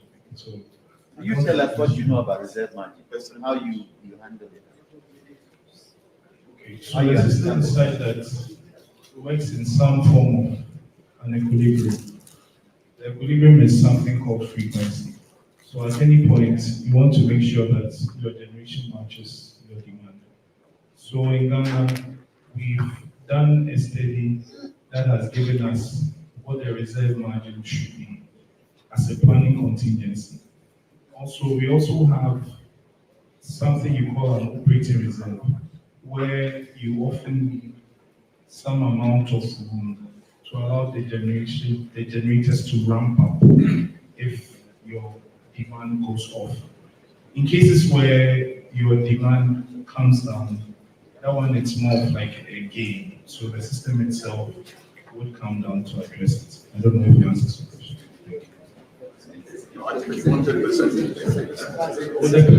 So then it's 80% as a planning contingency. But in terms of your spinning reserve, it's the highest units installed in the network. So it's Akosundu, that's 180 megawatts. Sorry, Mr. Chairman. Are we meeting the reserve margin? That is my question. Oh, which reserve margin are you? Are you referring to the operational or the 18%? It's the 18%. The 18%. Okay. Today we have installed capacity of about 5.6 gigawatts. The highest demand we've seen so far is 4,073 megawatts. So even within that high demand scenario, I think we have enough reserve. However, reserve margin is a moving target. So I'm giving you 5.6 as the capacity that's available, but it's available on a daily basis. So you calculate it on a daily basis. And insofar as we always meeting demand, then I think we have adequate reserve margin because it's to cater for planned and unplanned maintenance.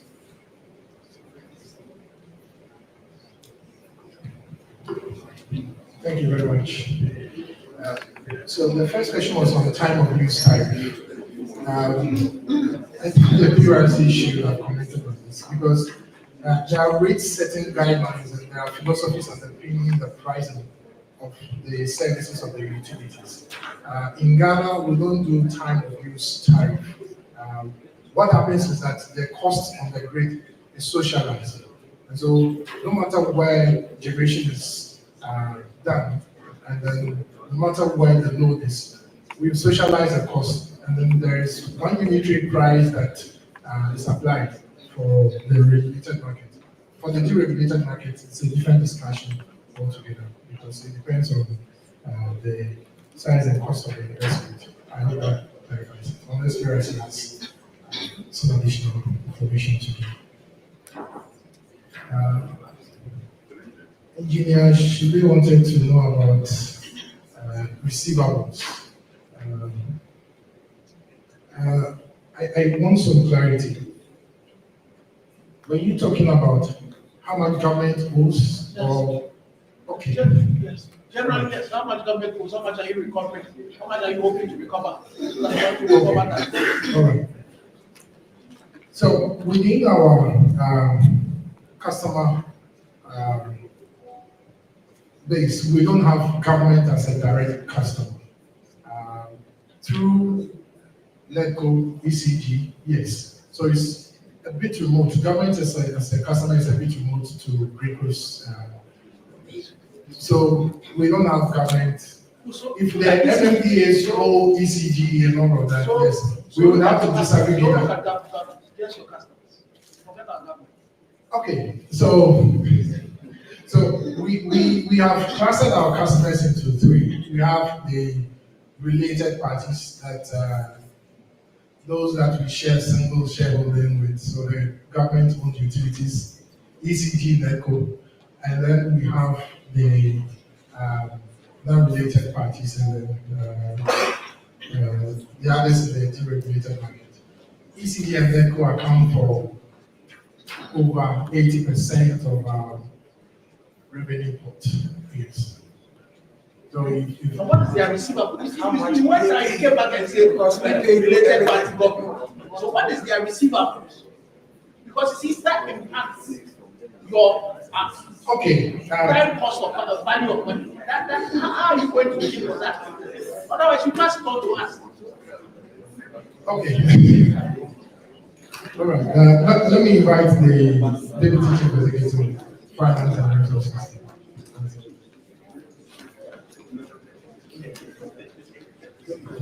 Thank you. Engineer Sue.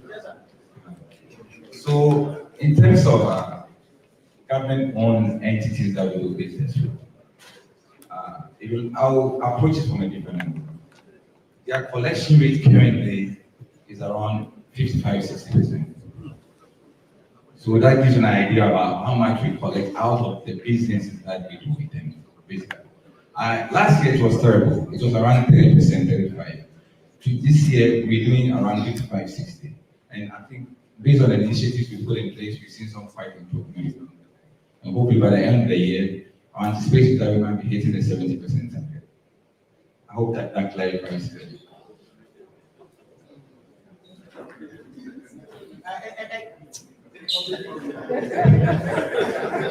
See, again, so for all of us, and again, so we are, if we don't fix this problem, if we don't fix the problem of making sure that this debt is paid, what then happens is that a lot of money, so they will not have that thing about replacing equipment.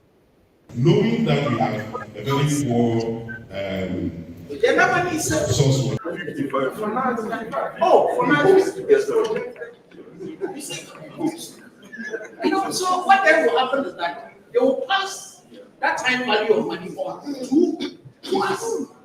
So the question we should ask you is that what targets have they set for them? You see, and again, this is where regulation is important. In Ghana, we see regulation as if it's an appendage of government. It's not. The regulator is supposed to be independent, such that when government is not playing ball, when the operator is not playing ball, when customers are not playing ball, they mediate. But most of the time, our regulators, they just sit at only one side. My colleagues who are engineers, who are accountants, you are giving them a problem, and they only can recover 50%. You people in private business, if they gave you that business now, would you succeed? You won't. And so it is the elephant in the room. That is not if we don't solve that problem, you bring Jesus Christ, you will not be able, you bring Muhammad, you will not be able to fix this problem. And so when the tendency is to say, let's bring private people to come and run these utilities, because when they come, we will solve that problem for them, then we put ourselves in a bad place. So I think the regulator should help. Because you see, they pass it on, and you come and you look at the receivables of this and see where the problem is. And so that is what comes back to Greek, and will come back to VR as well. And so I think that has to be looked at, and we need to find a mechanism of fixing that. Otherwise, we will go round and round and round, and we'll come back to the same problem. And unfortunately, Rico, when you came, you didn't add that as your challenge. Your side, there was never there. I'll help you with it, because I think that is the problem. If you fix that problem, you will find out that if you fix that, you will be paying less as customers, because that time cost of money will have been dealt with. Now you are borrowing. Yes. You are borrowing money when your people owe you money, but then you are borrowing money, and then when they pay you, they don't pay you interest on the debt. So you see where the complexity is. That's where the complexity is. And then when they do that, then they'll come and say the tariff is not enough. We should pay more.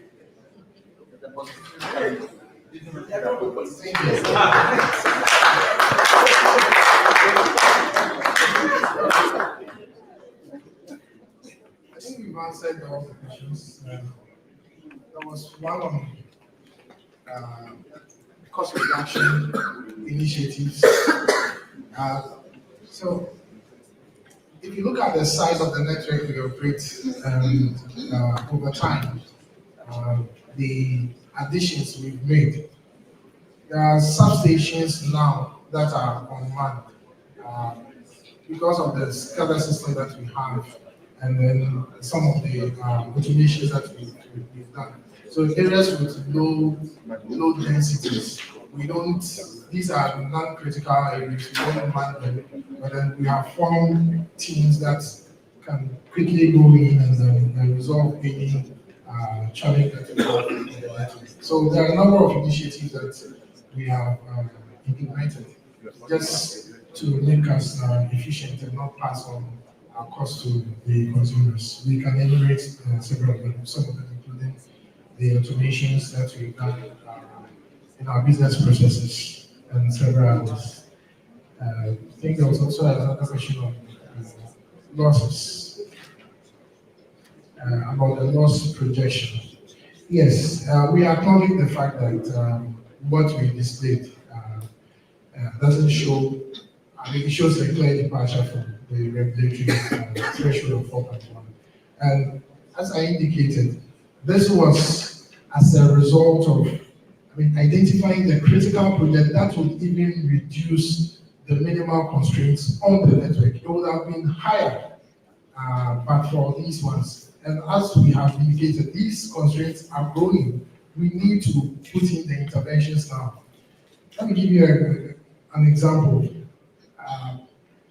Ameri was relocated to Kumasi. What that did to us was the improvement in the voltage profile within the Ashanti region and then its environs. Now, if we lose generation in the middle belt, particularly from wind, the network is so prone to losses that it's more than, even engineers about more than 30% beyond what the optimal level should have been. And so there are all of these investments that are contingent on making sure that we are able to arrest the levels of transmission losses that are within the regulatory plan. So what we display are the critical projects to even let us achieve those moderate improvements and not lose so much. Thank you. The 330.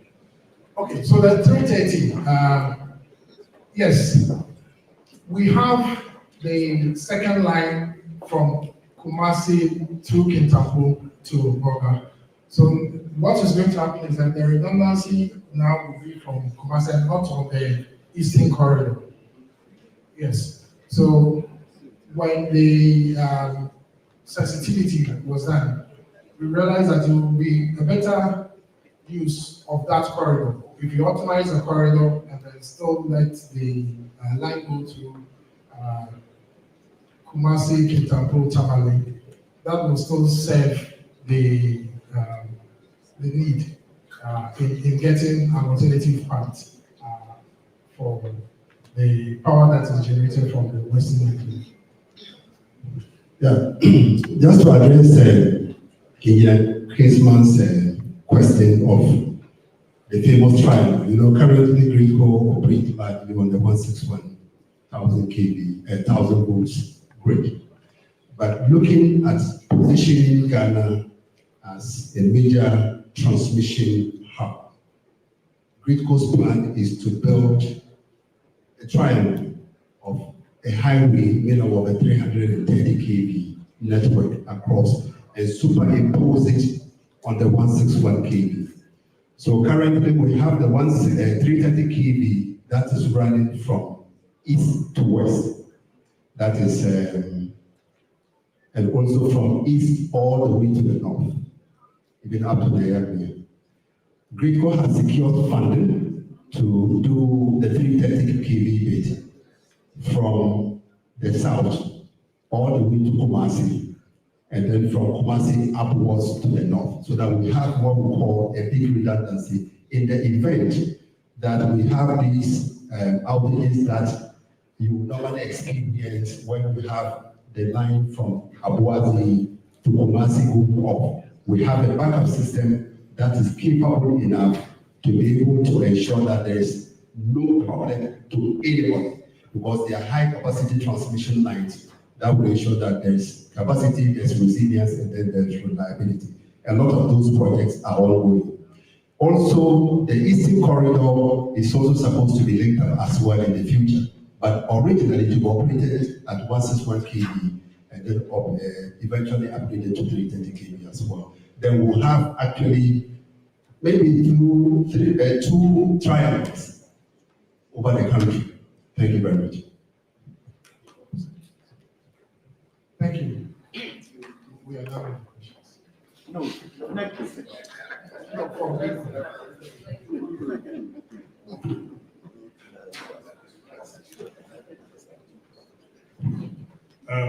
NEDCO.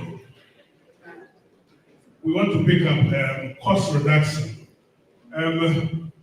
It is quite tricky in NEDCO because our total cost, 92% of our total cost is in respect of BGC, transmission service charge, and staff and other human resource costs. So only 8% of our cost is related to issues that are straightforward to manage. Because of this, our focus is on reducing our distribution losses, because that's one, immediately you reduce that, it is cost saving. The power that you are buying and not able to sell it, if you reduce that volume, then immediately you have a significant reduction. If you want to attempt to reduce the 8%, the impact on your operations can be dire. So that's why most of our projects, as we showed, are geared towards distribution loss reduction and revenue generation improvement. But in the meantime, we are doing a few things that are seeking to manage the little costs that we have in those three items. For instance, we are working on the implementation of an e-billing system, which will reduce the amount of time and human resources that we deploy and improve our billing efficiency. There are cost reduction elements in there. We currently are doing bill printing on full A4 sheets, which we have now reconfigured for the bills to come out as a half-page bill. But going forward, when we implement fully the e-billing system, bill printing is something that will even be out of the way. These are some of the few things that we are doing to handle the cost situation of the company. Regarding the head office building, I mean, the advice is well taken care of. We will see if there are opportunities in Tamale for us to share building with any government institution. I think profitability, unfortunately, NETCO hasn't made profit since its establishment. In 2016, when there was some tariff adjustments, we came very close. We made a loss of 1.2 million Ghana cedis, which was very close to even breaking even. Since then, our losses have been increasing. We think that actually the NETCO situation must be looked at as the social service that NETCO provides. If we look at the customer profile, under the current circumstance, it is quite challenging for NETCO to make profit because we will need a tariff that we may consider as difficult to bear by the consumer. So that is the profitability situation of NETCO. We did our simulations and realized that the losses, even the main cost driver, which is in this case our distribution loss, you will need to make as little as sometimes 7%, between 7 and 14% to be able to make profit. And this is not feasible under the current infrastructure that Ghana is operating. For a distribution company to make a distribution loss of 7 to 14% is quite unrealistic. So what infrastructure would allow you to make profit? If you say this infrastructure is not working, what infrastructure do you see will make profit? Because you can't always come back and ask us for money if you are not making profit. Right. I think that's the infrastructure we will need is infrastructure that will make us do a loss of 7 to 14% distribution. Distribution loss of 7 to 14%. Looking at the long lines that we are running, it means you have to have so many bulk supply points in the system, tackle power theft issues, and also look at the tariff of some of the customers. If those tariffs are to exist as they do now, whether you'll be able to make profit under the circumstances. Do you have the personnel to look at losses in terms of power theft? Increase or frequency. Yes, please, we do. So if you have the personnel, if we wanted to go back, knowing that we have very poor able to do that, because I don't see how many ask us for this money. You're making losses. You never made profit. You come back next year and ask us for more money. So you're quite answer by. Chief, let me just attempt to answer this question.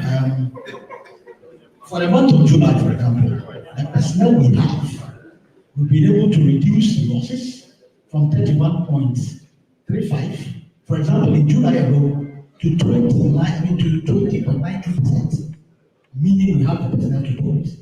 But the technical, it's not a loss, but you cannot. You should have broken even, not made a loss. No, let me also add that, for example, for the month of June, the total net sales for NETCO as against the power purchase and the transmission service cost only, we had a margin of 3 million. That is not something that you can manage with on a monthly basis. So right away, what it simply means is that you're going to be lost. Because if you look at the net sales minus the bulk generation tariff minus the transmission service charge, and you are making a margin of 3 million, for which your monthly transfer to your operational areas is costing you 3 million. You have not spoken about, fuel, you have not spoken about salaries, you've not spoken about, operating costs and others. What it simply means is that you're out of business. So when you come to July, for example, even though we've been talking about bulk generation tariff and transmission service charge being a pass-through cost, we have realized that the new tariff that the PUC has approved for us, for example, has given us a windfall.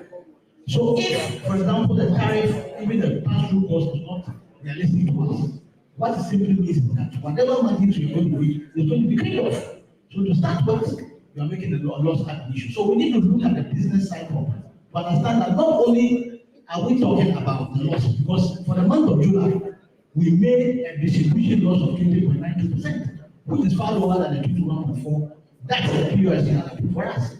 So this is the reality on the ground, and we need to look into the books and see that at the issue, NEDCO cannot make it if the cost structure is just not the best for us. Thank you. Sorry, let me come in here. NEDCO, I have two questions for you. You need to answer the first and my follow-up.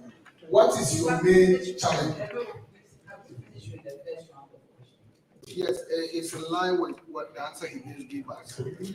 My senior brother gave him a question. Let me say, otherwise, what is your main challenge, NEDCO? Okay. Our main challenge is, first of all, the customer profile is a big problem.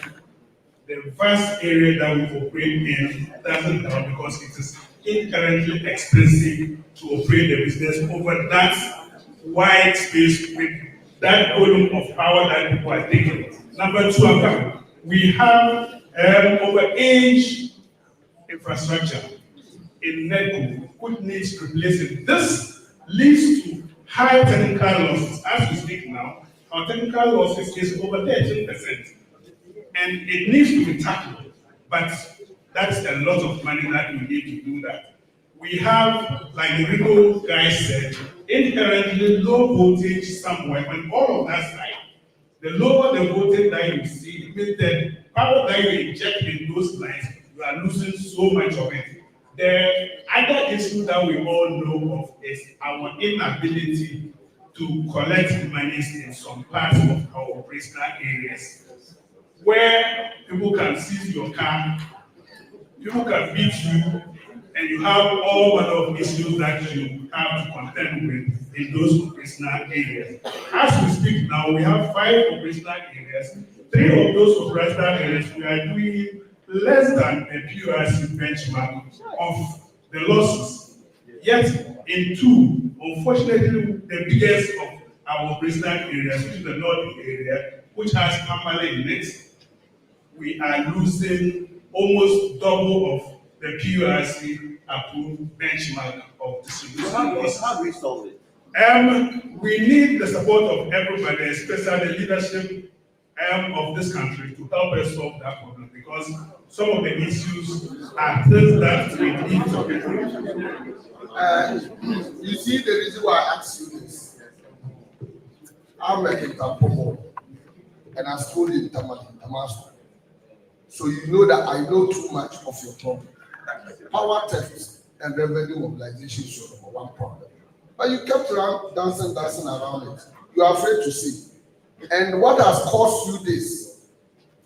From 99 that I've been in Tamale consistent, and also from my infancy in Kitampo, has been political influence, most especially from 2000 coming. And you are afraid to say it, you should say it here so that we can all help you out. Now, you need to do a lot of engagement with the community leaders, sensitization. I see that you don't do more. And I keep fighting most of your colleagues who are my mates on our old school platforms. Less than 2-3 months ago, the Minister of Energy was in your region to help you. And they nearly lynched him. Yes. And your main problem is not being in the Kintampo, the Brahafo area, but it's in Tamale Township. You know it. Yendi, they won't beat you. Sabugu, they won't beat you. But the problem is in Tamale, where a household that can pay more than 10,000 Ghana cedis a month to you is paying less than 1,000 cedis. And you cannot go in there. For me, that is where we should look at, not really asking for too much increment there, because even if we give you the increment, you will still come back here. How can we do that? I believe that if you look at how porous the area has now become and volatile as it has become, we need all leadership from sit them down, especially our opinion leaders. Because if, for example, the market area chief calls the people to order and ask them that anybody who touches any NETCO personnel who comes to the house, we will give you up.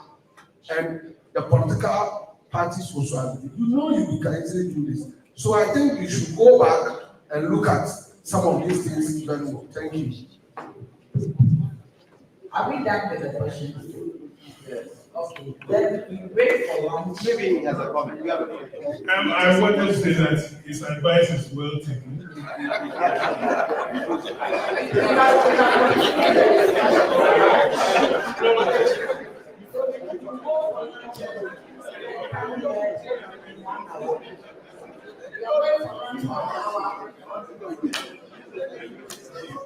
And when we come back, we are doing ECG and may I have your attention, please? When we are done, after lunch, 1 hour, we are done. And after that, we do ECG and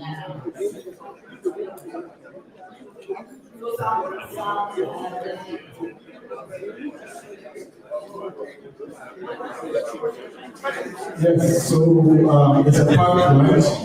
Once you exit, it's a staff there.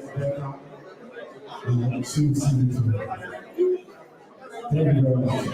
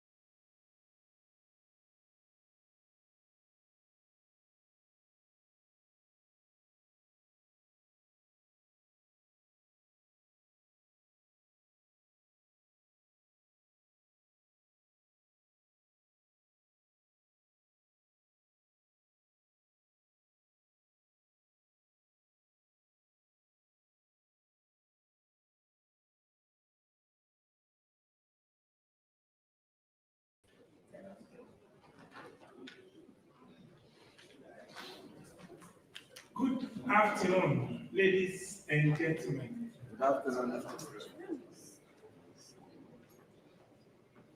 My name is Moses Oakley, and I'm presenting on behalf of management and the board of ECG. Madam Chairperson, can I continue?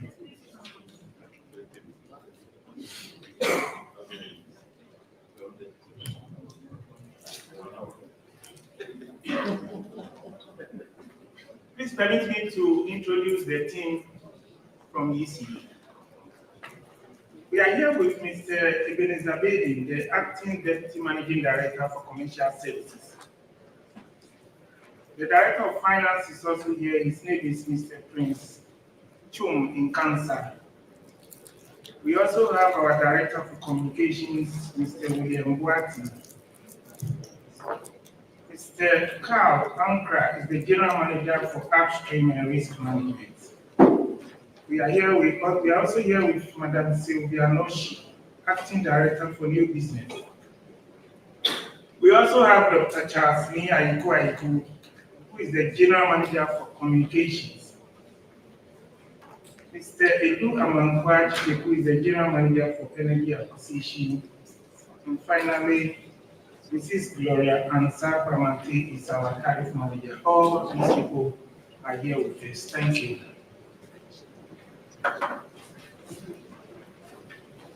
Madam Chairperson, permit me to start our presentation by explaining the components of the tariff that typically customers pay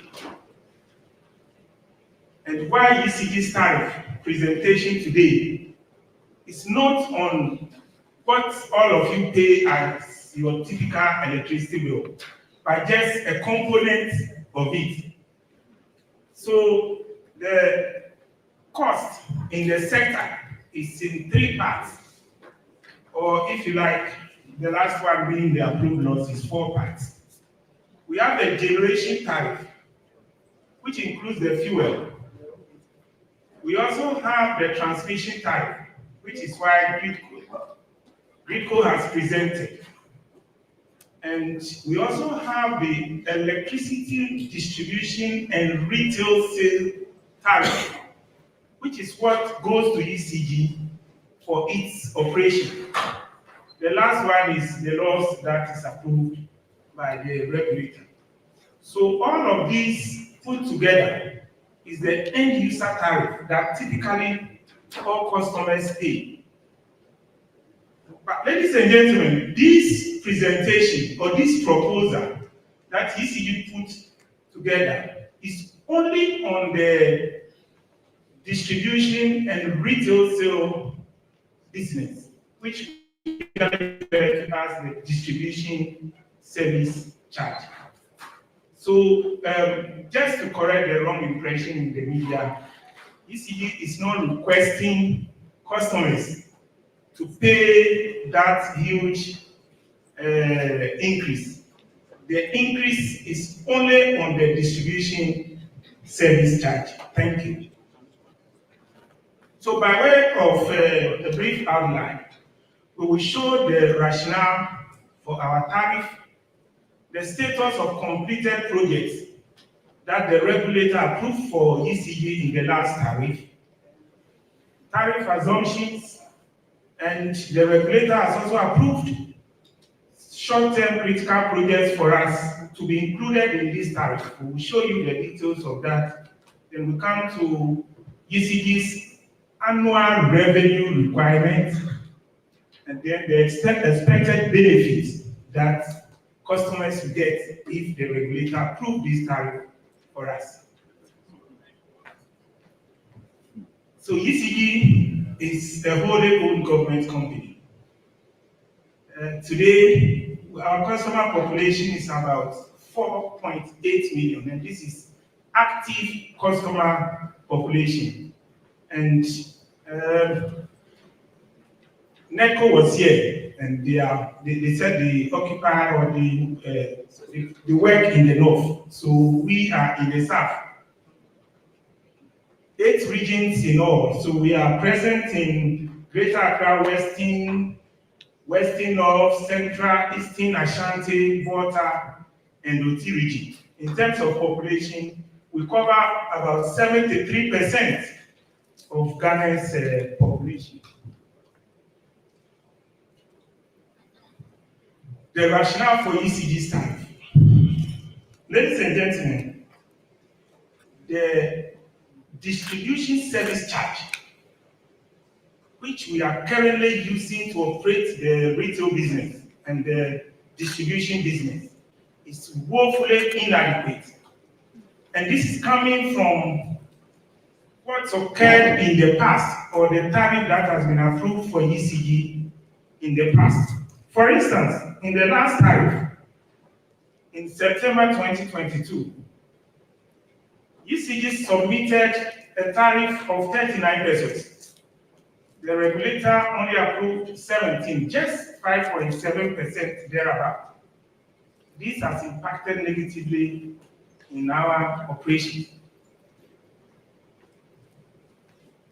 If you compare that to the depreciation of the cedi during the same period, 74%.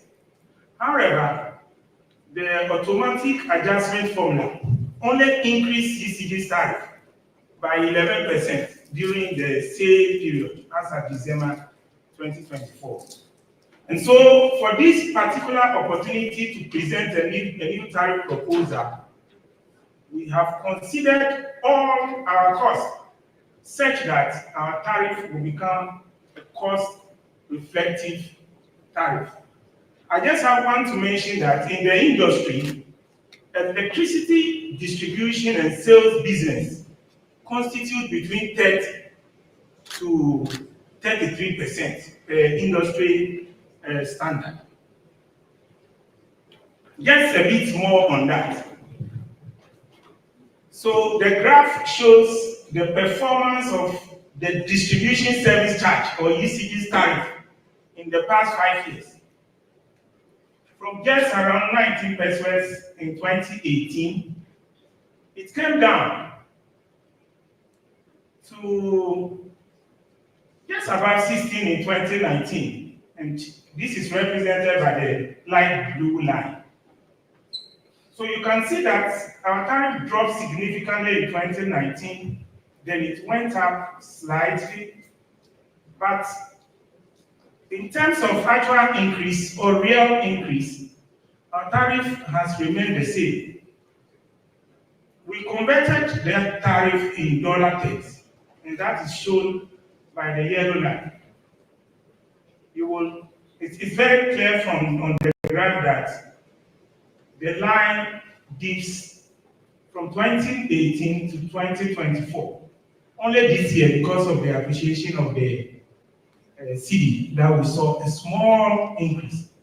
So, ladies and gentlemen, ECG's tariff has seen negative growth in the past 5 years, and this has been a big challenge for operating the distribution business.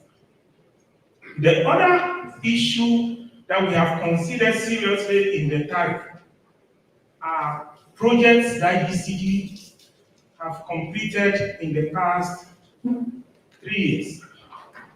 So in the last tariff, the PURC approved a number of projects for ECG. $409 million of them were completed, and 424 are ongoing. And these projects are in reliability improvements, technical loss reduction, and voltage improvements, and commercial improvements. At this point, I will show you many of the projects that ECG has completed in the past 3 years. So in terms of reliability improvement projects, we have built substations in so many areas across our operational areas. So we have a substation in Bibiani and its environment completed. And so reliability of supply in the communities around Bibiani has improved significantly. The same with the Awaso substation, which was completed. Another one is Awaso substation. In fact, I want to move a bit fast with the completed projects. There is more on reliability projects. Sewa substation in Ashanti region was also completed. The Tafo BSP was reconstructed during the same period.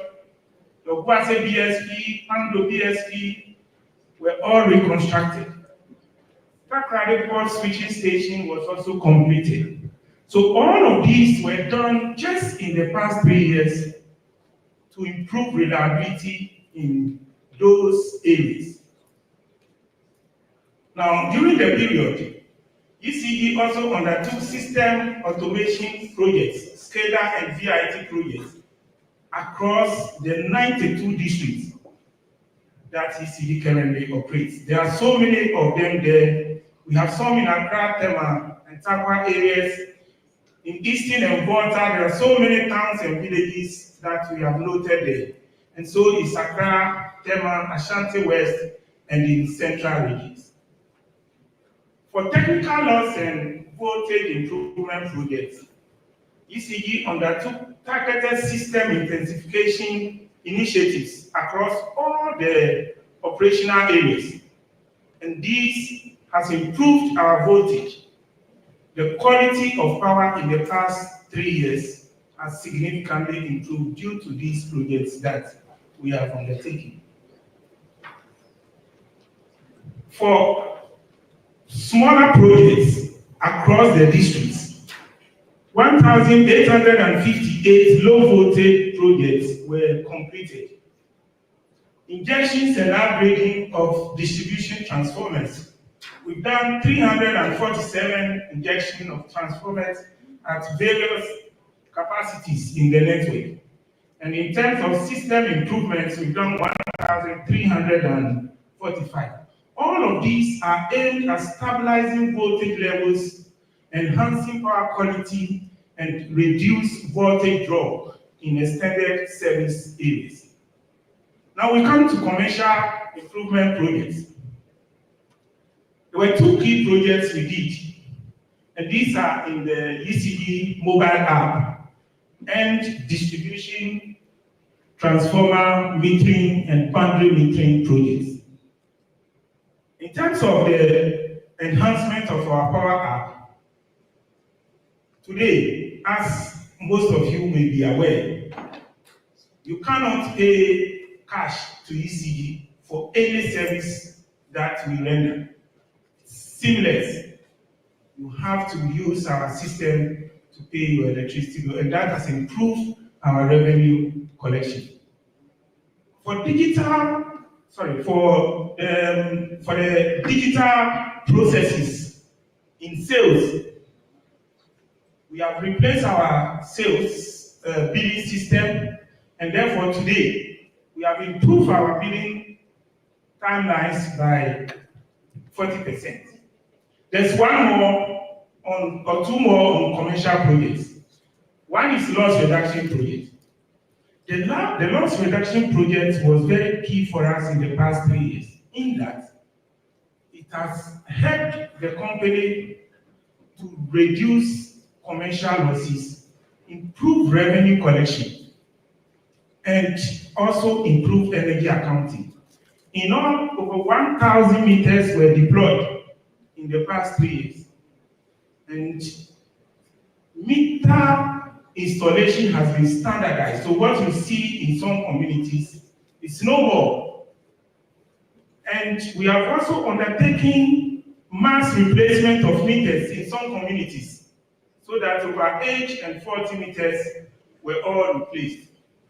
For distribution, transformer, and boundary metering, we are now putting meters on distribution transformers so that we can determine power that goes into a community and power that is consumed by that. We will be able to focus on losses and craft strategies to deal with them. In fact, we've installed 3,142 of those transformers on DT metering projects. Now, we have also completed that project in 9 communities.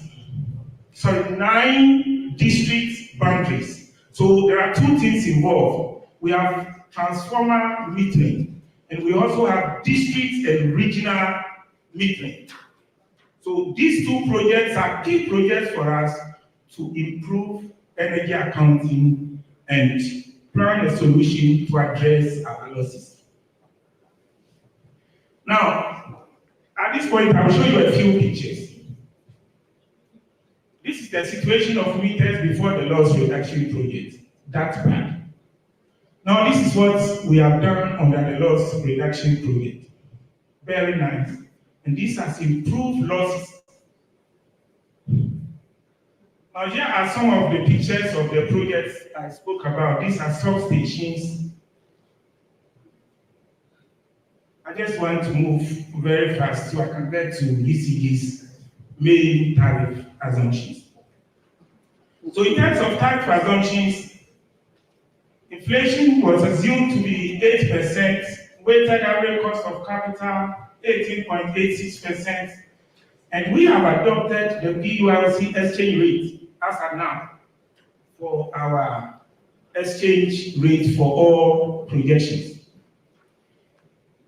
In terms of energy purchases and sales, sales growth was projected at 6.9%, and system loss reduction was pegged at 1% year on year, in line with the performance improvement plan signed between ECD and SIGA. So based on these assumptions, ECD planned to purchase 17,777 gigawatt hours in 2025, and based on the loss levels, sales will be 13,105 gigawatt hours in that order up to 2029. So these are the main assumptions for the tariff numbers. In the current tariff that is between 2025 and 2029, the regulator has approved critical short-term projects that should be included in the tariff. I just want to share some of those projects with you. So under reliability, we have planned to build more substations. Some of those substations are going to be built at Dunkuna, Tanoso, Katamanso, Kutinase, required. So these are new areas that when the tariff is approved, ECG will put up new substations. Other sub-transmission and 33 kV interconnected circuits will also be built at the Boba substation, the Wasi substation, Rich, BSP, Agogo, Asuchari, and others in Volta region. We've also planned voltage and system loss reduction projects. 880 distribution transformers are planned to be installed in the system. 2,356 low voltage improvement projects are going to be undertaken, and 3,286 system improvement projects are also going to be undertaken in all the 92 districts of ECD. For commercial and revenue improvement projects, the company plans to deploy 3 million meters in the short term. And this is very important because some of our meters are over 8 and 40, and we need to replace them in order to keep our revenue coming.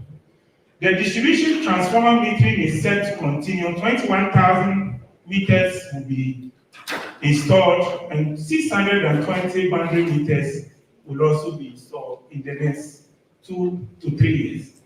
We've also planned to improve our ICT network extensions in all our operational areas. So now, we come to the ECG annual revenue requirement.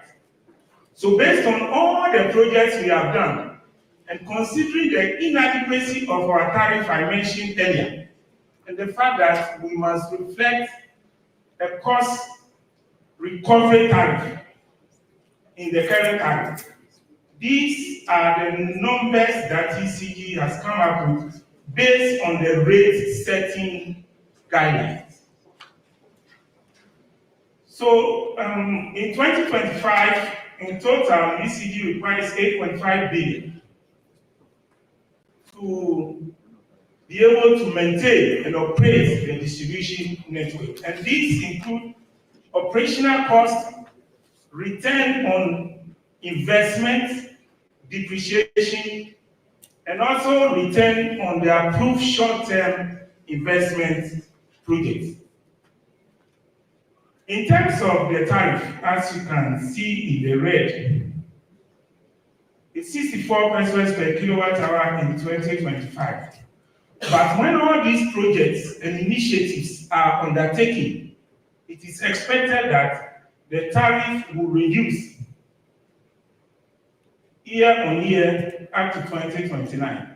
So on an average, UCG's tariff or new tariff is 61 pesos. And what I mean by tariff is the distribution service charge and not what typically customers pay as their electricity bill. Now, these are some benefits if the tariff is approved for us.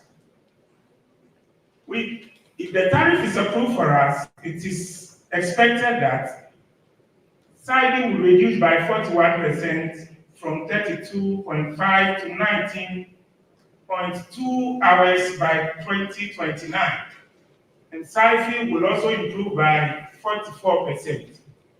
Now, revenue collection, which stands in 2024 at 87%, is expected to increase to 96%. So what we plan is to increase revenue collection by 2% year on year on an average. We also plan to reduce system loss, which is very critical to us.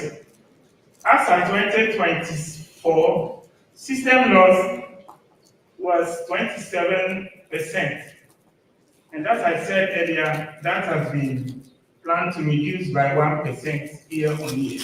So by 2029, ECG will be very close to the PURC's target of 21%. Currently, ECG is implementing a new ERP system, which is expected to improve work processes and reduce costs.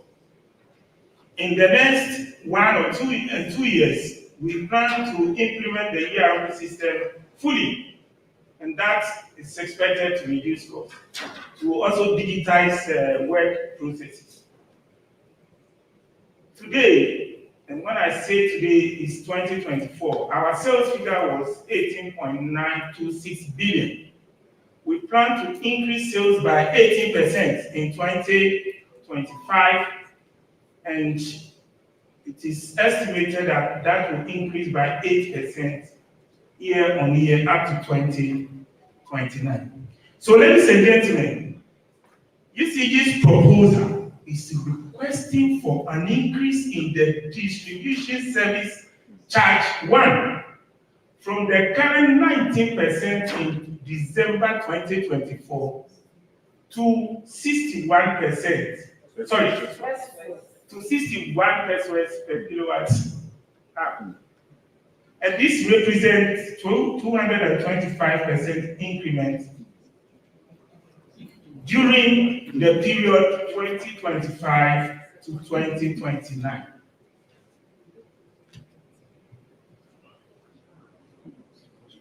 Mr. Chairman, sorry, Madam Chairperson, permit me to emphasize the tariff ECG is proposing, because in the last 2 days, there has been some reports in the media that customers' electricity bill is going to go up by 225%.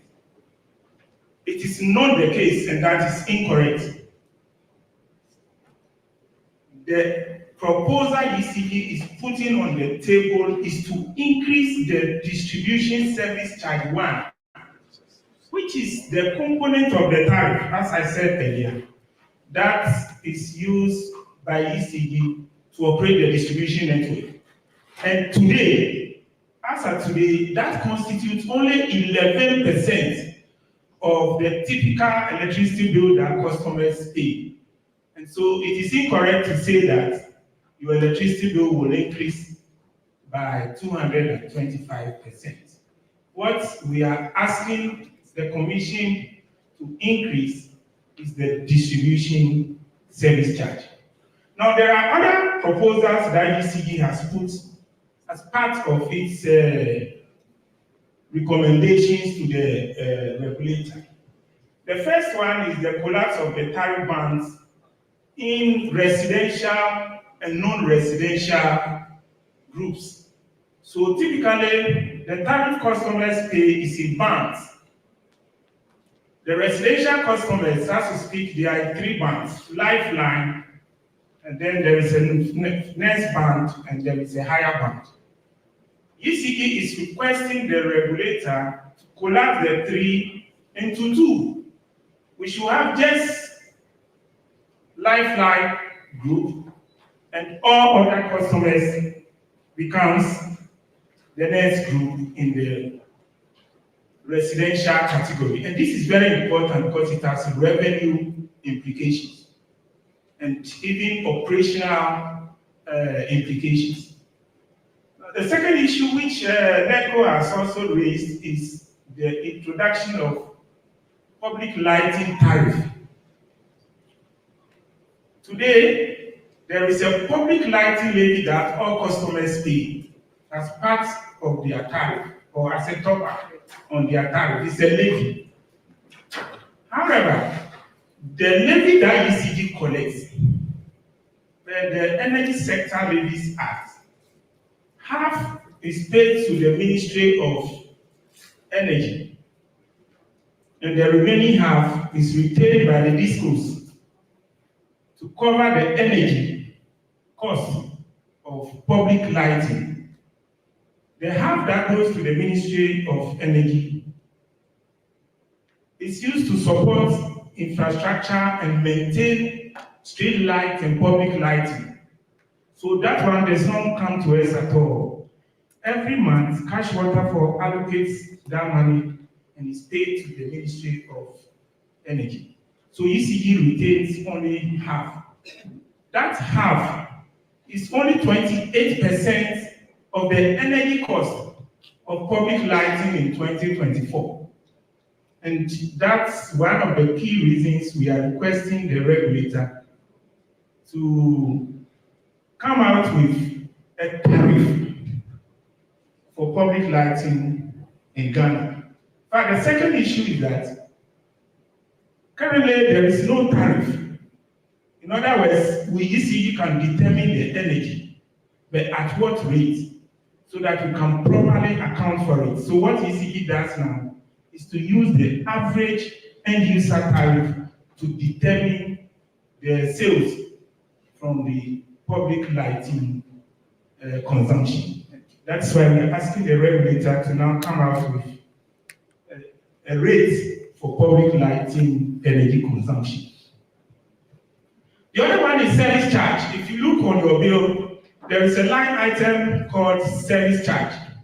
We are requesting the regulator to increase that charge. It's a very small aspect of your bill, and it should be allocated to the discos to meet the cost of meters, because the technology on meters has changed.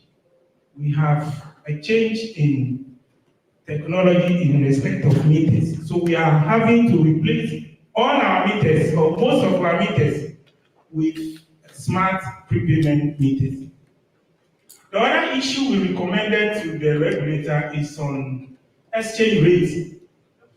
As of now, the regulator adopts PURC exchange rates in all tariff dealings. However, we are recommending that the regulator should adopt the Bank of Ghana rate. The reason is very simple. ECG is the off-taker of most of the IPPs. And whenever the rate, the Bank of Ghana, the rate prevailing with Bank of Ghana is different from the PURC rate, the losses are accrued in the books of ECG. The last two are not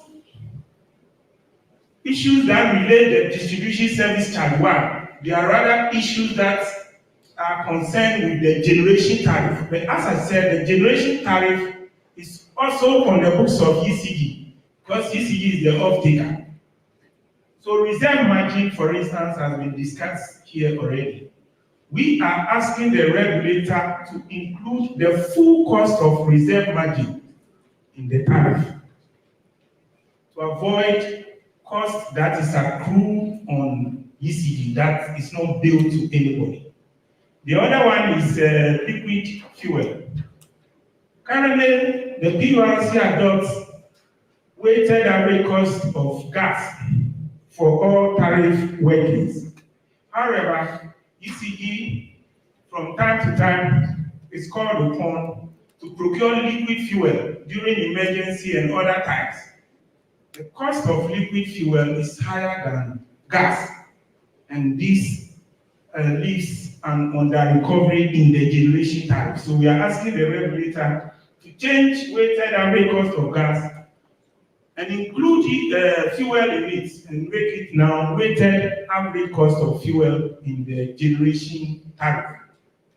There are other issues that has to do with generation, which makes generation tariff on ECG's books unrecoverable. So we are asking the regulator to pass through all generation costs in the tariff. So in conclusion, we are asking the regulator to increase the distribution service charge, which is the portion of the tariff or the electricity bill that goes to ECG for its operation by 222%, so that we can deliver reliable and quality electricity to all customers, improve customer service delivery, and improve ECG's financial viability. Thank you very much for attention.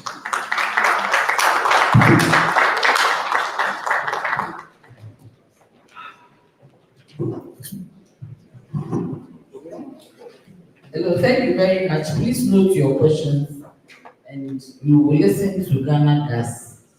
After that, then we take the questions together. So we can save some time. So Ghana Gas. Thank you, ECG.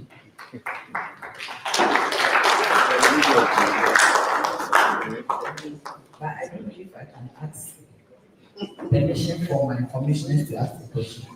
I want to find out in the last 7 months, Moses, just notice, in the last 7 months, when did you buy the boat? Okay. That's a great question.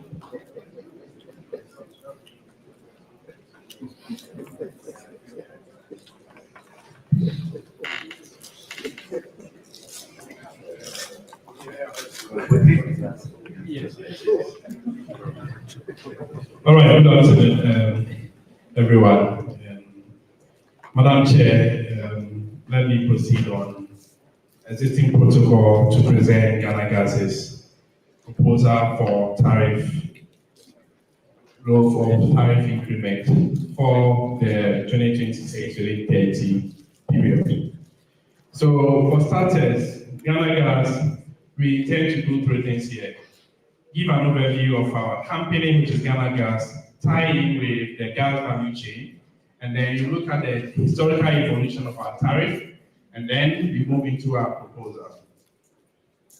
So our role is to do processing of gas, transportation of gas, and marketing of gas.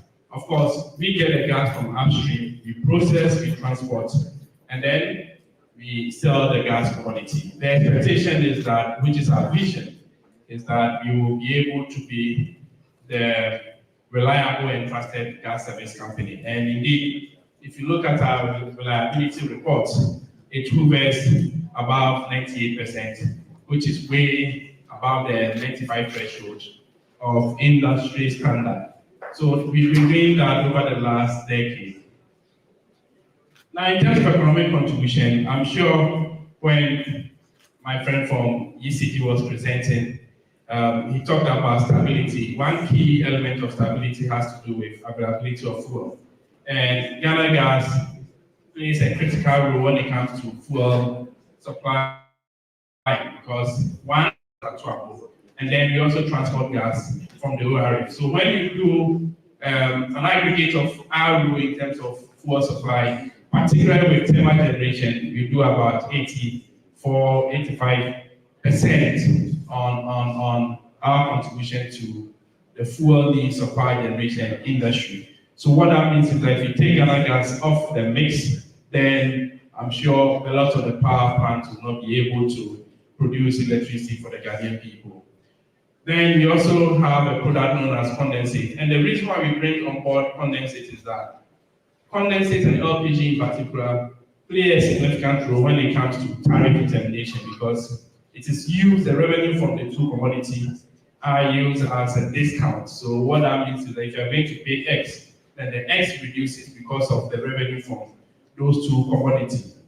In terms of savings, I'm sure a lot more has been set up at the dollar and its role within the energy space. In terms of savings, Ghana Gas by our activity on an annual basis we are able to contribute about 2.2 billion in savings. What that means is that if Ghana Gas is not there, that becomes part of your electricity bill or the generation cost in terms of production. So we play that role as well. So overall, if you take Ghana Gas off the mix, we are in trouble. So savings in terms of FS, we are doing about 2.2 billion.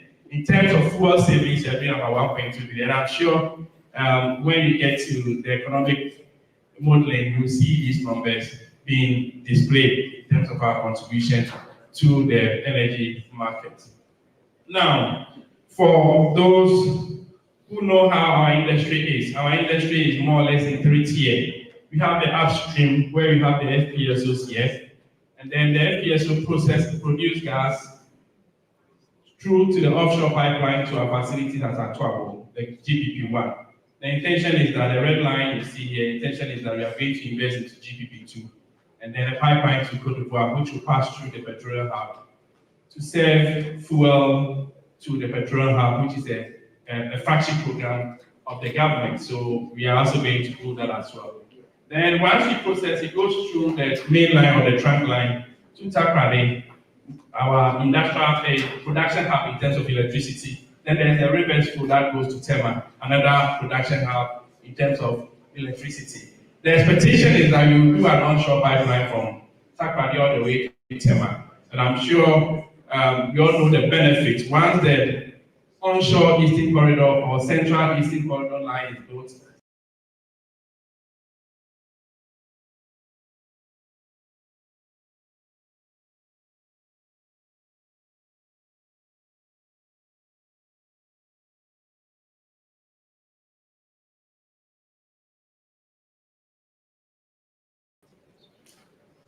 now, if you look at the evolution of our tariff over the period, you'll notice that it's been on a decline.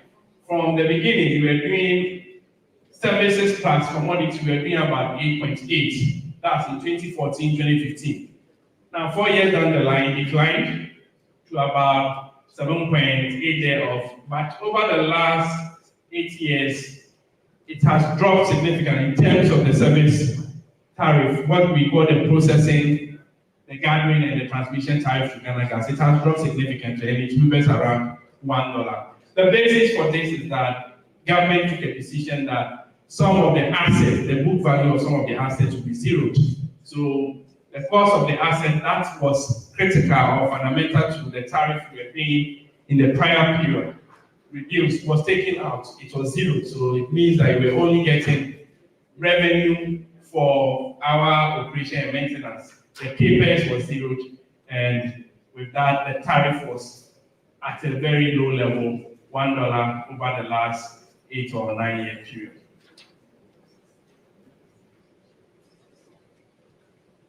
Now, after the 2022 tariff period, when the PURC gave us a tariff for our activity, there was a need to do a certain key investment to make sure there's reliability, there's operational prudence and all that. So we, between 2022 and 2025, have invested in these key critical infrastructure. One of them has to do with the HIPS, or the High Integrity Pressure Protection System.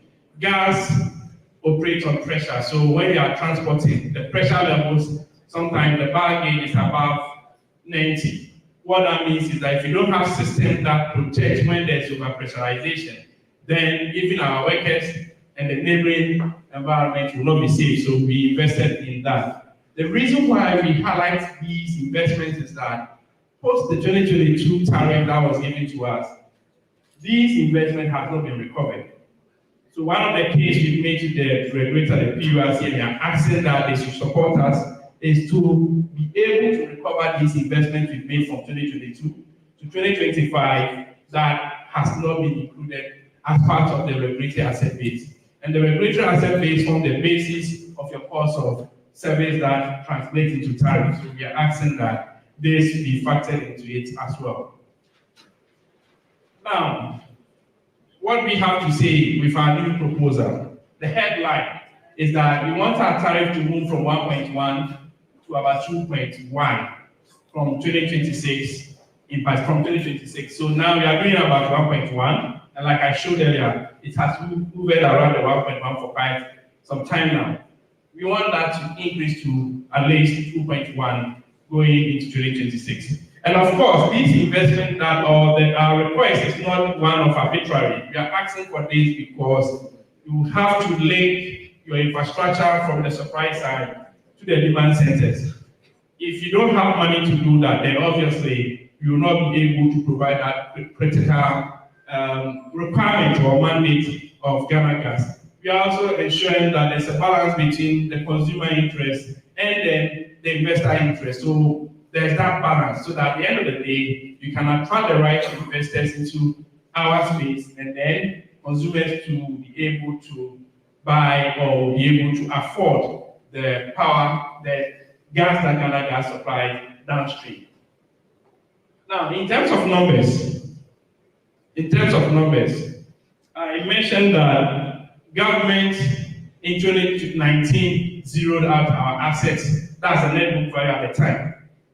One of them was this. So we projected that we were going to do about 600 million in terms of processing asset. What went into the tariff was about 62 billion. So what that means is that our ability to recover that asset was curtailed by the fact that the decision is to zero that asset. In terms of gathering assets, we are looking about $290 million. What went into them as the tariff was about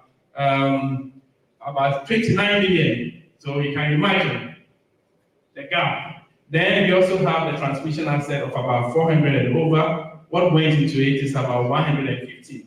So in effect, we were looking at about $1.3 billion asset base, but what went into it was about 210, including our operational expenditure. So these are some of the list of assets that we have as part of our regulatory asset base, including, of course, the GPP one, and then the main line or the trunk line. So these are some of the list of assets that we presented at the time. Now, going into 2026, 2027, the PURC, after the investment hearing, has given approval for certain key critical investments, including the gas chromatograph and the fiscal meter. Then the GBP particulate filter. So you notice that there's some drug substance that we receive that comes with the gas upstream. So you want to invest into this particulate filter to deal with that. In terms of the cost of service on annual basis, so the tariff we have proposed, the 2.1 you see there, is on the basis of this cost of service. It's on the basis of this cost of service. And you notice that our base cost of service, which is 2026, will be 262. So you notice it has increased from about 210 to 262. And that forms the basis of the tariff that we are asking for. In terms of growth, notice our growth is not one of steep, so it doesn't grow at an exponential rate. It has a certain relatively flat movement in terms of cost movement. And these are usually on the basis of inflation, on the basis of depreciation, and on the basis of even the returns we expect. So these are factors that has gone into our cost of service. Now, we thought that we need to compare what we are proposing to the existing tariff. And you notice we are proposing about 0.06 for our gathering component of the tariff. So we have three components of tariff. The first one is the gathering. As of today, baseline 2025, the tariff is about 11 cents. We are proposing, based on the flows and based on the cost, we are proposing that that should reduce from 11 cents to about 6 cents. However, in the case of the processing, we propose to the Commission that that should move from the current 27 cents to about 84 cents. And it's similar to that of transmission, to move from 72 cents to about 1.3 cents. Now, the graph you see here on the right shows you the projection year on year from 2026. What is accounting for these tariffs you see here has to do with investment that we have already undertaken and key investment that we are working with our partners to bring on stream. For example, the GBP2, the Tamata Private Pipeline, and the compressor. Once you are investing into new GBP, new TT line, once there's going to be more flows, then you expect that you need compression in order to push your volume downstream. So compressor is one of the key things that will influence the cost or the tariff we see here.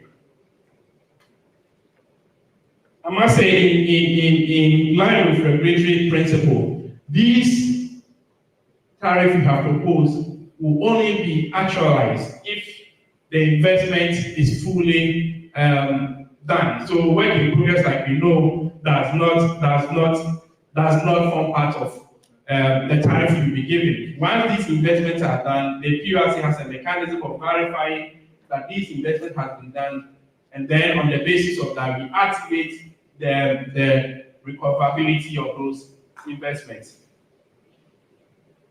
We thought that we need to do some comparative analysis in terms of if you're not using gas and you were to use alternatives.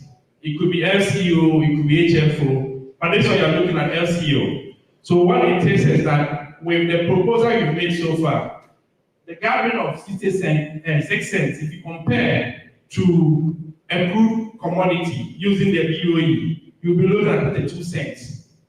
Then if you look at the 84 cents you are proposing, if you compare to crude using the BOE again, it's going to be almost 5 cents. So we are asking for 84 cents, and then when we are going to go for the alternative, it's almost $5. Look at the quantum jump. So in terms of transmission, we are also saying that we are asking for $1.30. If you look at the alternatives, you'll be doing about $7.50. So we show this to indicate that even though we are asking for, on the basis of 2.1 as against 1.1, we are asking for about 91, but when you add the decimal, it will be more than 91%. But on the basis of the 2.1 to 1.1, 91%, as reported by the media. However, if you compare to the alternative, what Ghana Gas is proposing for the market is much more cheaper and will much more have a positive impact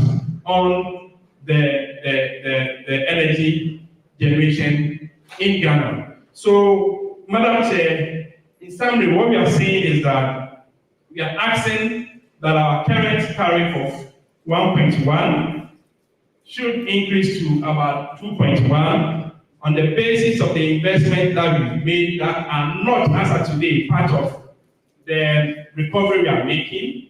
We are also asking that operational cost has increased, even regulatory statutory payment has also increased. On the basis of that, we are asking that we should consider increasing our tariff.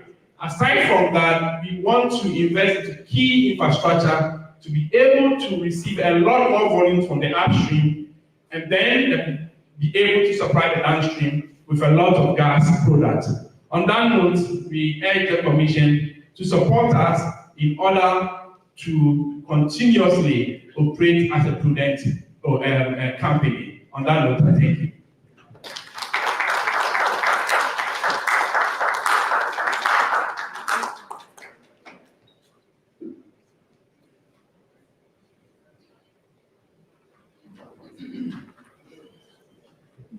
Hello. We should now, we can now take our questions. That is Ghana Gas and ECG. Where is ECG? Okay, let's see your face up front.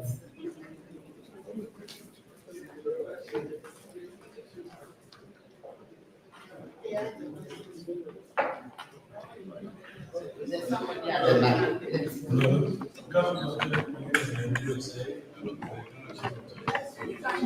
Hello. Hello, can you hear me? Yeah. Yes, my name is Bukios. I'm the Ghana Chief of Telecommunications. My first question is on the losses point that the ECG raised. Are you able to share clearly what portion of those losses can be attributed to power thefts specifically? And also, do you have a clear roadmap as to how the losses and the leakages that have been spoken about really are going to be dealt with? We are hearing remarks like we will, what's it called? This is something we plan on doing, but can we get some clear timeline?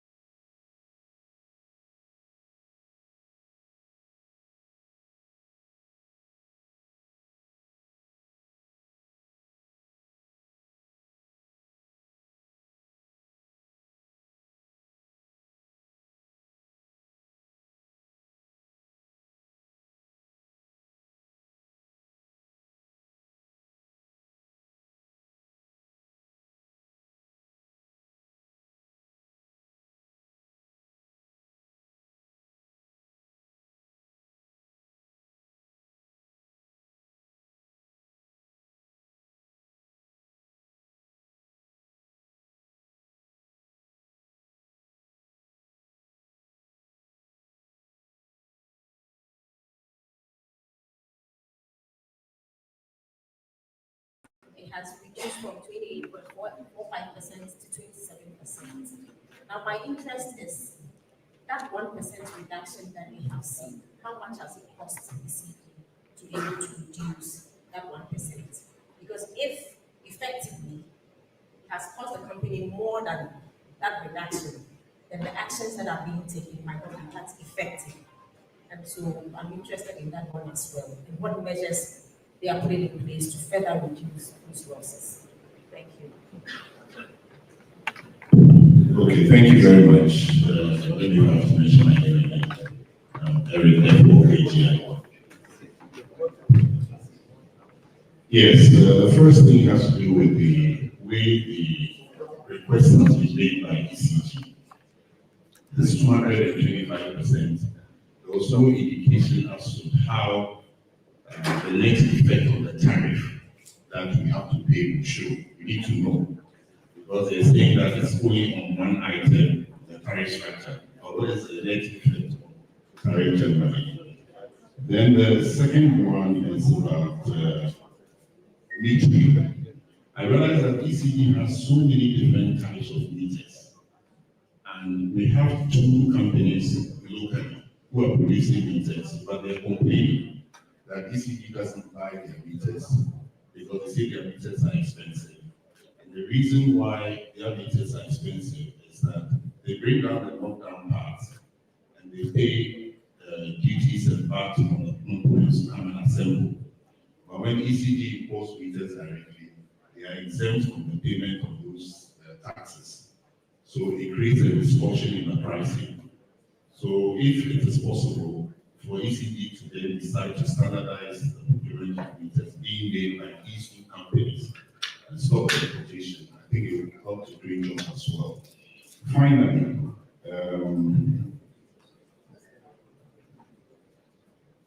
yes, this distribution service charge, that's the one distribution for. The kind of things that they say they will do going forward. What is the guarantee that when this is done, we can hold them to things that they say they do? I've seen from their projects, they've done a lot already, even with this low, what do you call it, PSC. So I am not too clear whether they are getting into paid debts or if it is really going to result in massive infrastructure development. They need to give us some clarity on that.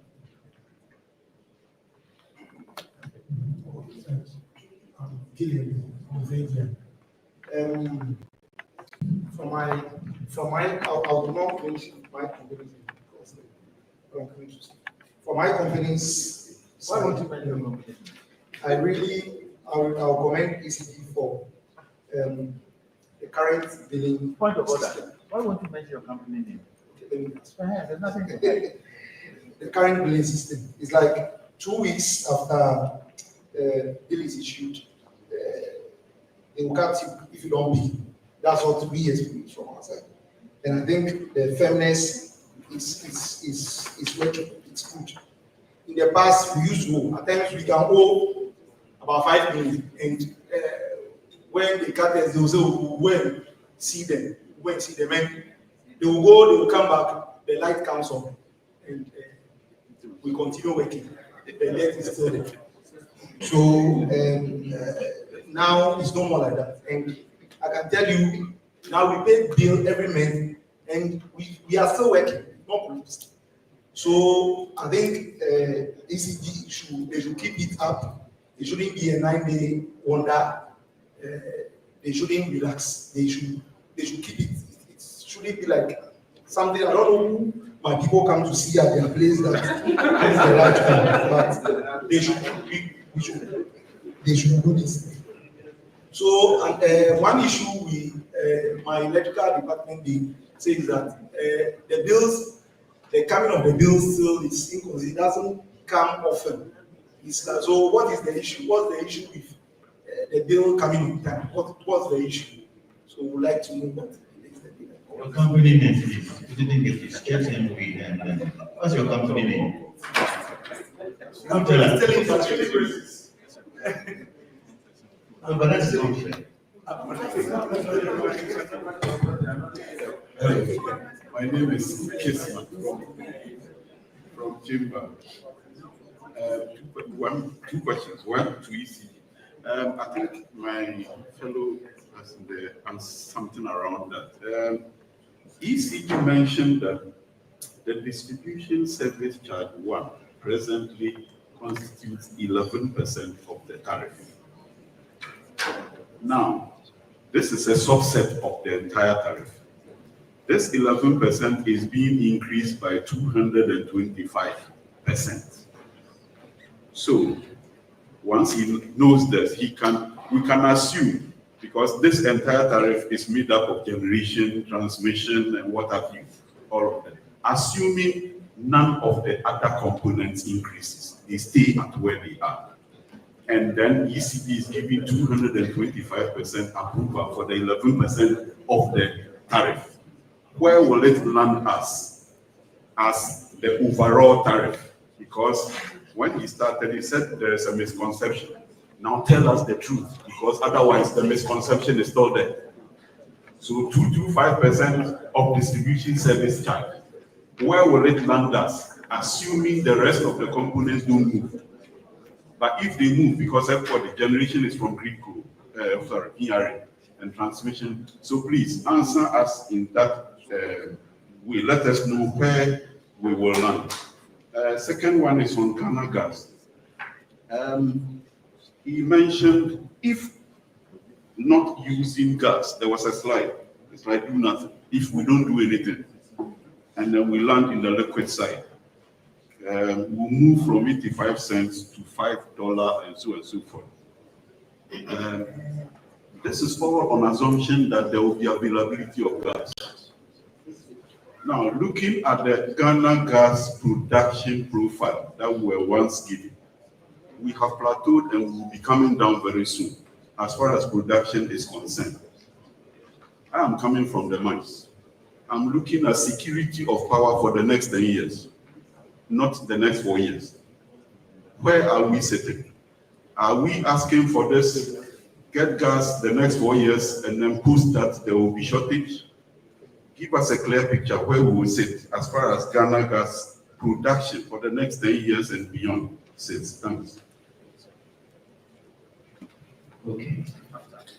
I think where gas is concerned, it is GNPC that produces production, exploration, production. As you produce oil, you produce gas.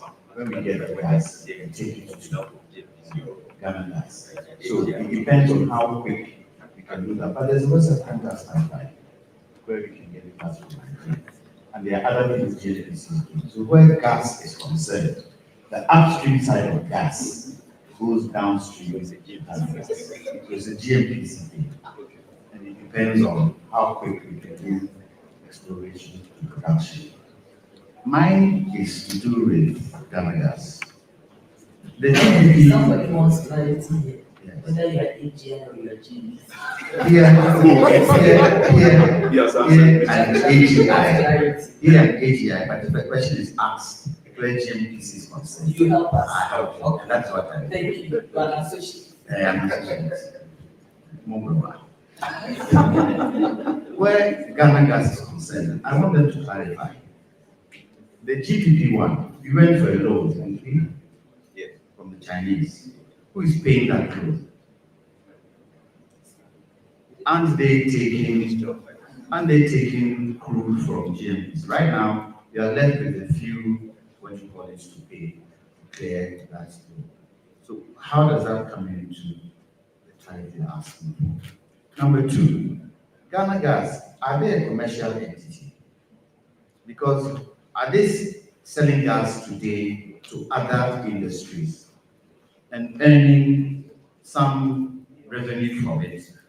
And if they are, how does that affect the tariff they're asking for? Because, please correct me if I'm wrong, is Ghana gas asking for 100% tariff increase? 130. What's their tariff increase they're looking for? 100%. Yes, 100%. No, 130. 130. 130. So let them, and you see, we are all being educated. So if you can tell us, And please, in chronological order that I asked the questions, please answer that key and don't plaster everything as one. So let us know the commerciality side of Ghana Gas, where you are supplying other industries. What is happening to the revenue that you're getting, and what is that revenue you're getting, so that we can just pose it against the tariff that you're looking for. Thank you.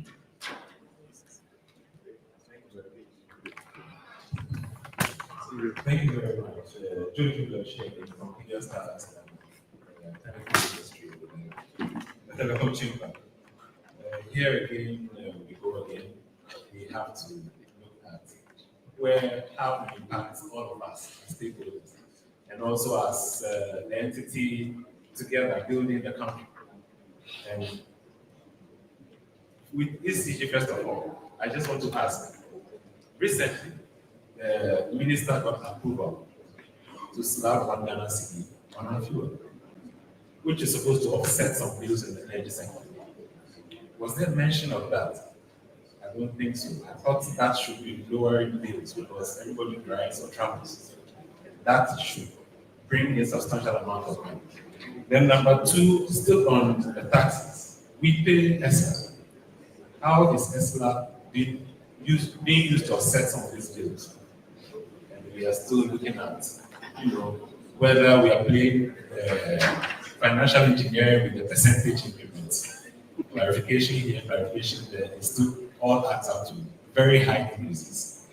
Then billion gas, just to add our voice again. A lot of people consume and are even chasing for bills.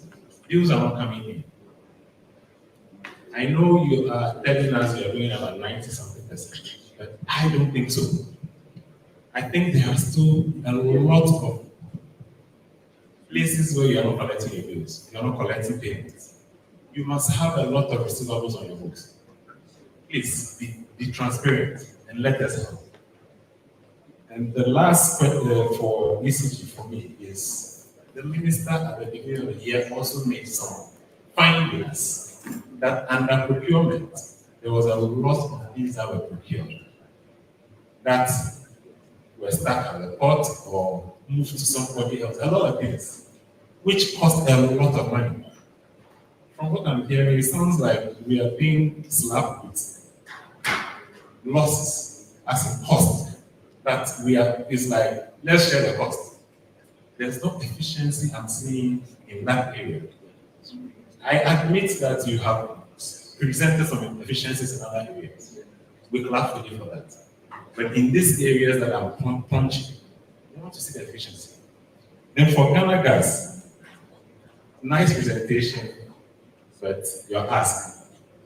I just want to know, are you responsible for the West African gas as well? If the answer is no, how do you compare with pricing? How much we get West African gas and how much between the two of you, how do you compare? Thank you very much.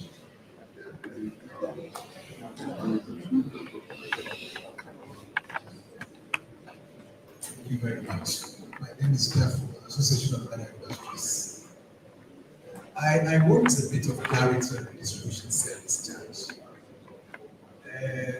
That percentage in the first place is so high, but I want a bit of clarity because I know it is easier to drop 1 megawatt of power to industry than residential. I'm a residential person as well, but I expected to hear a difference because one industry can give ECG the total revenue that the whole community give.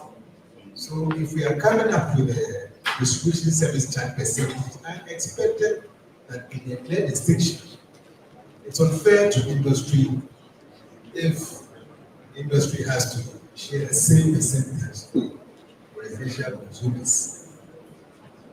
If I'm wrong, I wish to get clarity on that because it's easier to drop 1 megawatts of power to factory premise than the whole community. It costs more to service residential consumers. And secondly, there are so many frustrations in getting electricity. You apply, you are on a waiting list, and there are so many people who are holding themselves as workers of ECG. They call you, they tell you, are you confused, you are blind. Oh, send money to this line. You've done the assessment of your facility, the meter will be there. It is so because there are gaps in supply. So people have leveraged this delay. And they are cashing in. I mean, if there is so much revenue to collect, why should I wait for 3 months before I get my meter? Oh, it's worrying. I have several cases like that. But my proposal to this is that you need to have your surveillance. There are a lot of bad people going around holding themselves as ECG workers, and they are duping people, asking them to send money for meetings.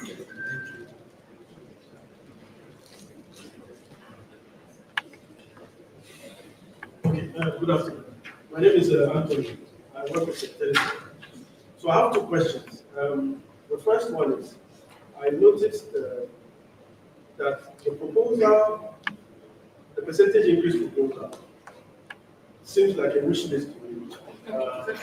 It's what you would like to be, it's where you want to be. What I was hoping to also see is, what is the deal breaker point? What threshold below which, if you don't get, if the PRC does not approve, ECG or Ghana Gas or any of the other companies, for instance, I didn't see a break point figure from any of the proposals that below this we are going to collapse. This is where we are going to end. That's my first question. And then the second question is to ECG as well. I'm interested in knowing what your appetite for setups or net-offs is. What I mean is that there are certain companies that also render services to ECG, which they also collect their bills, they also collect their monies from ECG. Are you very open? Are you willing? Are you cooperative in entering into set-off or net-off arrangements with companies? Thank you.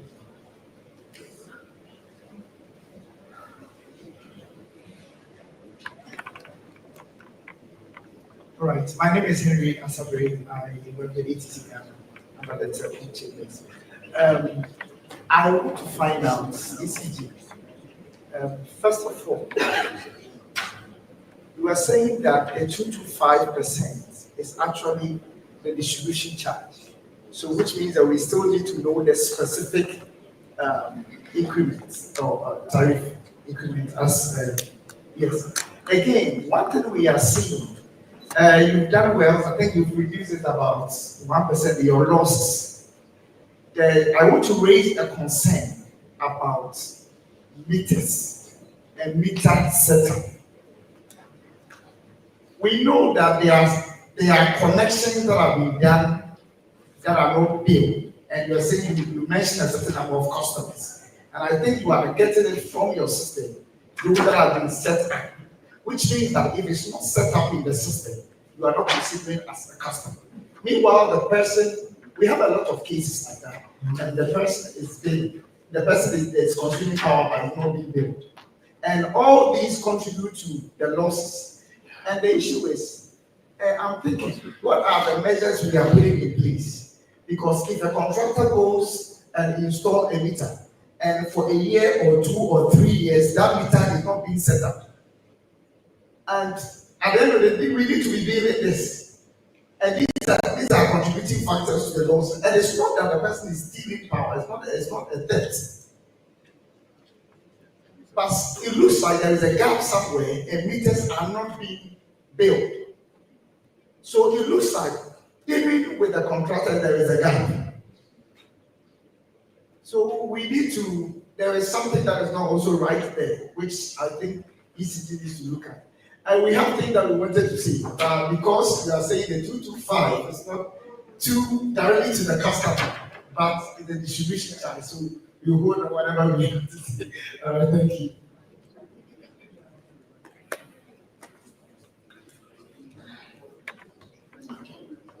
Right, thank you very much. Again, so you look at the ECG conversation. I believe receivables out of it completely. your major issue is because of the receivables. What is the receivables, the impact of receivables on your numbers? And what is the quality of the receivable? Who are the people who are owing you, who are not paying you? Because you take some of the two industries I've experienced. The mines we pay quick, telecom we pay quick. But then some people are not paying, and you're punishing us for that. And you won't raise that in such a conversation. You won't raise that. And then you do this voodoo thing. And you want, what is 200% of some 11% that does not matter to us? And you're assuming that everything else will be passed through. When you pass all of that through, you apply your 200 something, what does that mean to us? So I don't think this proposal should be accepted. We should not accept it. Because we don't know what this would mean. We don't pay service charges alone. When we pay our tariffs, we pay the tariff. So we should be knowing what that would mean. Otherwise, this thing, I don't understand this one. Because, see, interestingly, there's even VAT. There's VAT on some of the tariffs. So when you've done your 11 and something and 200 and something, and now they apply VAT, what is the impact of that going to be?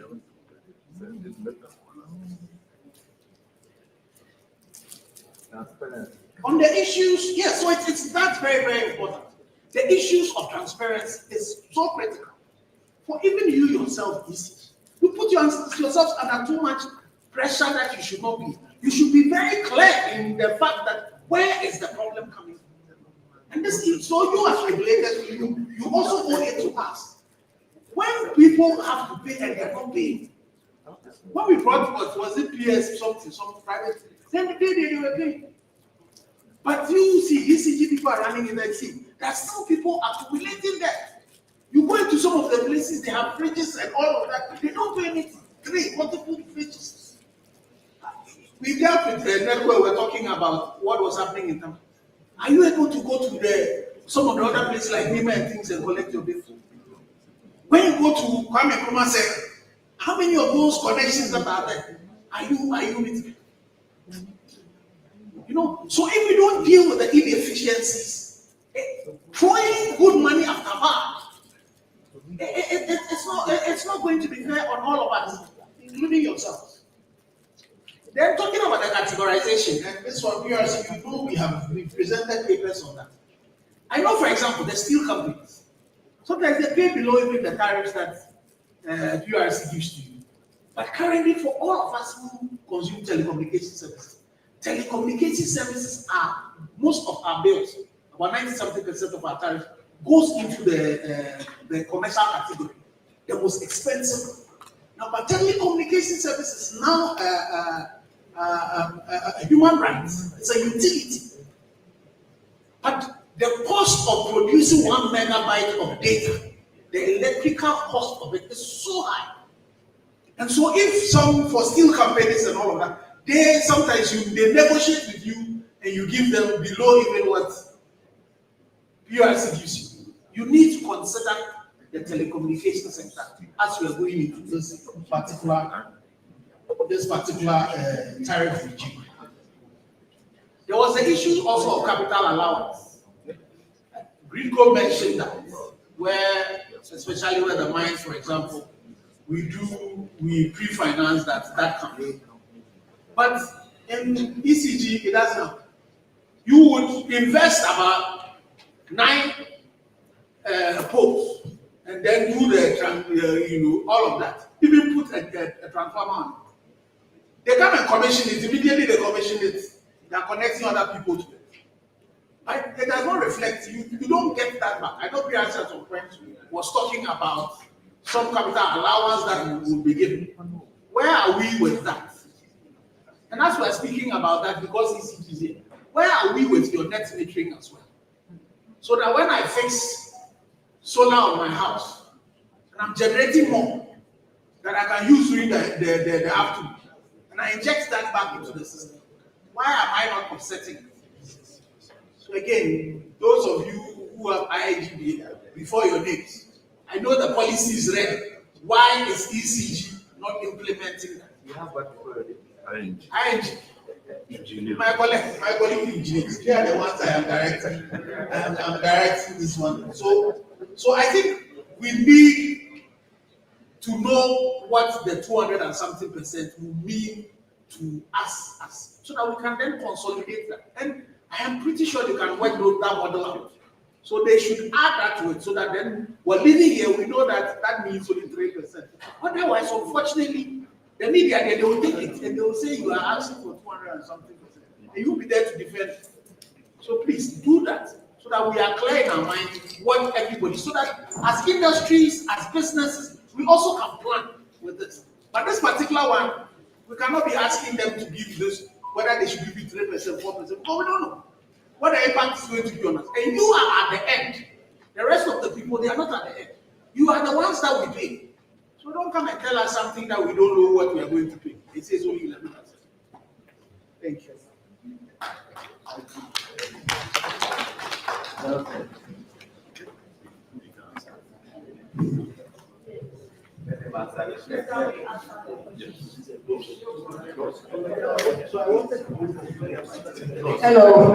can we please hold on with your questions? Let them answer these ones, then we come to the next round before we close. So yes, do you want to answer engineer on the telecoms one? Please, Mr. Bailey, just hold on for us a minute. Thank you. On the telecom one, I think the Honorable Minister for Telecommunications actually wrote to PRC for us to look at the special tariff for the telecom industry. And we wrote back and we again met with him, requesting for some specific data to help us, especially the cost of power to all the telecoms. I mean, they brought the data, we are analyzing it. In fact, we even requested for further data to help us. I'm sure with the MITO or the major tariff that will be communicating back to the minister to agree on something on the tariff. But this one, I need a proper paper on it.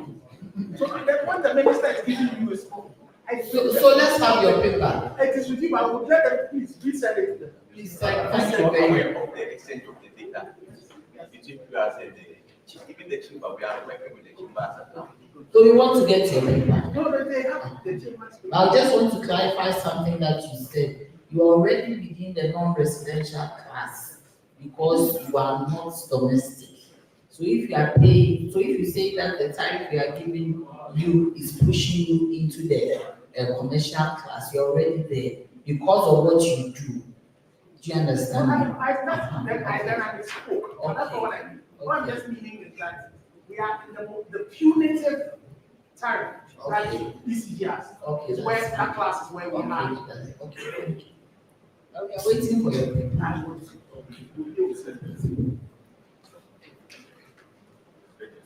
Okay, so several questions here.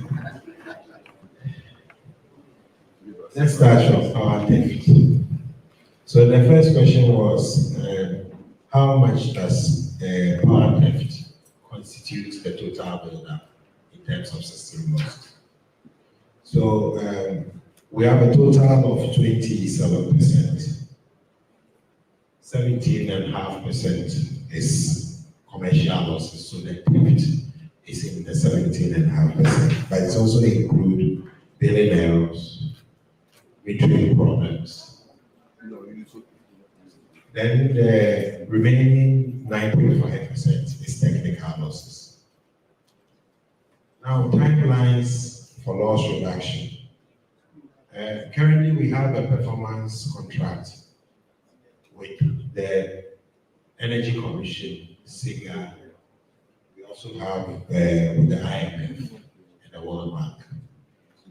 The 1 percentage point reduction per year, continuously for 5 years, will be measured.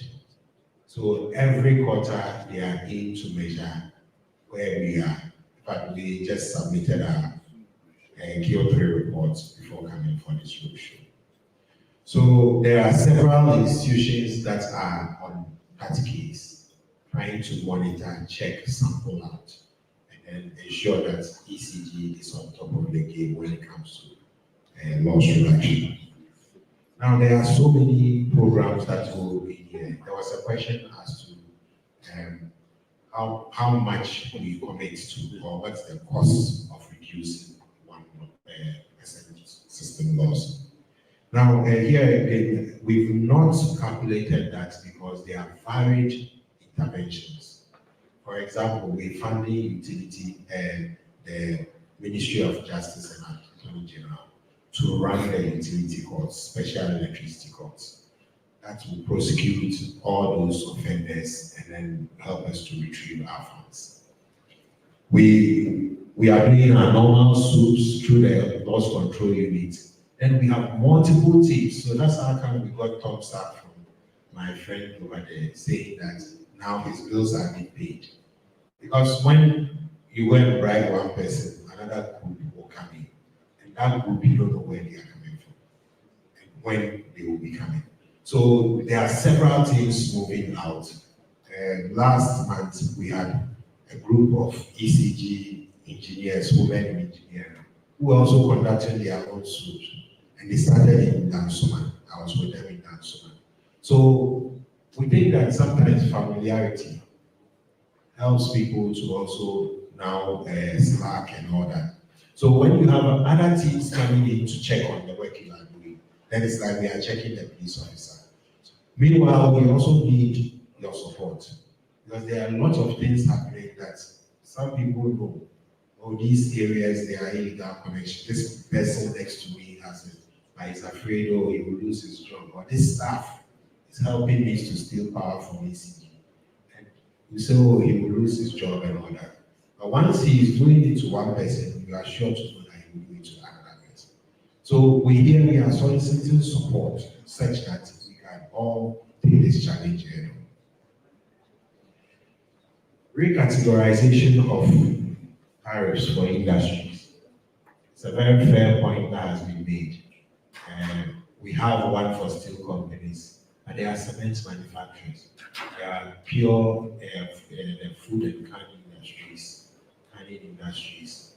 They also talk about special tariff for them. We hear of the telcos now. And if we can segregate these industries, then it will be easy to apply special tariffs to them to support economic growth. ECG is in full support of this, and we have been engaging with the PURC. We will continue to engage to ensure that this is achieved.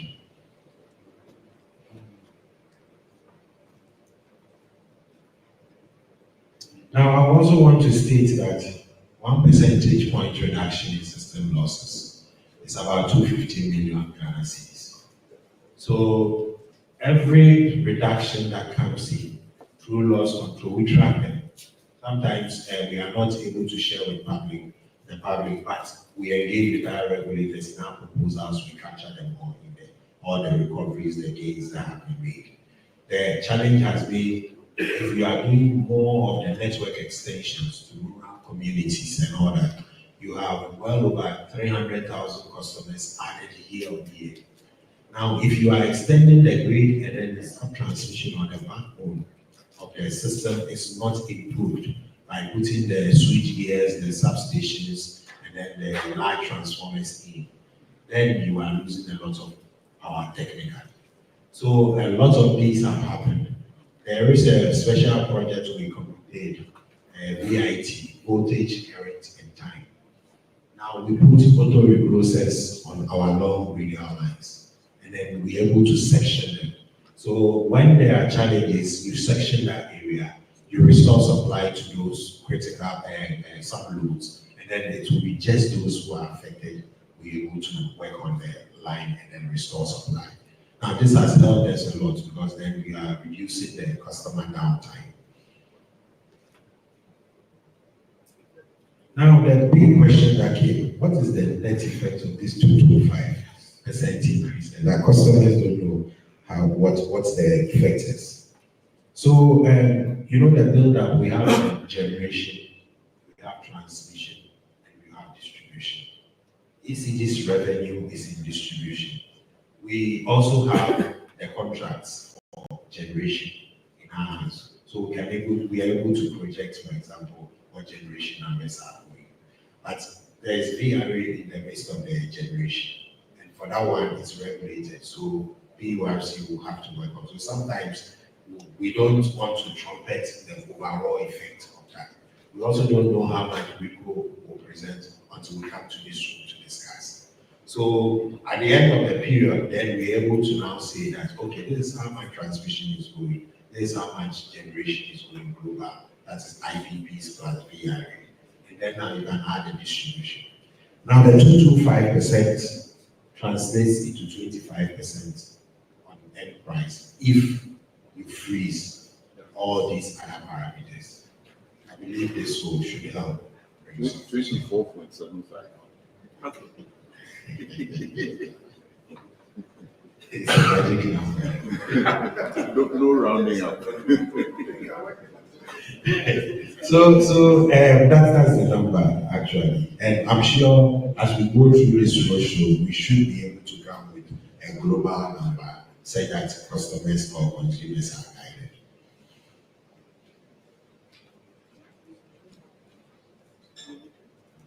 Then there was a question on how are we going to hold ECG to its promises. So what we are saying here in this presentation has to do with contracts we have signed with our owner. So the Ministry of Finance, the Ministry of Energy, the PURC, the Energy Commission, SIGA, and then we also have now externals, the World Bank and the IMF. So these are covenants that we are going by, and they are clear documentation on them. Quarterly, they will be reporting, they will be doing reviews of us, and it will be ECG reporting. So there are checks and balances in here to monitor how much you've been given and what you have used it for. In fact, even the investment programs that we put here, PURC will be checking them on. There will be some form of dialogue. Because in the morning, I hear somebody ask, what is the alternative? But what we say is that currently we have taken loans to finance a lot of the projects. Now they are physically on the ground. Customers are utilizing it, they are enjoying it. We want to now come to the regulator to say, let's at least clear our books of those debts, so that we can now go on to new debt to do the new investments. Because the tariff structure we have doesn't tolerate or accommodate, let's say, new investment that you are going to do. It says the investment must be in place, must serve the customer before it is passed through the tariff for customers to pay. Therefore, this idea of materials, excesses in procurement and all that, do not run through the tariff until they are in circuit. Now, some of the interventions that have been put in place to address, for example, poor procurement practices and all that. Today, our investment plans must go through 4 levels or tier levels of approvals. Aside the ECD internal mechanisms, we have to go through the ministry, we have to go through PURC. We've done the investment hearing already, and they are scrutinizing the numbers and all that. Even emergencies have to go through some rigorous approach to get it procurement done. We also now have to go through PPA, Public Procurement Authority, to secure approvals for some of these projects, just to be able to check procurement, whether we are optimizing our procurement arrangements. Yes, then there's this question of only two meter companies. I think I need to state the fact. There are about 30 local manufacturing meter companies, and they all depend on ECG. Today we have challenges sometimes with metering because we have to bring our own industries to the center. And nobody will employ our people for us. Nobody will run this economy for us if we don't take care of these local firms. So all of them, there's a project we are running, loss reduction project. they will have to manufacture the meters. We're giving them locations. And we used to have 40,000 meter applications. And these manufacturers, we don't know how even store these meters. So they manufacture, they go on site, they install the meters, reroute the wires before we do the assessment and then pay them. So they are working closely with us, and we have seen more like a way forward, because now all the backlogs are being eased. I heard some rural boys have been talking about that, but what it means is that all the backlog that we had for meters, we're trying to ease them through this local meter manufacturers. Sometimes payments challenging, but we are working with them to make sure that they always are in business. The other side has to do with those rural boys who call the frosters and call you and they say, I don't know how it happens, but just when you lodge a meter application, they're able to get your number. In fact, there was a time I called the district manager, discussed the meter application. The next minute, somebody calls me that, oh, did you apply for a meter? I have your meter with me. So quickly, I took his number. We have a prosecution unit, investigation and prosecution unit. So we gave it to them. They went and arrested them. So sometimes we'll need informants, we'll need people to guide us, to help us, to be able to track these people and then get them to arrest them. Because they are doing it to people. Now, people, our customers also have used, for example, their electricians. So they wire their building and then they say, okay, the ECG legwork, they give it to the electrician. So it's the electrician's number that is on the phone. Now, when there is a delay and then you are now calling the person, he's moved to another job. So when you call him, say, oh, no, it's not him. So we've had some backlog occasioned by our inability to reach the customers. So we advise that if you have any meter application that is more than 3 months old, please revisit us and we'll get it provided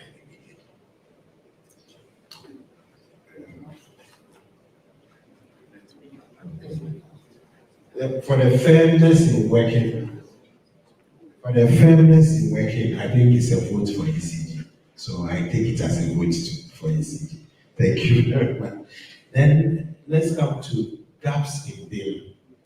So the past, let's say 3 years, we've had to overhaul all our billing systems because of hampering, because of people are able to enter and then are selling power and all that.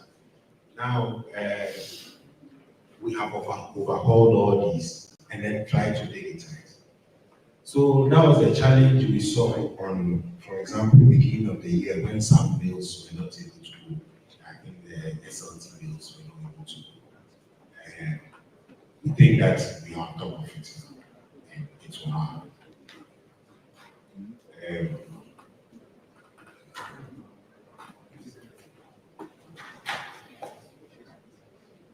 Okay, let me talk about the 1% tax on fuel. So if you look at our proposal, we never talked about generation. That 1% tax on fuel is for liquid fuel purchases and then for legacy debt. Now, liquid fuel purchases, you know, the prevailing tariff has only natural gas. So it's hydro, renewables, and natural gas. Now, in the unlikely event that you need to go to address peak supply challenges, then you have to buy either light crude oil, heavy fuel oil, or distillate fuel oil. Now, in that order, then you are increasing cost. So the levy was to address these unlikely events, the cases that we have. But it's not directly linked to electricity distribution. So that's why we kept talking about the distribution service charge. Now, why are we talking about distribution service charge? Structurally, we've had challenges, and the 11% we are struggling. In our books, we are building debt, and it's like let's assume that generation is 10 cities, transmission, let's say 1 city, distribution 2 cities. Then you are talking of a minimum price of 13 cities. If I'm to bill you 8 cities, then to start off, I start from the red. And this is how our books are looking like.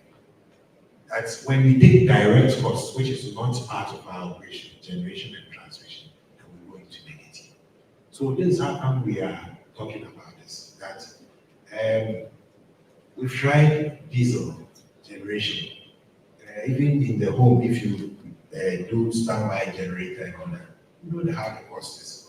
So, and all these plants draw from the grid. They depend on the grid. So it's only fair that we talk about how we can strengthen the grid. Even the renewables, they need to survive on the grid because they are intermittent power supply. So we think that if we can support the grid to stand, then all these become, let's say, complementary items. Now, net metering, having entered renewables. So the net metering tariff has been approved. The contract, draft contract ECD has worked on socializing that with the 2 regulators, Energy Commission and PURC. In that, it is not just automatic that you should give a net meter to every customer. There are rules of engagement. Customers that do not abide by the rules, what happens?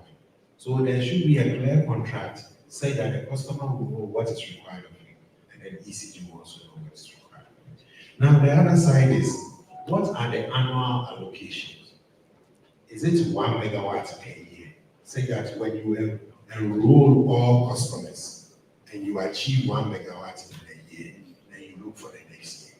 So some of these planning items are critical because we also have contracted generation upstream. And therefore, it should be blended with what will be taken from the, what we call the prosumers, the customer producers. So these are some of the issues, and very soon you will see it materialize. So we are on course, and customers will begin to see that already taking place. Very soon. Yes. How soon? But this thing is taking forever. Forever. And I think we should have some firm timelines within it. So I understand your pain and the difficulty because some 2 years back, when the guidelines were approved, we saw a lot of gaps. So we had to now engage with our regulators that this is how it should be like. At first it was 1 kilowatt or 1 kilowatt hour for 1 kilowatt hour. And the cost of supply from the grid compared to the customer production are not the same. Some cost and all that. So there was need to engage to ensure that some of these are evened out. Now today we are at a level where we all believe that we can proceed.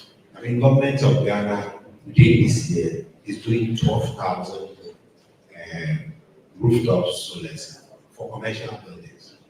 We will go with net metering. Now ECG is going to continue that on its own. Gated communities, how to bring relief. I personally believe there shouldn't be a house without power. If ECG goes up, there should be something in there to at least provide lighting and all that. So there's room for these, and we will work closely with providers and then interested Ghanaians to make it work.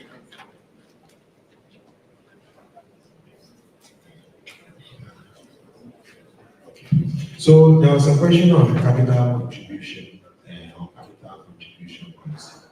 Currently, what we do is that when we provide a network in the gray area or an virgin area, what we do is within the next 2 to 3 years, any customer that can, we're able to recover 60% of that fee.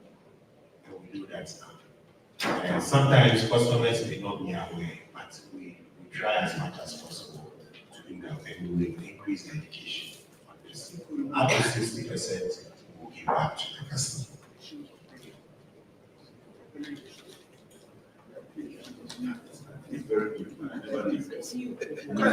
We are sitting in this room YouTube, they are, the telcos are here, the minds are here, they do that. They don't know about it. No, share with us. You see, the minds, Kisman knows. I've been dealing with Kisman for more than 10 years.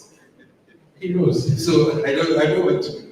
But the RAN agreement, it's a private agreement, let's say, between us and the mine. But customer like Mexico, you cannot talk to them. We are in serious engagements. Even to provide some deliverables. So we've been in discussions.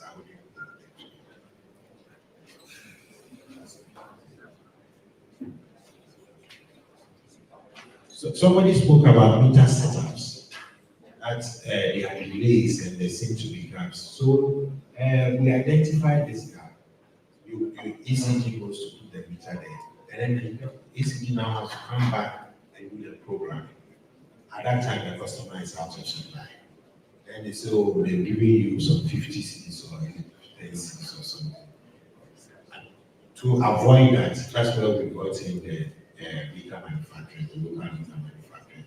So that they are doing the installations, ECG is doing the programming. Then you have the district team going to verify the connection. So now, I'm sure there was a picture that was showing service tails well exposed and all that. It is just to say that all those that were hiding connections in their roof, some would take off the air condition at night and then connect it direct. It took ECD like 1 week to stay in the hotel. We paid workers to sleep in the hotel. And on the 10th day, they saw that every night they go to move all the air conditioners off and connect directly. Now there's serious sophistication in stealing our data. And one way or the other, we need to be on top of it. So hence the continuous meter replacement, continuous changes in technology, just to be able to be one step ahead of the customer. And setups. I think it's a brilliant idea. We are very open to working through that. Anyone that has that challenge, we can sit and work it out. So we are not opposed to it at all. I believe I've answered the questions. Thank you. Hopefully they are not One question. Yeah, it's about the generation and then the pricing. You know, industry suffers a lot with the way the pricing is done. I was wondering whether PRC can let the hydro component of the generation go to industry so that the thermal will go to the residential. You know, so when that is done, it will trigger a kind of demand for residential to move to the renewables faster. Okay, so that, because if you even want to do some cross-subsidization in the pricing, it's still very expensive for industry. You know, so I think that discussion, is before the regulator. Okay. Yeah, they are doing serious work on it, and I'm sure we'll begin to see traction. Very well. Thank you very much.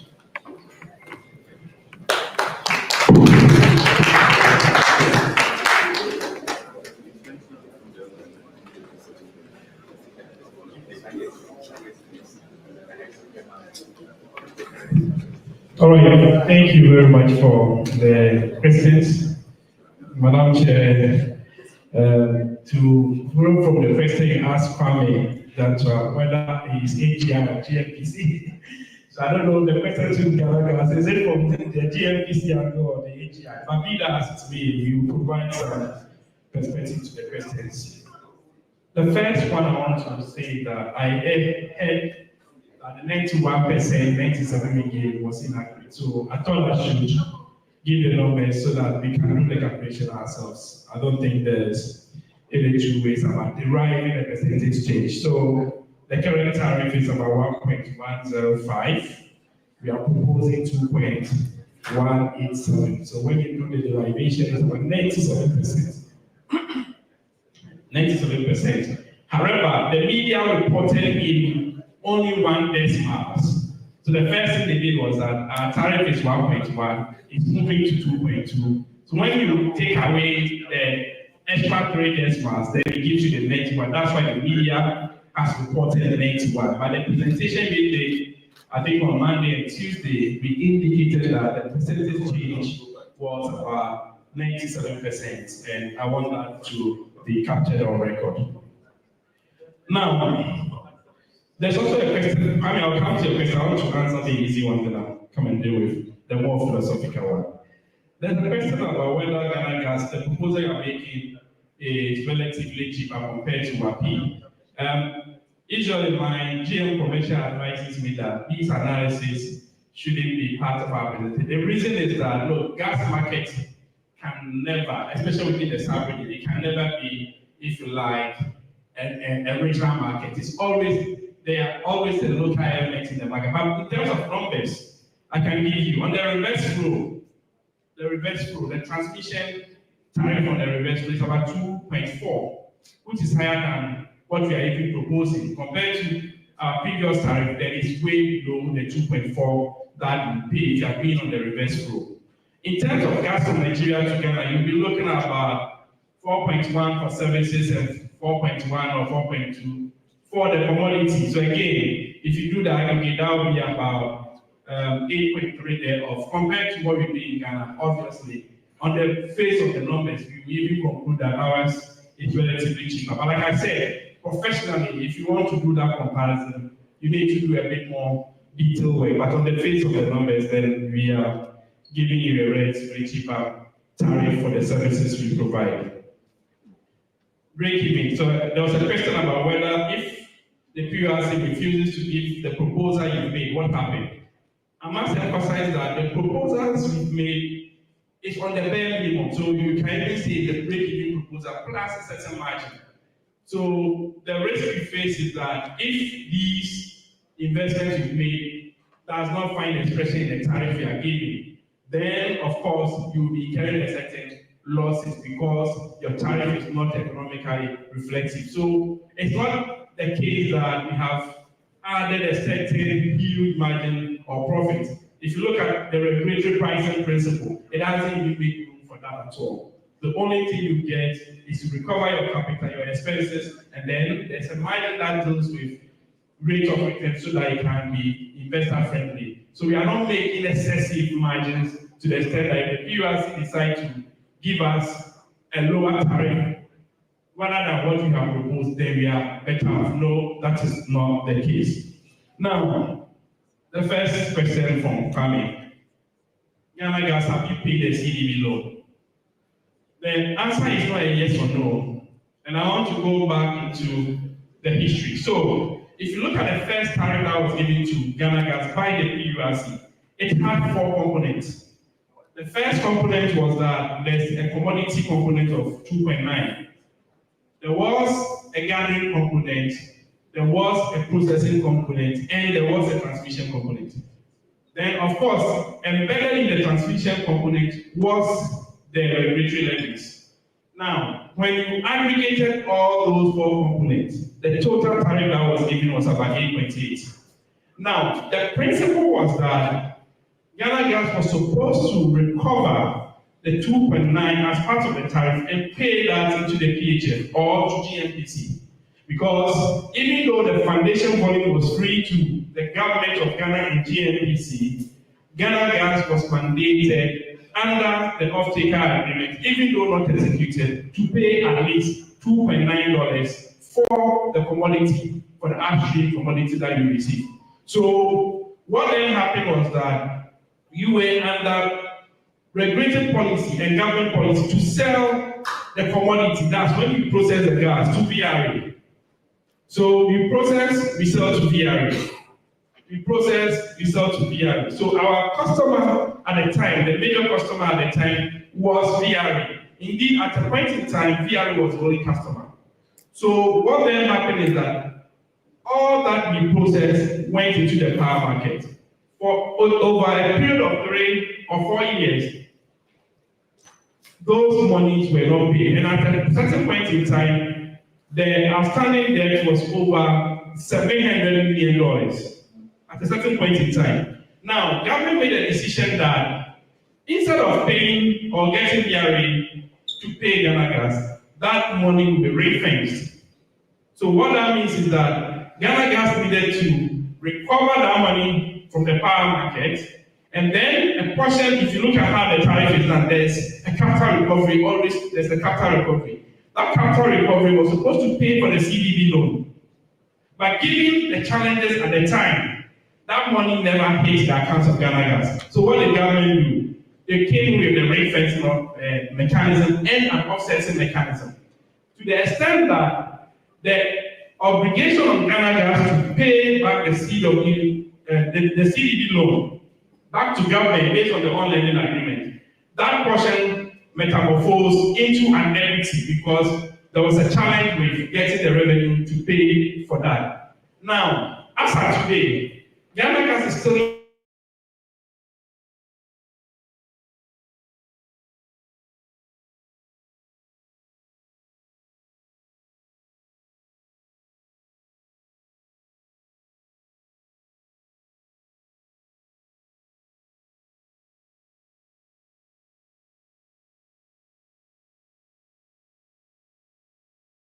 from our end, it's below 200. From the government end, it's above 200. So what that means is that if we do the reconciliation, you'll be in a position to know how much of the CDB loan is still outstanding. Now, recall, in my presentation, I stated that government made a decision to zero the cost of infrastructure. What that means is that, assuming today, the 200 million that is left, assuming it's 200 million, like I said, it's being reconciled. Assuming it is 200 million, that 200 million becomes the outstanding payment on the CDB. And that will have to find expression in the tariff instead of zeroing the tariff. So you can estimate to say that the government is going to keep to its stance that the outstanding book value, assuming it is 200 million, if that outstanding book value is going to be zeroed, then government has to make a decision that instead of Ghana Gas paying for it, they find a way to pay for it. So, in short, I would say based on all the narration I have given you, Ghana Gas indeed fulfilled an obligation, except that there is a company that shareholder is still government, so you have to do a reconciliation to offset it. The reason why I've gone through this lengthy history is that it's one of the things that we hear a lot of time when we are discussing GBP2. And people say, oh, Ghana Gas has not paid for the GBP1, and therefore government must not invest into the GBP2, which I think is inaccurate position, given all that I have narrated. By bringing another forum, we can go into the numbers and then the numbers will speak for itself. The next question is that, is Ghana Gas a commercial entity? Personally, I'm reading a paper, and the paper is looking at a public utility in a quasi-commercial form. So, for example, a typical public utility usually finds expression, and a good example would be Ghana Water. In their presentation, they said that, well, government used to give them grants for certain investments. Those investments are no more. So they have to go into the market. So yes, even though we are a public utility, based on our investment over the years, except for the CDB, Ghana Gas has become a commercial utility. Even though I recognize that the tariff does not necessarily reflect an ambience of commercial utility, Ghana Gas is a commercial utility. And to tie in with your question as to whether you pay for the raw gas, because we sell some raw gas to the downstream. Now, what happens is that we know our cost of service, we know our annual revenue requirement that has to come to Ghana Gas.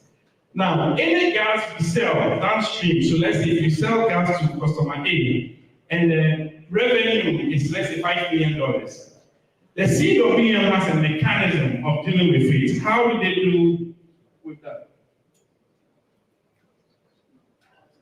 Great. So I've been told that I've given enough filler, so I can even end. But the bottom line is that when we sell raw gas or processed gas to the downstream, it is offset against the service revenue that is required from us. But Mr. Joshua, if I should tie in your question with the bit about aggregator thing, I'm sure you know how to do it. No infrastructure can be developed when the commodity is extinguished or distinguished from the infrastructure. If you go to another jurisdiction, before you do the infrastructure, that is not open for discussion here. Okay. Now that's not my advice. Thank you.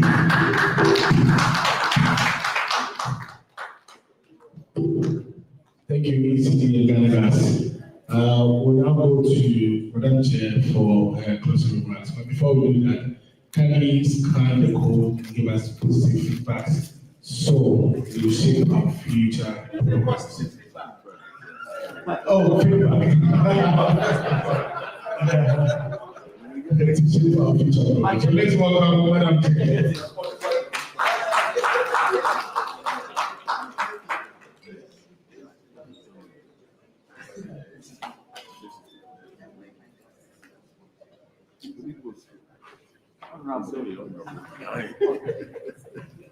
Thank you very much.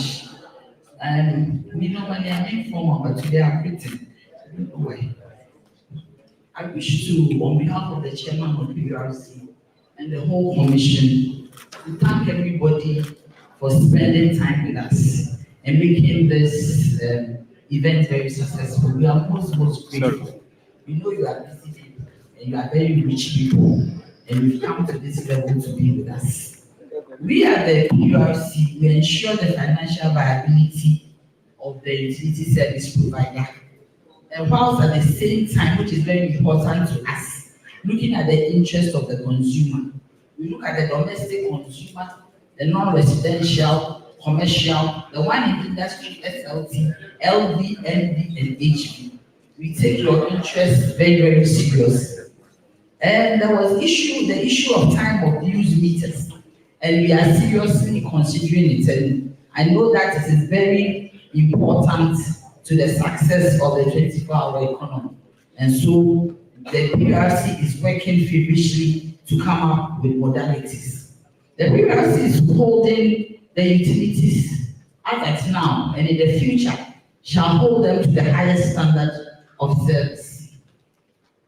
Going forward, we also as consumers, we have to use power prudently and efficiently to prevent any pressure on the grid.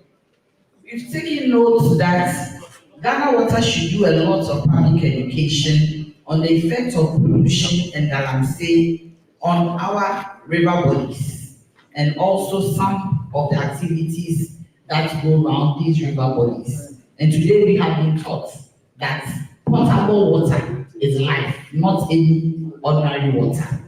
The PRC's monitoring and enforcement mechanisms is robust and it's very efficient. And we are also in the future shall improve and deepen our regulatory sanctions and audits to bring some efficiency into the system.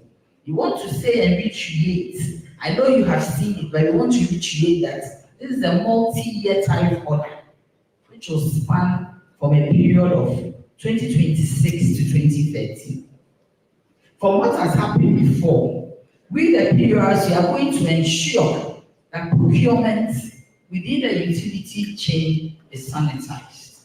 Also having in mind that we don't want to micromanage the utilities, but also to open our eyes to see what they are using the tariffs that you have given to them to do. To this end, this is not the end of our dialogue.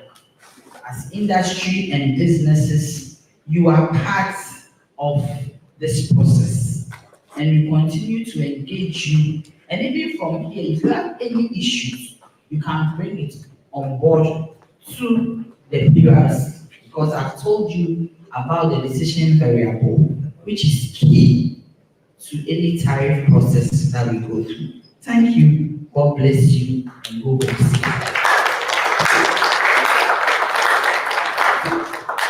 Thank you, Madam Chair. Now we'll go to Director, Mutual Operations and Consumer Services at the PURC to give us closing prayer. Let's pray. We thank Almighty Allah for